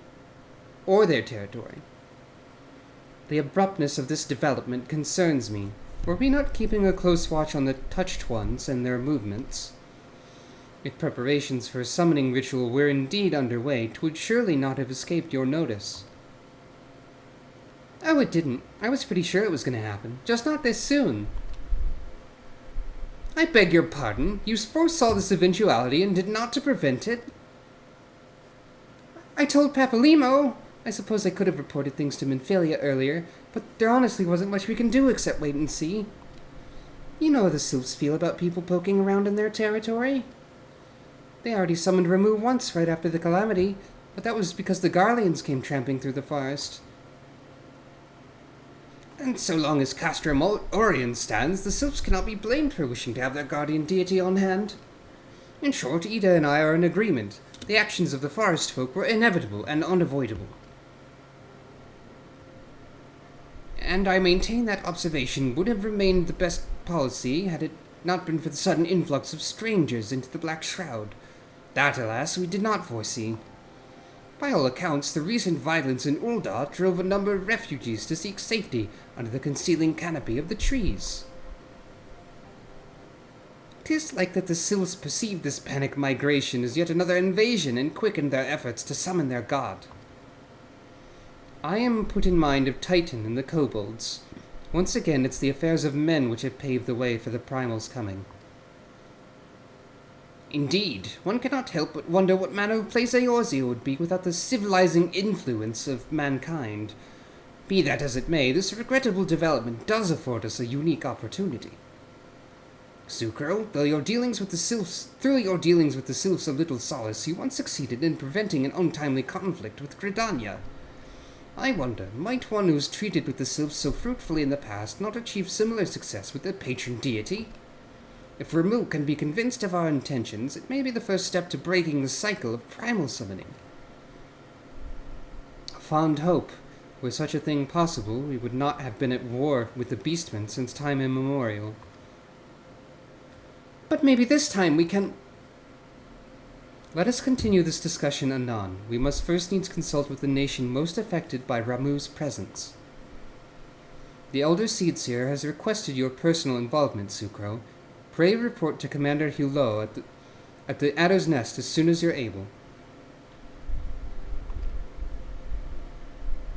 Steel yourself for the worst. While I hope for a peaceful resolution to this matter, experience suggests that your meeting with the Lord of Leven will prove less than amicable. In such an event, your fellow scions will of course lend you whatever support you require.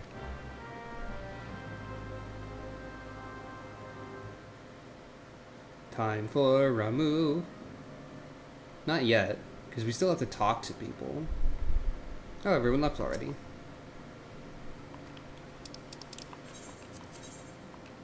Oh, for this one, I can just, return. Because that's still my home point. Hooray!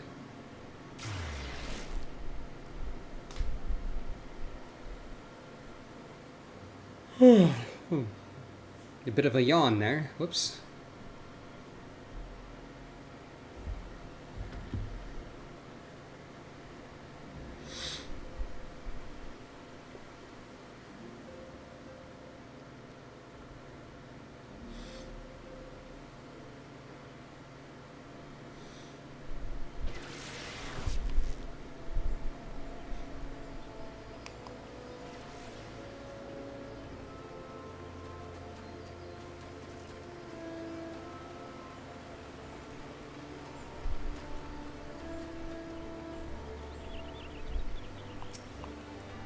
Lieutenant Funk, your arrival has been most anticipated. The appearance of a primal is an ever cause for alarm and unease. Though my men stand ready for any eventuality, I know of none more qualified than you to snuff out this threat. Indeed, I'd have you do so without delay. The Elder Seedseer, however, would speak with you first. She's of the opinion that your diplomatic rather than martial skills may better serve our cause. I will leave further explanation to our learned leader. Pray make your way to Norfika's altar. The conjurer and attendants will admit you to the lotus stand.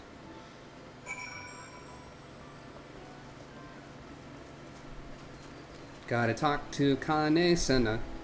I remember back in the day, I didn't like Kane-sama. I thought she was just really boring. But she's not really that bad. She's not like the most exciting character, but she's not like boring exactly. She's okay.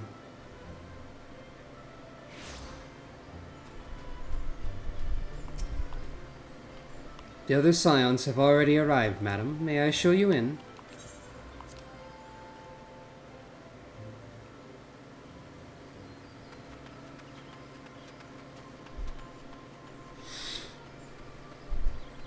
Everyone is here. I see the sylphs have sent their own representative. Then there can be no doubt then.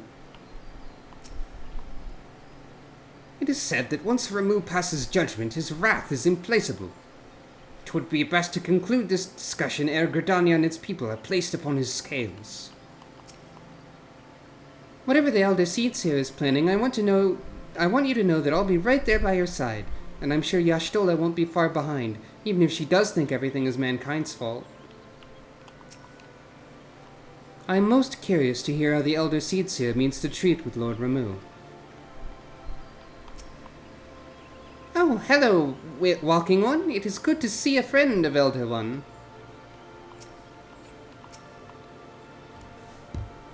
It's been a while since we talked to the sylphs. Scions of the Seventh Dawn, on behalf of the people of Gridania, I bid you welcome. Your presence is of great comfort to us all in these days of uncertainty. I summoned you here to share tidings of a most urgent nature. But a short while ago, the great elemental spoke, and his voice was clarion in its intensity. Ramuh is returned unto the forest. For a second, I was afraid she would say Rama. I'd be like, oh wait, I'm doing it wrong. But Ramuh is how you're supposed to say it. Scarce had his words ceased to echo in mine ears when we were visited by an emissary from Little Solace.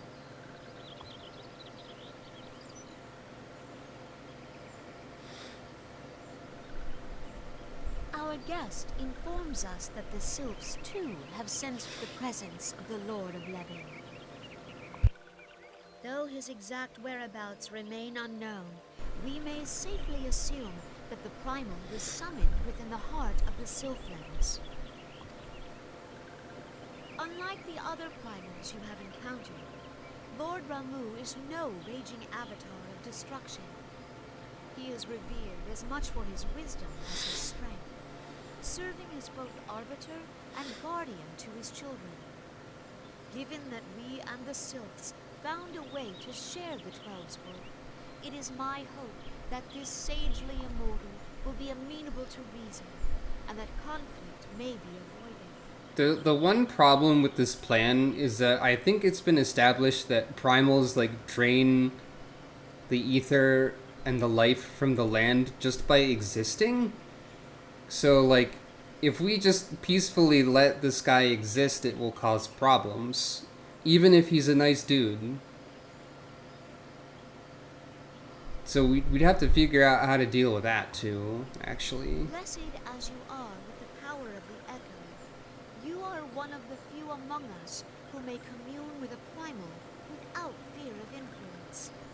I would ask, therefore, that you represent us in this most delicate of negotiations. I'll do my best. I am a cat. Wood has suffered enough. Upon this, we and the Sylphs, and I would venture Lord Ramuh himself, are in perfect accord. Let us not endanger our shared home by engaging in unnecessary hostilities. Thancred's boots look uncomfortable to me. Just throwing that out there. A lot of people have uncomfortable boots in this game, though. Probably. Dear friend, I beseech you, safeguard the peace which exists between our peoples. I'll do my best. Nod. I'm disappointed that the Sylph did not get voice acting in this cutscene, and is instead just dancing. Pray make for Little Solace, then. A member of the Order of the Twin Adder awaits you there. He will advise you on how to find the Lord of Levin. From past experience, we probably just have to go to the biggest, shiniest, most etherical, magical crystal in the depths of the Sylphlands. Or near it. It is not only the 12's word that flinches at its coming. All the land's Veorsia shiver in dread anticipation. Have care.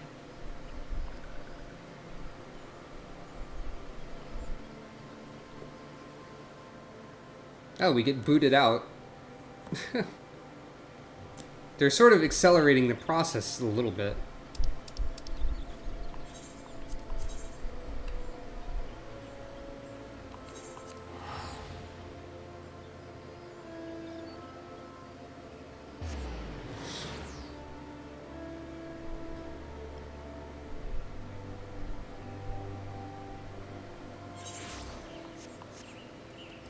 Also, I'm realizing I really need to update that old emote that is not really on brand. Someday I'll do this, maybe.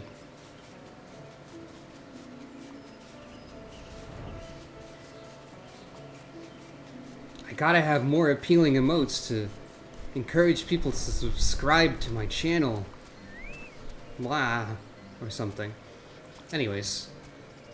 Lieutenant Funk, I was told to expect you. I understand you go to treat the primal Ramuh himself, an unenviable task, but one for which I have no doubt you are well suited. I've been told that your fellow Scions are conducting an investigation of the area as we speak, that we might ascertain the location where the Lord of Levin might be found. I would ask that you abide here until they return with their findings. Okay. Have they done it? Levin in Impression. Now there's a good pun quest title. Gotta love a pun quest. I was told that a messenger would be sent as soon as your fellow Scions finish their investigation. I do not imagine it will be much longer. Hello. This one returns, and returns with good tidings. Wise ones have finished searching, and have wisely identified the precise location where the Touched Ones summoned Lord Ramuh. Your timing is impeccable, my fluttery friend. Might you be so kind as to escort this good woman to her fellow Scions? It would be this one's pleasure, Walking One. Please, please come with this one.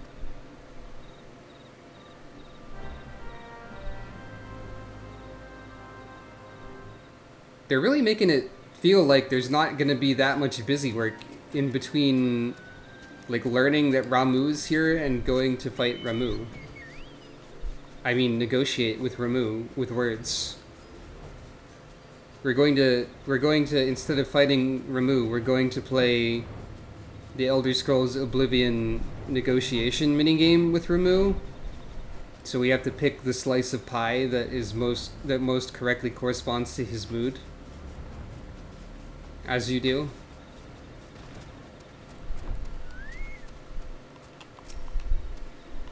Wise ones have ventured deep, deep within the Sylphlands. These ones must proceed carefully and keep an eye out for Touched Ones. Okay.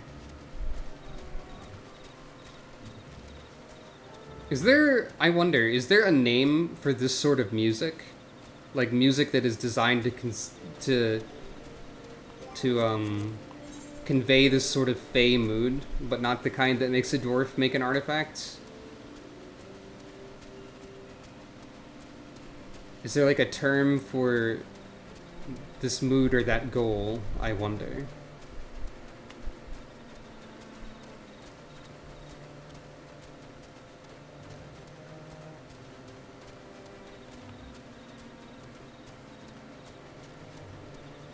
There's probably musical terminology for the individual elements that make up such a theme. I forgot there was a slide whistle in this.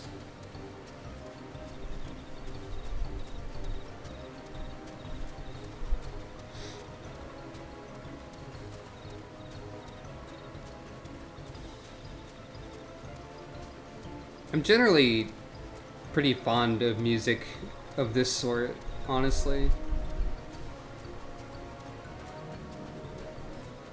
I could have flown. This one is most sorry, but this one can go no further.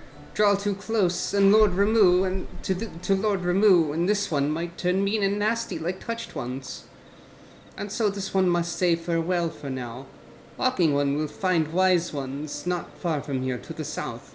Go in safety, Walking One.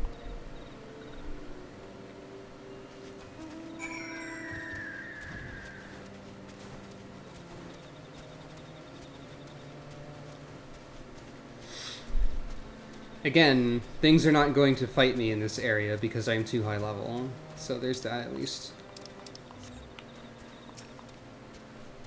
Ah, there you are. It is you, isn't it? Don't ask. Suffice it to say we had something of a situation here. So, Thancred is Thancred, Papalimo is Papalima, Y'shtola is Y'shtola, and you are you, right? Well, that's easy enough to remember. This one's name is Ida, in case Walking One was wondering. I'm joking. I like that there were off-screen sylph antics here that we're only sort of learning about. So it's actually you. I'm relieved. For a moment I thought we were dealing with another one of those confounded sylph tricksters. I swear, with them wreaking havoc with their skin-changing magics, it's a wonder I was able to finish taking my measurements. What? Why did they... Yes, it was quite the ordeal. You should have seen the look on Y'shtola's face when the one impersonating you suddenly showed up. That's quite enough, Papalimo. My apologies. It's not like me to ramble so. At any rate, as I was saying, I've finished measuring... Oh, that kind of measuring. Etheric activity in the area, and I'm pleased to say I've reached an indisputable conclusion, to which that Ramuh was called forth in the vicinity of the Sylph's Aetherite. Come, Sucro, the Lord of Leven awaits. I was like, wait, were you trying to tailor something, Papalimo? I don't quite understand what you're talking about. No. It was measuring the ether. I don't know why I would think Papalimo suddenly tried to tailor an outfit for himself in the middle of the wilderness, but you know, whatever. These are the kinds of things that you do in an MMO situation. Oh, okay. I forgot about that. So they definitely did trim some quests. Hi!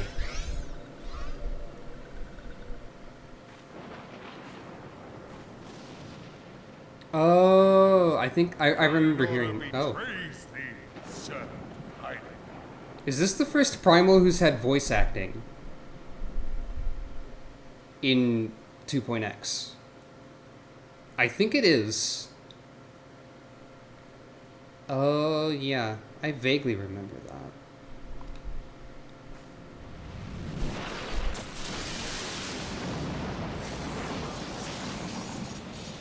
By the way, not all of us have the echo. Why are we all here?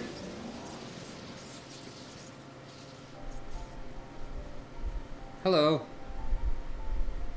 How's it going, Ramuh? Thou art the bringer of light, bane of Ifrit, Titan, Garuda, and Leviathan. What a good voice. Yeah. Hello. You've come in time for this guy. You've arrived in time. Just in time. I am Ramuh, guardian of the children of the forest. This voice has strong Jade Cocoon vibes to me for some reason. Thou tramplest upon sacred soil, bringer of light. By what right doth man intrude in this sanctuary of the sylphs? I'm a cat? Redanians proffer peace? Their words are born of delusion, thine offer an insult. Sorry. Jeez. Thou speakest hard, yet carest naught for my children's desires. They did but wish to dwell beneath these boughs in solitude. Yet, even that was too much to ask of man. God, I forgot I did that. That would be really funny as a joke to, like, bring back. Actually. Friggin' desktop pony. Does that still exist? God, I have no idea. Anyway, Ramuh's got a point, and Y'shtola's probably like, told you so. Thus did they turn to me for succor. The sentence I pronounce upon thy kind is just. Redanian or Garlean, it matters not. The good intent of one excuseth not the misdeeds of the other. Okay, maybe you've escalated a little bit beyond what's necessary. Thy conflict have brought naught but anguish and misery unto the forest. All blame doth lie with the darkness that resideth in the breast of man. Whence sprung this calamitous seed? In the beginning, You're getting a such slideshow? duality existed. Oh, Light and dark given form when man was born. that is probably Twitch on your side, because I do not seem to have dropped any more frames recently. Or at least not a significant amount. Still at 1.2% total frames dropped. Well, I just dropped a few more, but you know.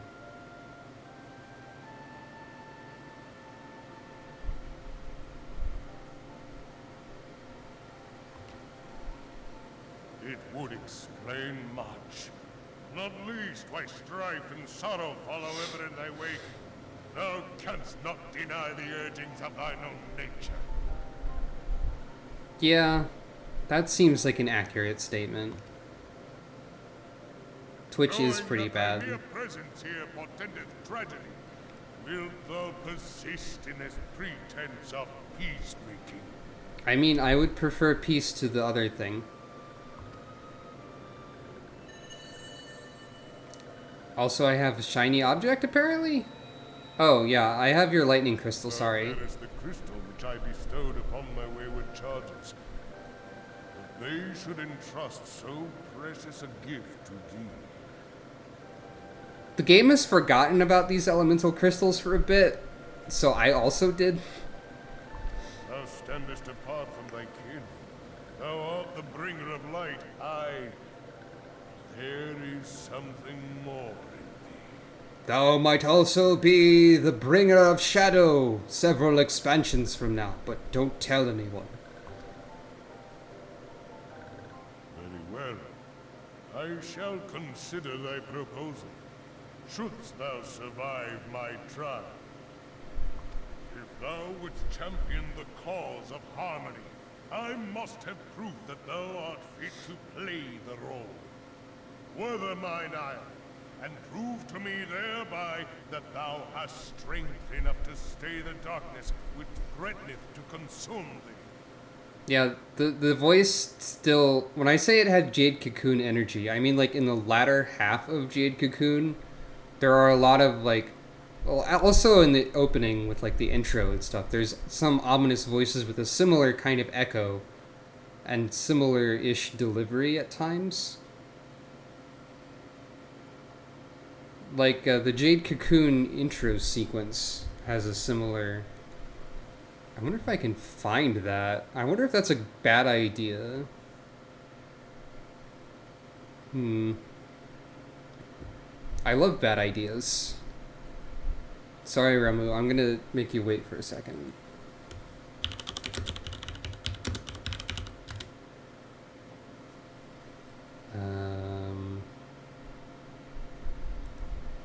Jade Cocoon intro. I'm not gonna put this on screen, just see if I can get the audio. Maybe. If the video will even load, because I'm having some issues with that. My entire internet is being... Yeah. This sort of voice. Elrond, god of the forest, source of all life. It has that sort of vibe to me. Anyways. thou shouldst be found wanting, know that all men shall perish in the storm of my judgment. Okay. Sounds good to me.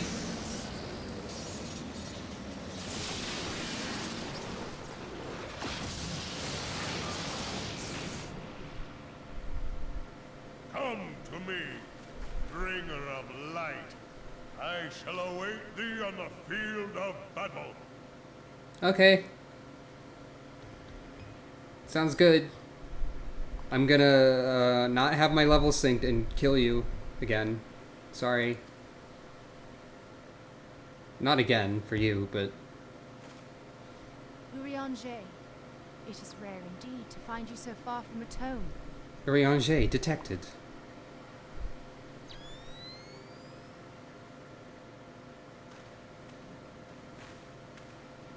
The Lord of Levin himself. Never till this day had I looked upon his visage, save in painted renderings made faint by time. Never shall this scene remain etched in my mind's eye. Beg pardon, my lady. Urianger, completely taken aback by how cool Ramuh's beard is. Probably. Also, he wears goggles under his goggles. On a point of research. If thou art resolved to face Lord Ramuh, I would ask thy leave to observe the event. Okay. Seems fine. Also, cool symbol, Ramuh. Nice logo. And yeah, you're right. It does sound like a Super Sentai season. Well.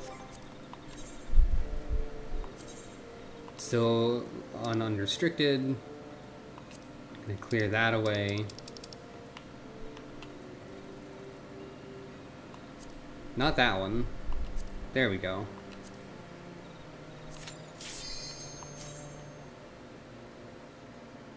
Hey Ramuh, how do you feel about laser beams? Just wondering.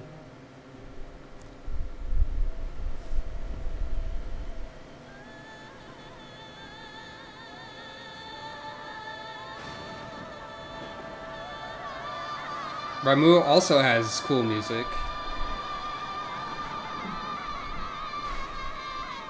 And there is an official, I'm forgetting the name of a music genre. Electro Swing remix. There it is. There's an official Electro Swing remix of the Ramuh theme that's really good.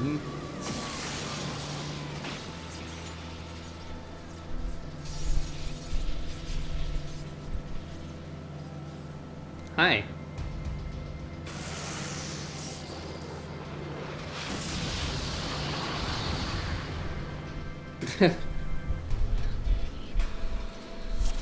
Me too, Isa.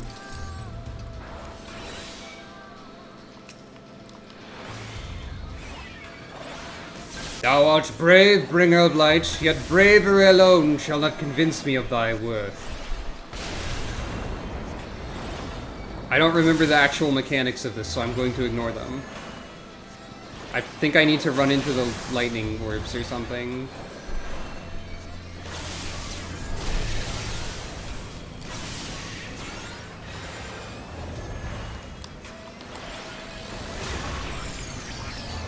Oh no, I'm terrified.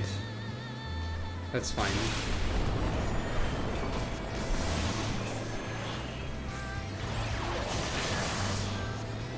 Prove thy words are more than empty banter. Now, I think you need to kill all of these things. Oh, I'm terrified again.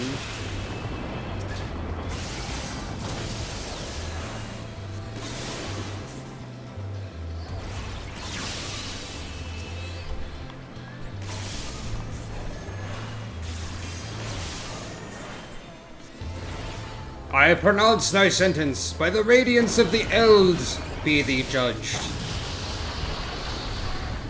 Wow, you're over-leveled for this. This battle shall decide thy fate. Canst thou weather mine awakened ire?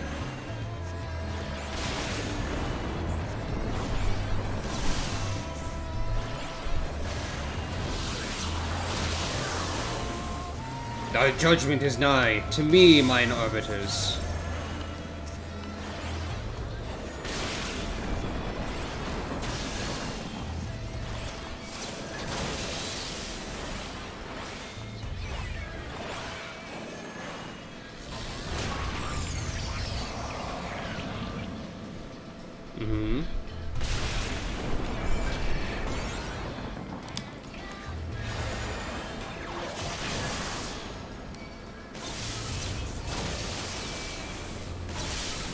I'm gonna melee him to death. Bap. Bap. I missed the last text box. It was something like, art thou truly a man, something something.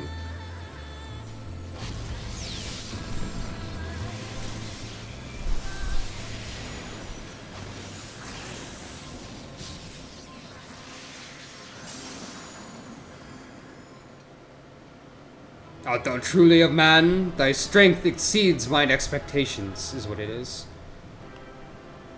Ponderous. Yeah, a lot of the fights are probably going to be underwhelming if I can, like, solo them without my level sync for a large period of the story. Oops. I keep forgetting about Haima. I probably shouldn't.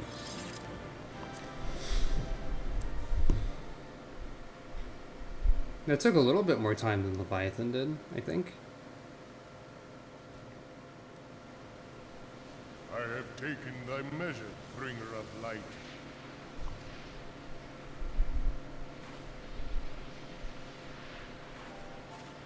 I am Orb now. Cool. And I judge thee a worthy champion. The task of excising the sin that hath taken root in man's heart is thine. Okay, seems Shrink easy not enough. from employing thy strength in service to the forest and the wider realm beyond. Like hungering shadows do the enemies of harmony gather, and weakness will but feed them. If man is to be delivered from the dark, it shall be by thy guiding light alone. Stray not from the path, for if thou dost, thy people shall be truly lost. Ramuh seems like a cool guy. What did you think, Urianger? Thou hast slain the Lord of Levin. A regrettable act, but a necessary one.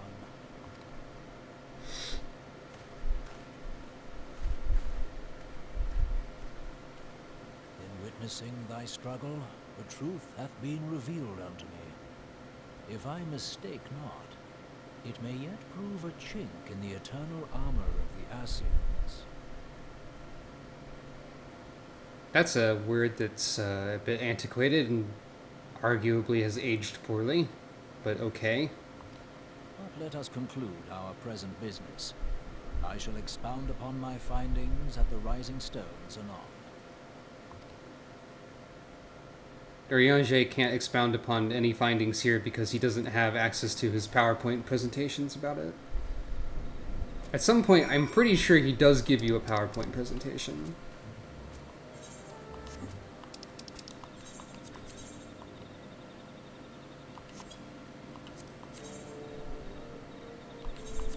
Somebody gives you a PowerPoint presentation. Or at least a presentation.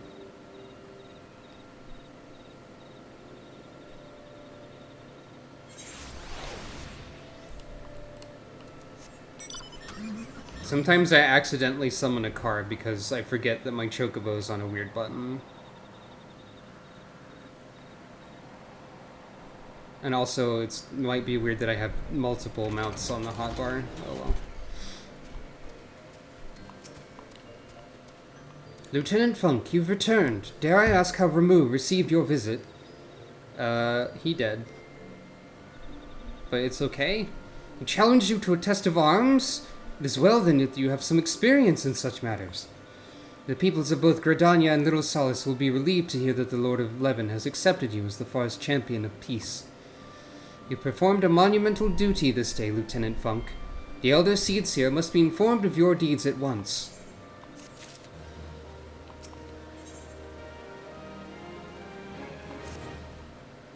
The Elder Seedseer will wish to hear of your experiences firsthand.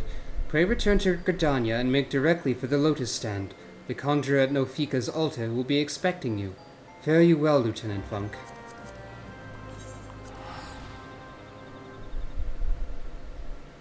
And that was the one trial for this patch, which I guess was 2.3? I think we're in 2.3 right now. I think Leviathan was 2.2. And then this is 2.3, and then 2.4 and 2.5 right after this. That's how numbers work. Did you know this?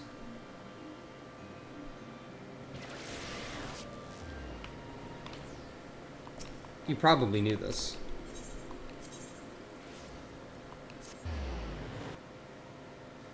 I don't know how much is left in 2.3, because I don't remember how long each patch's individual story is.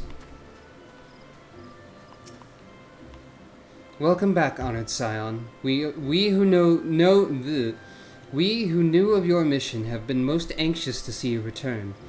The Elder Seedseer awaits you within. There's probably not that much of it left, so it'd be great if I could complete 2.3 today. Yeah. I fancy my presence was more help than hindrance during our troubles with Leviathan, but this time around, well, even I have my off days. Ah, the hero of the hour. Let's not keep the Elder Seedseer waiting. You should have seen Maxio when we got back to Little Solace. Grateful is an understatement. I thought he was going to shake Papalimo's hand off. 'Twould seem that Ida's appraisal of the situation held some merit after all. Mayhap I should not be so swift to discount her intuition. Yeah, don't underestimate Ida. She's cool. You are returned to us, dear friend, and none the worse for bearing the heavy burden which I did press upon you. Most glad am I of this. I am informed that your efforts to negotiate a peace with Lord Ramuh ended in conflict. Pray tell me, what befell? I had to shoot him with lasers in the beard, and then he told me that I was the guardian of the forest now. Trial of you? Yeah, that. I fear there is truth to his claim. It is the darkness within us that attracts the darkness without. One of those darknesses has a capital letter and the other one does not. I don't know if that's important. It cannot be denied that misfortune follows man. For evidence, one need only look to the conflict brewing in Cartano, or to the rising flood of refugees. Our shared struggle against the Empire should have served to seal our union. Yet the ties which bind the Alliance strain under the weight of gross self-interest.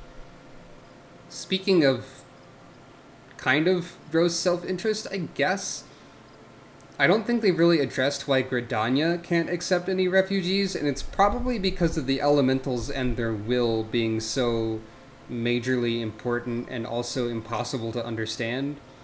And I'm assuming that the elementals would say no to the refugees and nobody could do shit about it. Because the elementals are a higher power that sort of like, if you piss them off, they ruin your day forever. So if they don't actually explain any reason why Gridania can't accept refugees, that's probably why, I would assume. As the scars of the calamity begin to fade, so too does our sense of common purpose. Also lacking resources like everybody else. Yet now is scarce the time to forget our shared responsibility. If this new-sprung realm is to survive beyond its infancy, it must needs be nurtured by all. Eorzea must be as one. Yet I fear that dream is still far off.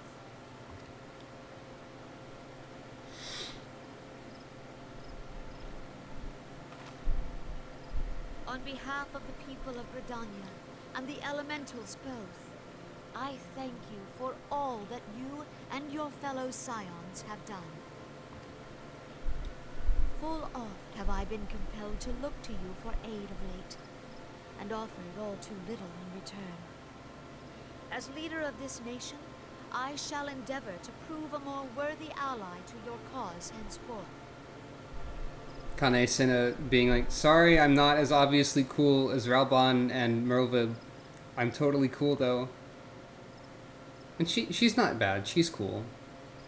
All the leaders are okay. For the most part.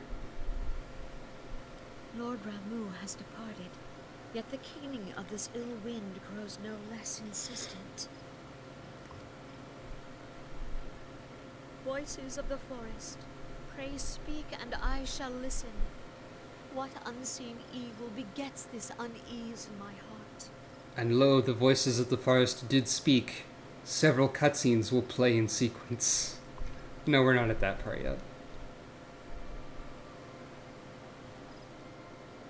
Yeah, I remember, I mentioned earlier, I remember Kane Senna seeming more boring and, like, I guess dry in, like, how she presents things and how she's voiced and acted. But she's been better than I remember. Maybe I'm just not as easily grumpy. Oh, same line. Same line. Same line. Thus ends another daunting mission, eh, Sucro? I'd hope Lord Ramuh could be persuaded with words alone, but nonetheless I can only admire the adroitness with which he responded to the primal sudden challenge. It seems that Urianger, too, was pleased with the outcome. What say you, Sucro? Shall we gather back at the Rising Stones and ponder the lessons of the day? Yeah, Urianger, tell us what the moral of the story is. Tell us what we've learned.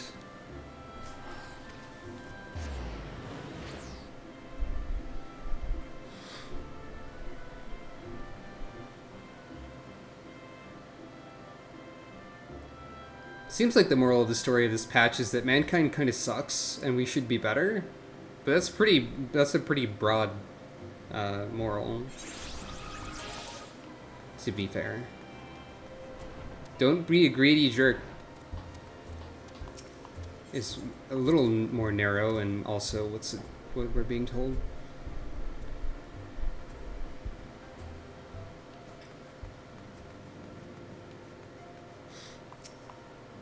Duty calls. Well, no matter the task, I have faith you will see it through to the end. Take care, Sucro. I look forward to hearing all about your adventures when you return. Is this dialogue I should have seen earlier? I tried substituting native ingredients several times, but the result was but a pale imitation of authentic Doman cuisine.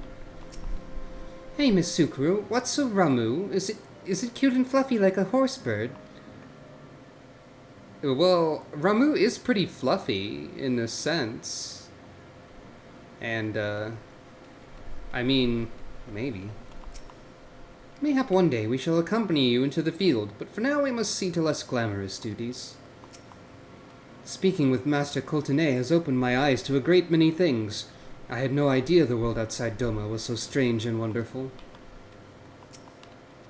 Worried about leaving us alone? Don't be. While the Archons are away, Hoary Boulder will keep the little ones safe. Miss Sucro, is it true you're going to go adventuring again? I'm so jealous. I guess I kind of did just go adventuring. Seems like dialogue I should have seen before. Nothing that way. I feel like this is... My memory is telling me that this could be one of the PowerPoint presentation sorts of moments, but it also might not be. Welcome back, Sucro. Word of your momentous encounter with Lord Ramuh precedes you. I would fain share news of mine own, but Urianger's discoveries must take precedence. Upon witnessing your defeat of the Lord of Levin, our learned companion was struck with a profound insight regarding the nature of the Ascian's immortality. Let's assemble and discuss his observations together.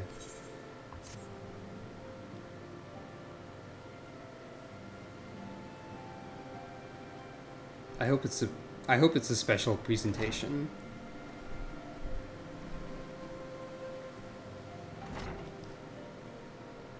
If everyone is ready, let us begin. Urianger, the floor is yours. It's interesting also how in these like 2.x patches, voice acting is a lot more frequent than it was in 2.0. Presumably there's just like, since it's more condensed, instead of being like the big major part of the story, these are like more condensed individual chapters. So they probably had more, they were probably able to use the voice budget to cover more of it relatively, would be my guess.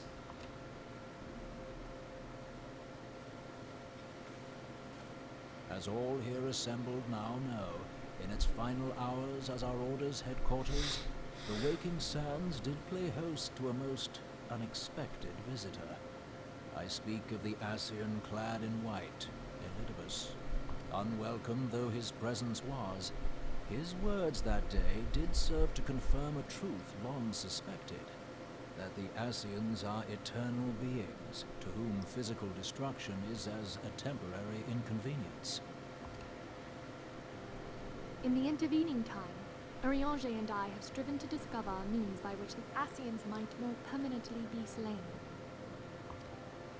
And 'tis my belief that we have found the thread that will allow us to unravel the twisted skein of their existence. In the moments prior to Leviathan's most recent manifestation, the Sahagin elder who summoned him was observed to undergo some manner of ascension. The etheric readings taken by Y'shtola at the time of this transfiguration have proven most enlightening. The disruption to the flow of ether was sudden and dramatic. So tangible was the agitation, I scarce had need of my goggles. The significance of Y'shtola's readings might better be understood in the context of mine own, taken at the instant of the Lord of Levin's demise. Unlike the Primal, the Sahagin was not subject to etheric dissipation.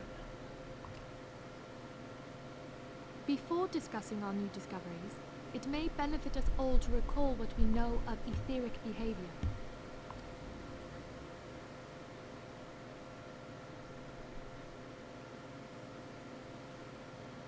Yeah, here we are. Special presentation time. Let us begin at what some might call the end. When we who dwell in the material realm die, our spirits dissolve into the flow of ether and are returned to the ethereal realm. In turn, the restless energy which suffuses that plane streams back into our world, giving rise to new life.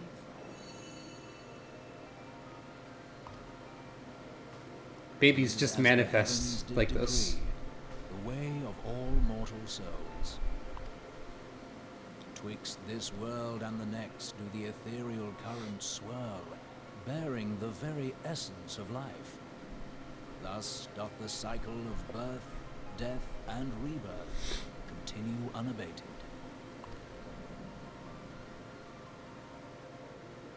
Primals behave somewhat differently. In order to manifest and then maintain a physical presence in this realm, they must consume vast quantities of ether, most often in the form of crystals. Though they may seem to live, their flesh is but ether given shape. This looks pretty funny. This is like a model viewer with a green screen kind of situation. Just like paste Ifrit onto fields.png. I mean, it works. It's just a little funny. Oh no, the crystals. The defeated primal leaves behind no broken corpse. Rather, the essence of its form seeps back into the land whence it came, and the energy of its shattered spirit is called back to the ethereal realm. there it waiteth, till next the prayers of the faithful do draw it forth from the sea of ether, to take their offering of crystals and make for itself a new body.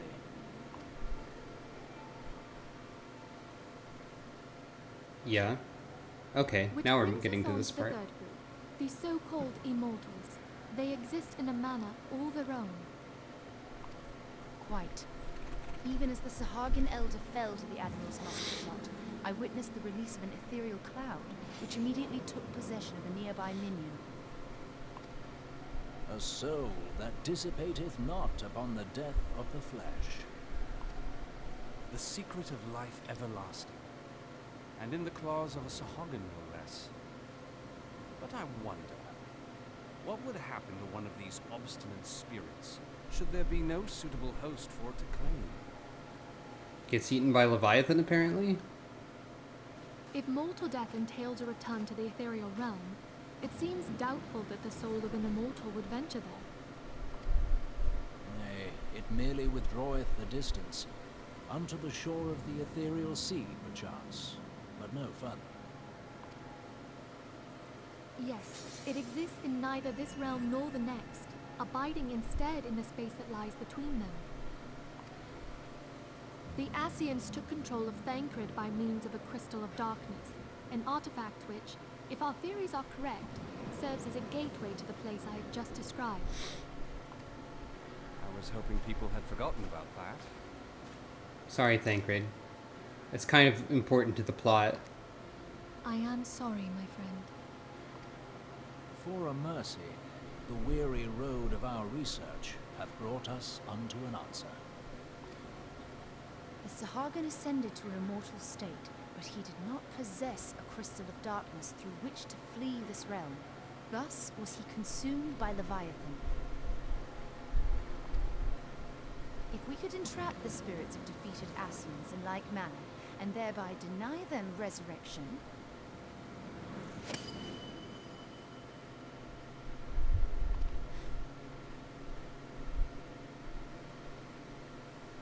I honestly really like scenes like that. That's honestly Therein cool lieth to me. the path to victory. Thou art most perceptive, my lady. Only when we have trapped the bodiless soul within an ethereal prison can we hope to defeat its unnatural constancy. Thus might even an eternal paragon be consigned to oblivion. Paragon is also capitalized here, like it's a meaningful noun that we know of. But I think it's just Urianger These feats are, speaking. of course, far easier said than done.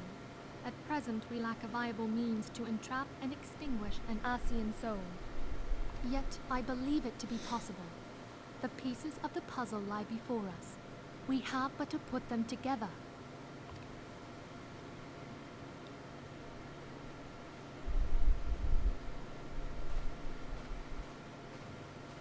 I will depart at once to convene with the sages of Sharlayan. Together shall we divine the steps by which our goals may be achieved. I have the utmost faith in you, Archon. I forget about the title of Archon that people have also. Beg pardon, antecedent, but I would raise one final matter. Even now, a Sharlayan survey party seeketh to ascertain the fate of the students of Baldessian. Their findings shall soon be known to us. Though you harbor feelings of dread, I bid you surrender not to sorrow, but abide instead in hopeful prayer. I shall, Archon. Thank you.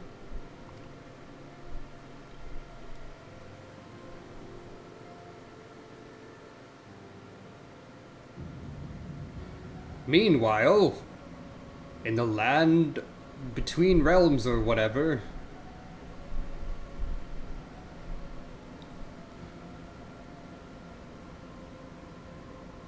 Oh, there's no voices here. The Lord of Levin is returned to the ether, as was Leviathan before him.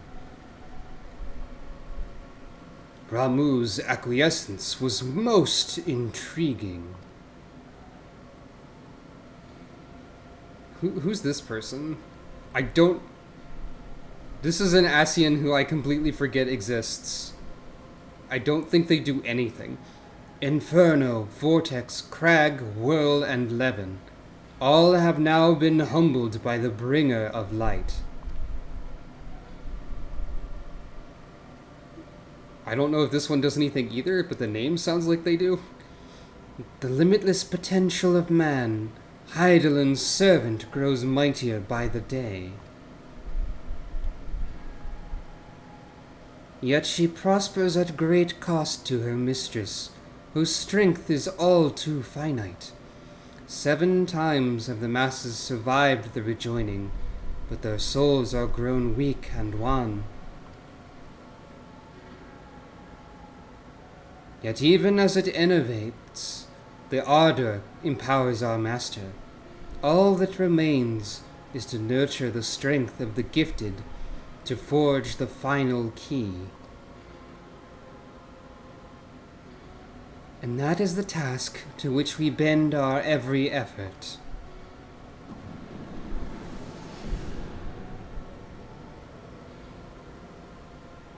Oh, it's La Habrea again. I forget what voice I did for any of the Ascians that showed up before. Divine seeds wherever want to quicken in Eorzea's fertile soil. We need only lead men to the field, and by their eager hands shall a new deity arise. That which was shattered shall be made anew, and the one true God shall come again.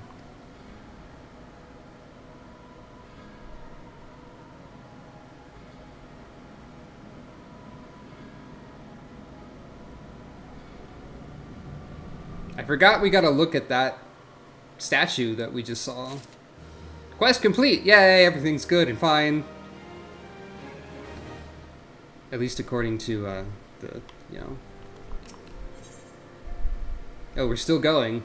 This is not the end of this patch. What was this patch called again?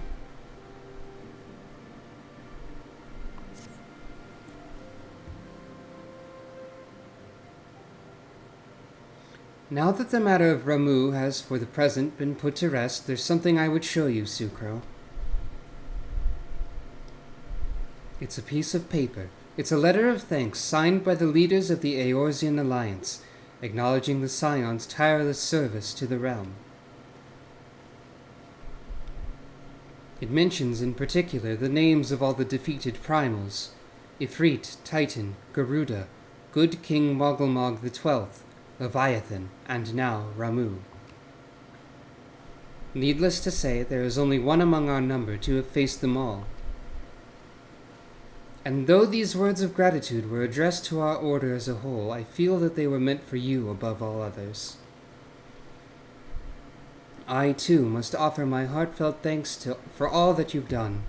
In the course of your duties, you've never once failed to answer my call to arms. You are a true hero, Sucro, and Eorzea is that much safer for your presence. Pray do not misunderstand me. I said safer, and not safe. I know only too well that we can ill afford to lower our guard. The Ascians may be relied upon to sow chaos in this realm, until such time as they are forced to stop. Why, even without their encouragement, you may be assured that man would foment strife on his own, and that is to say nothing of the beast tribes. Unless we learn to live in harmony, the primals too will return to plague us again and again and again. And yet, despite all of this, your deeds serve to inspire the people, to give them hope for a better tomorrow, and there is no greater gift. That we have the courage to strive for what might otherwise seem an impossible peace, we owe in no small part to the dangers you have faced on our behalf, and the people you have won over to our cause in so doing.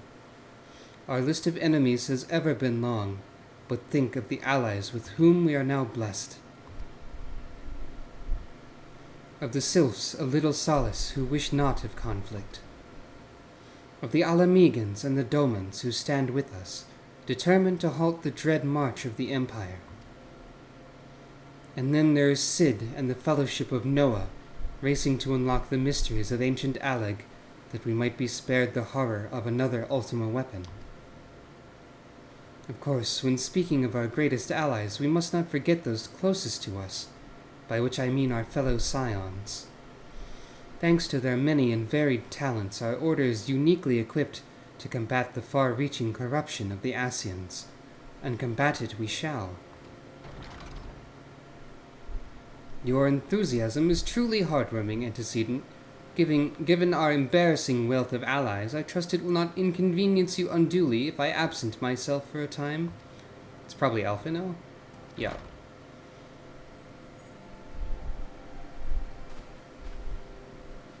Alphino, I take it the troubles in Ul'dah no longer require your attention. There are yet some rumblings of discontent, but the air of simmering violence is largely dissipated. 'Tis to report such that I stand before you now. That, and to speak with you concerning the new organization we discussed. I have a message from you from You recall the refugee girl, the one whose parents were missing? They were found unharmed. She wished me to pass on her thanks to you.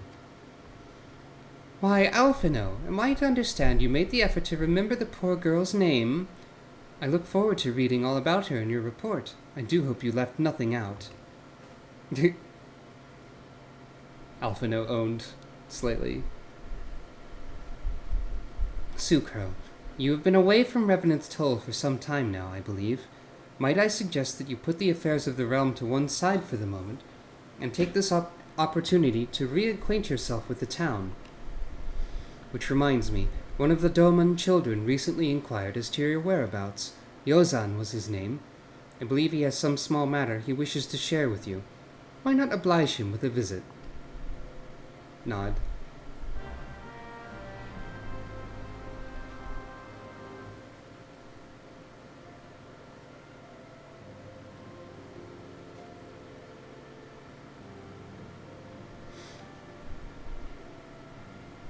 For a second, the Eorzean time and my local time were actually the same after leaving that cutscene.